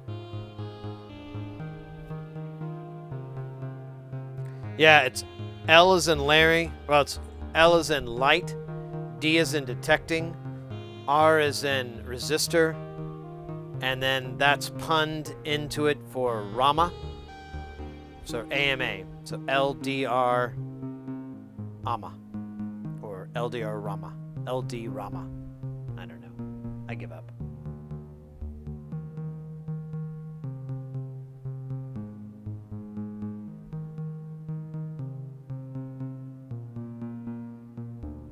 I'm just wondering if I could get some video that would just be. I could do that. Like, it wouldn't be that difficult to do. I have a friend who does like VJ stuff, so I could even ask them to like create some rhythmic loops that stay in time. They have modules that generate video signal. It's very similar or the same thing. I'm not sure yet of what the entire robot uses for his visuals, or for their visuals. Actually, sometimes there's more than one robot.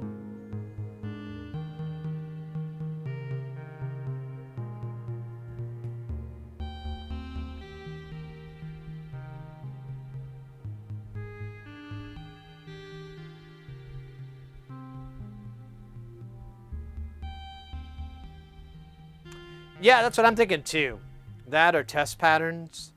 There's different test pattern videos that are pretty rhythmic, and they check aliasing and geometry and all that. They're used for projection or for calibrating a multiple projection system. And there's just little video loops that run, and sometimes they're monochromatic, sometimes they have the rainbow in them, sometimes they have a whole bunch of shit. Yeah, and that's right. XPO, that's exactly it. Or I can just put pornography on it. Just on and on. Whew, whew, whew, whew, whew, whew, whew, whew, whew, whew.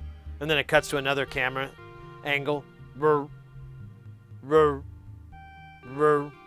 Back to the other camera. Whew, whew, whew. This is so juvenile, but accurate. I'm sorry.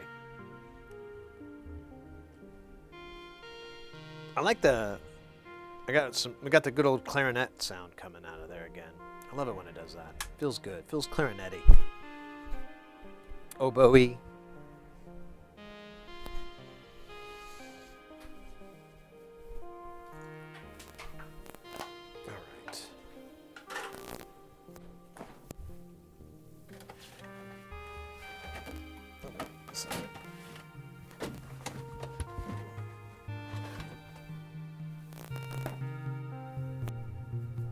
All right.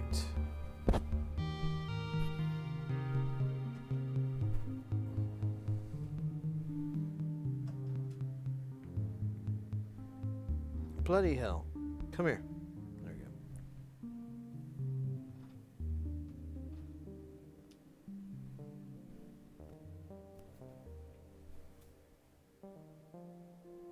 go. Zangelics. Windows! Zangelics! Zaroga!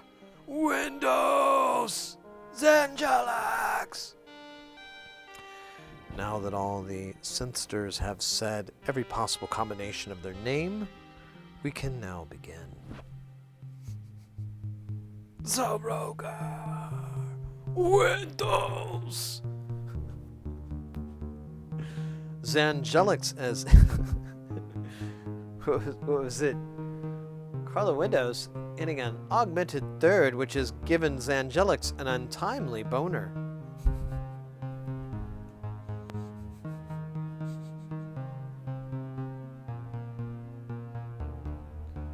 William S. Burroughs? Yeah, I'd like to do some Burroughs. I can do a reasonable impression of him. I gotta get some... I have to get my voice kind of in that zone, but... maybe I can do it.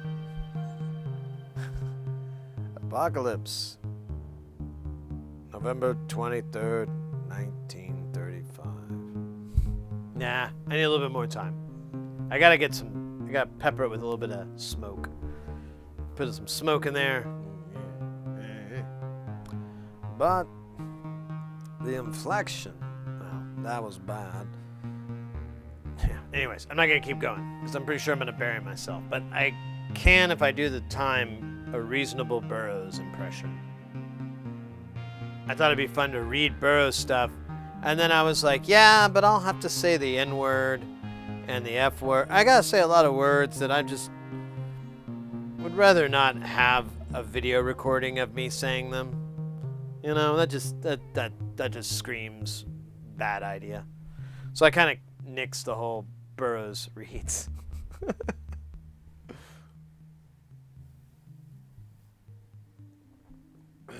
VFO synced to the synthetic pairs on the video.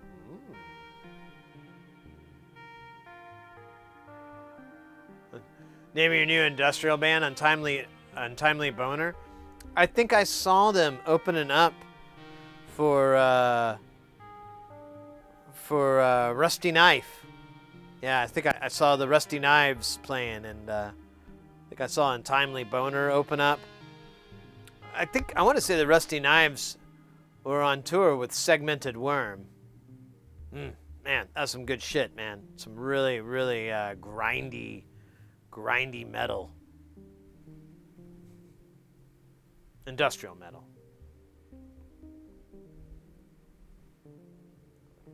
Your new goth industrial band. Well, yeah, I figured. It's, you know, kind of goes without saying. I've never seen industrial and goth really not overlap, you know? When you think about it, they're pretty much one and the same.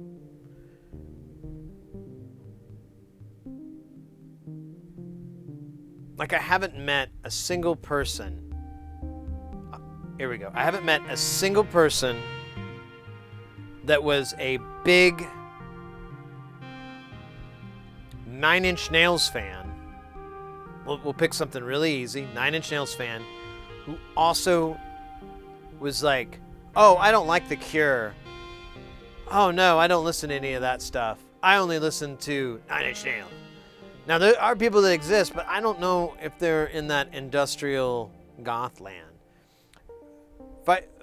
Vice versa, I would be hard to find someone who was a fan of The Cure. I know I keep picking on The Cure, but they're easy to do. And also was like a big 9 Inch Nails fan as well. It just kind of goes hand in hand. They're two different areas of the kind of the same genre, two different spectrums of the same genre, I would argue.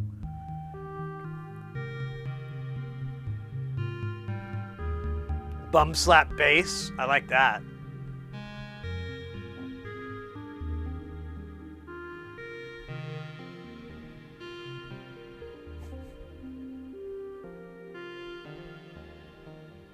Gabber, there you go.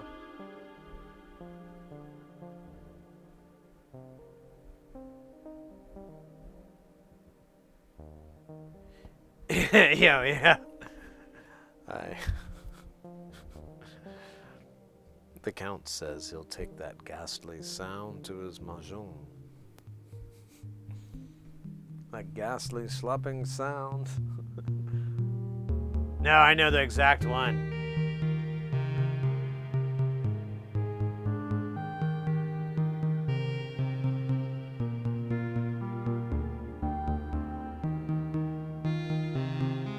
Harry Cooter. Oh, man. Is that Harry Connick Cooter? Man, heck of a pianist. Harry Connick Cooter. Heck of a pianist.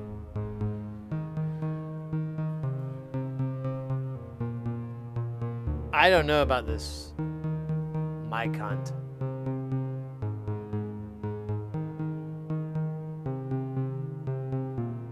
Two cheese curds in a pot. Do cheese curds come in pods? I want that. I want that for my birthday party. Let's bump this up. Let's go. Let's get it going.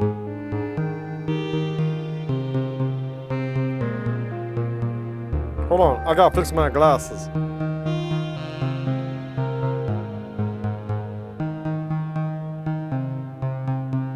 Yeah, this is good.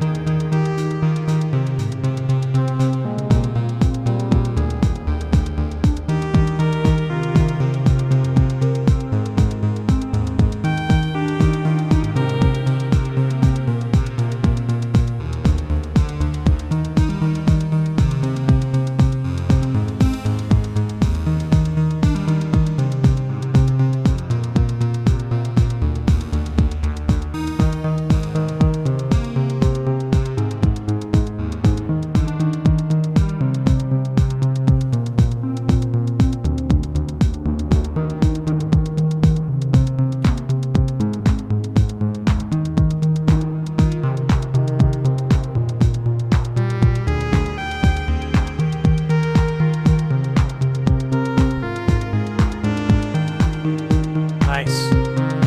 Good timing there, Modular.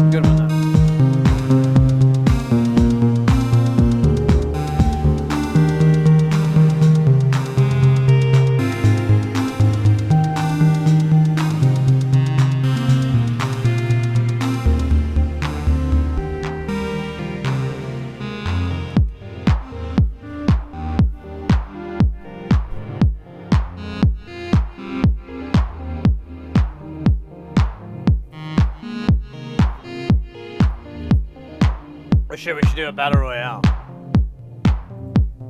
Stand by.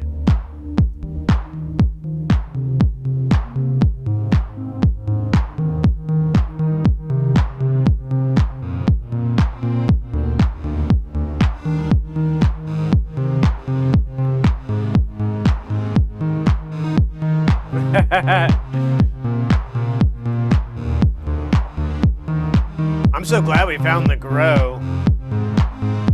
That's a pretty fun one.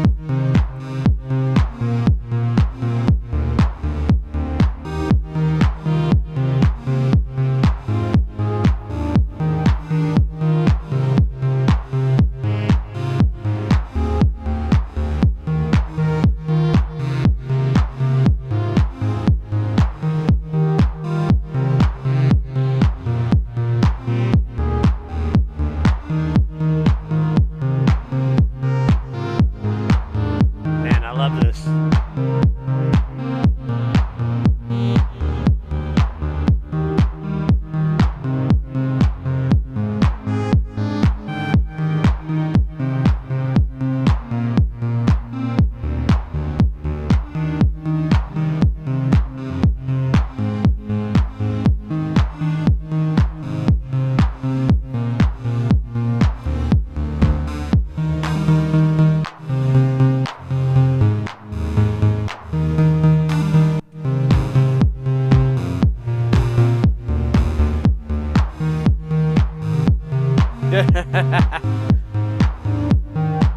Let's try to get a good break. I kind of fucked that up.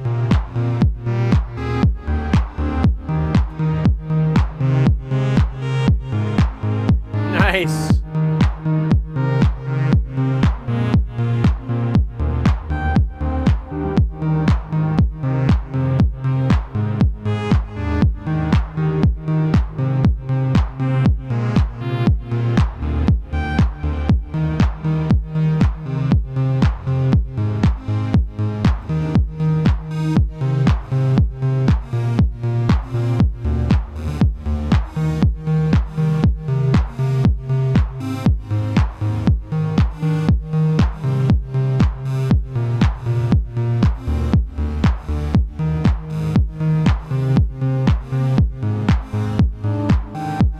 Yes. I love it when those little duders sneak in.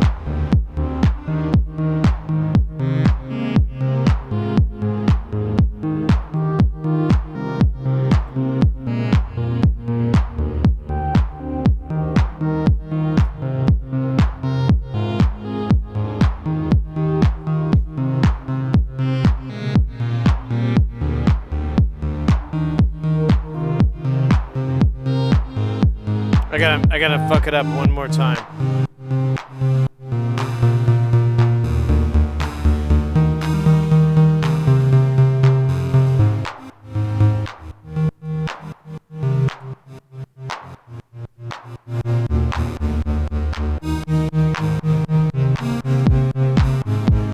Nah, I don't like that.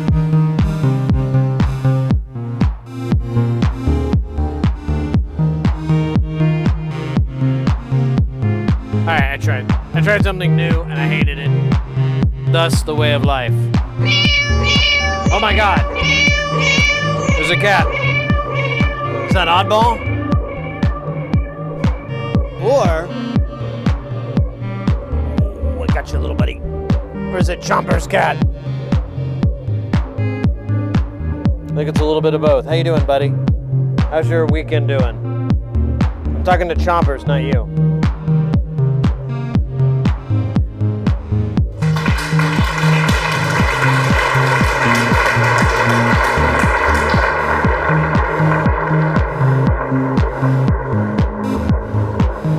El gato.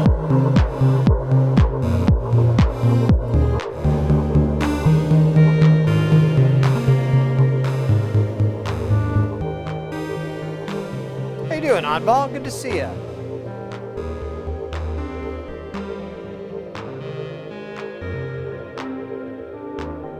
Really does the why he does. You always just look like.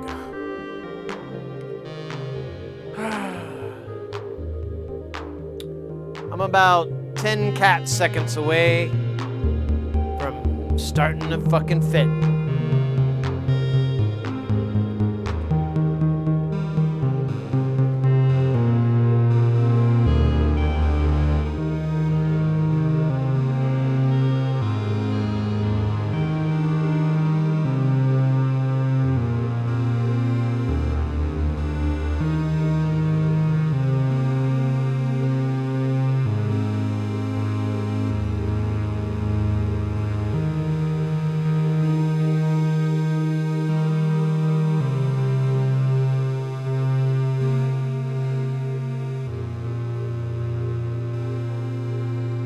Anyways.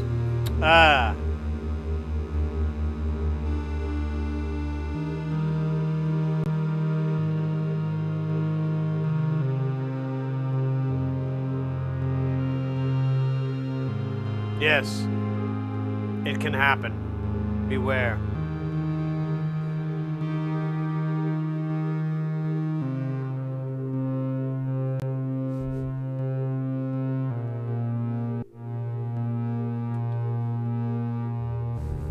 That's funny. I think I might do that for the night. I got a gig tomorrow. It's not too early, but I don't want to. I got other stuff I want to do. I got a bunch of stuff I need to do to get ready for tomorrow's gig. I'm gonna try really hard to be back on Wednesday. Wednesday, if I haven't mentioned already, it's a very, very special day. It was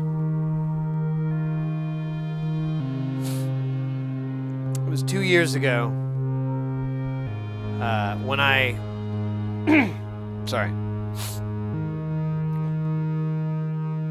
2 years ago on the I believe it was the 5th, whatever Wednesday is, I decided, after a lot of soul searching and a lot of everything, it's 2 years ago, I decided to grow a mustache. It's very... I know I'm not looking for any accolades, but I know it was very brave of me. I know a mustachioed gentleman is... there's certain inferences that people can draw, certain stereotypes that are out there. I get it. I understand. They're there for a reason. And on top of that, I've got glasses. So, bespeckled, mustachioed individual. That's a double whammy. And I've spent 2 years taking that whammy 2 at a time. One from the front and one from the behind. And I've learned from that double whammy, sometimes it can feel kind of good. You know, sometimes it's not so bad. But the mustache anniversary, we shall celebrate it. If I can't do it on Wednesday, because the night before this gig I'm working, it's like a 19-hour day. And for some damn reason, we couldn't come in and strike it the next day. So, whatever. So I may be a little tired. I may not be able to do the stream. We'll see. At the worst, we'll make it up on Thursday and Friday. We'll do like a Thursday, Friday, Saturday stream, something fun like that. I think that'd be fun. We'll figure out some way to work it out. I've ordered a ton of components. I've got more components going. I just ordered 95 PCBs. Granted, there's 19 PCBs and there's 5 of each, but whatever. It's a lot. It's a lot of circuit boards. I'm going to make a samurai suit out of them. Maybe a hat. Been a furry freak all my life.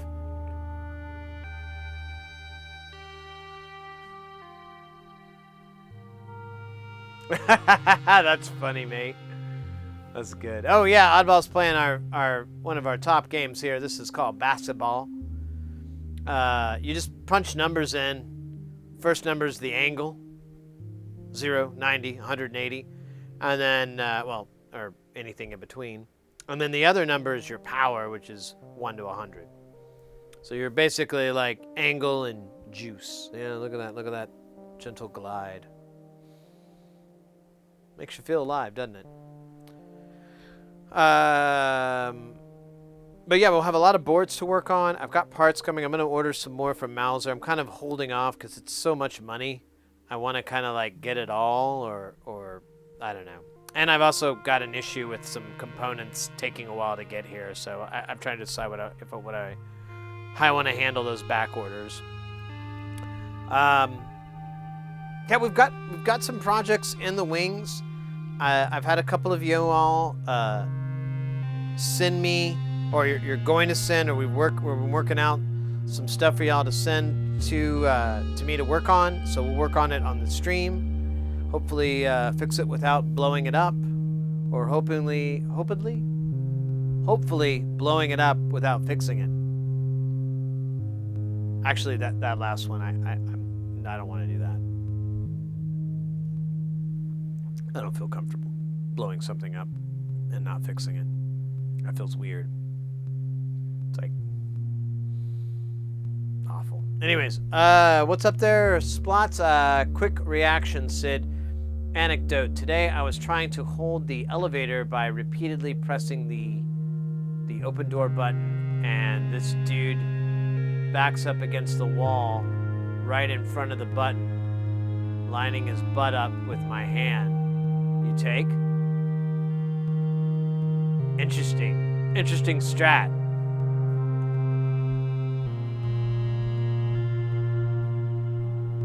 So he's using one's inherent dislike to touch another person's butt, who they don't know, a stranger's butt. And quite honestly, I mean, you don't have to say it, but I'm going to assume this person is not attractive.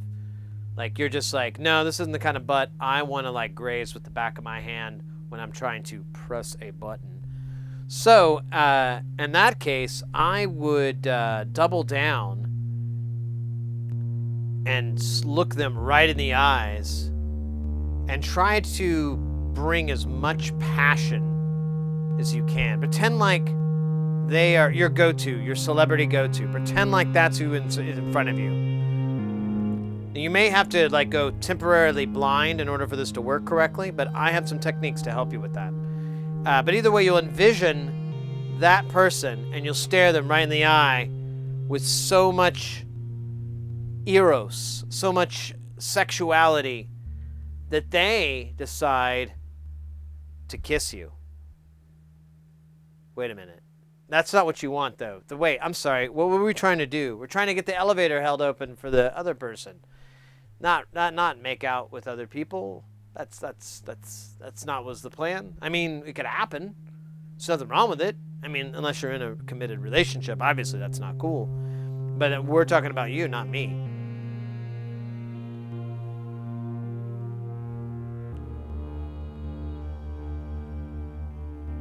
He was like, whatever.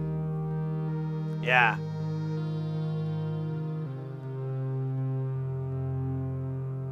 Did not look Mr. Stamos.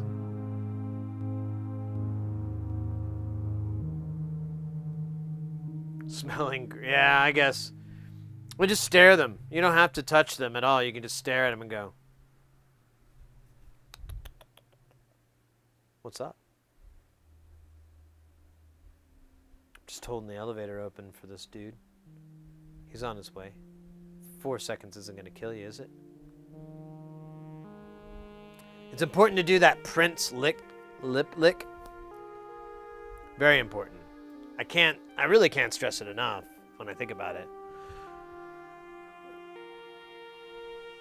Looking forward to already, looking to be able to pop in, but I gotta be up early during the week, so yeah, I understand.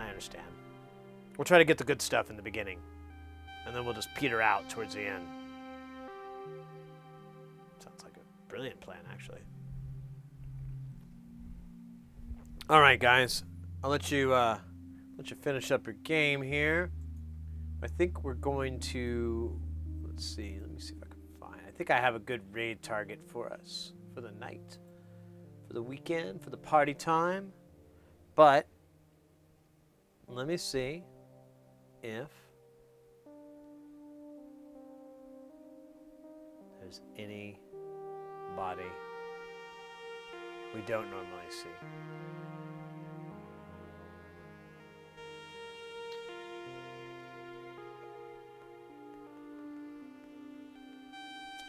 Should be fine.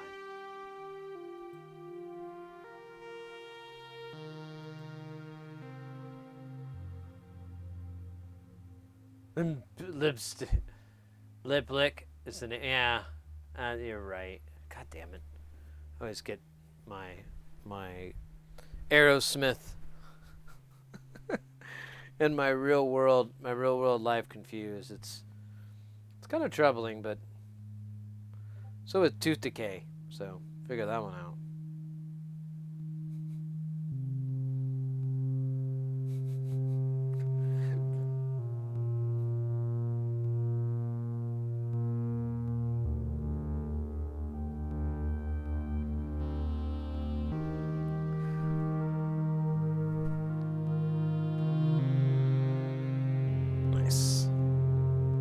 Oh, and we also got to fix this LED. I can already tell it's just loose.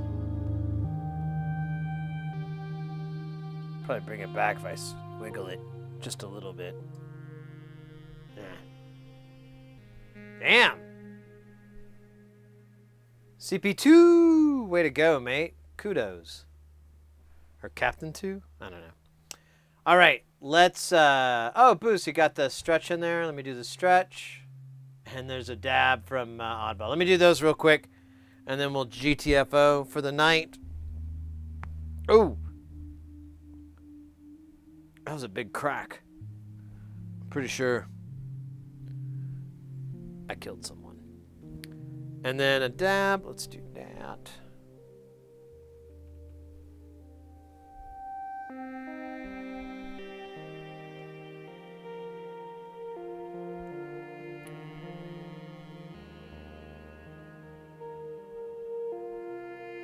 The huge fart thing, you're gonna have to be more specific.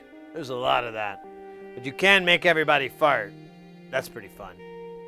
You can also type exclamation fart and your little dude will fart. They put out a little green gas and then they have a smiley face above them. It's about 13 years old. Like a 13-year-old joke. Or a joke for a 13-year-old child. Oh, weird. Oddball's like, or how's everyone semi-translucent? How do we do that now? God damn it. Gotta hack the machine, figure this out.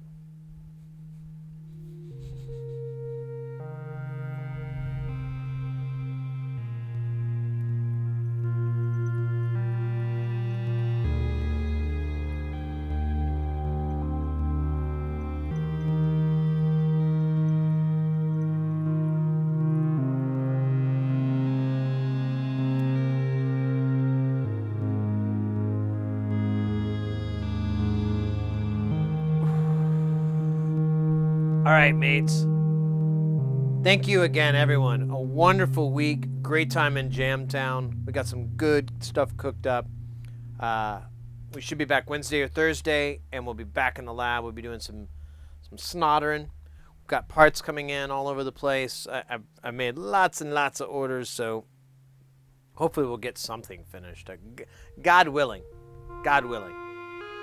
But beyond that, guys, like I said, thank you very much. It was a really fun weekend. Thanks to everyone, all the new followers, everyone that resubbed and new sub and love sub and bub sub. Everybody, I really appreciate all of y'all. Everyone lurking, hanging out. Thank you so much. Check out our social medias. They're in the social. No, we got our different social medias and all that good stuff. Anyways, take care, guys. We're going to raid out here Mr. Spock, Synth Guy. It's a fantastical name.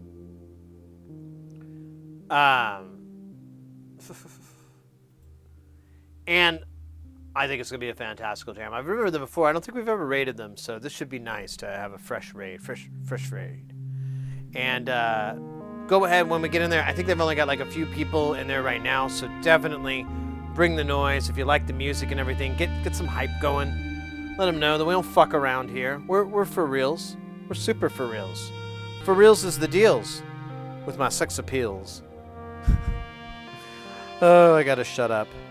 All right. Take care, guys. Have a good weekend.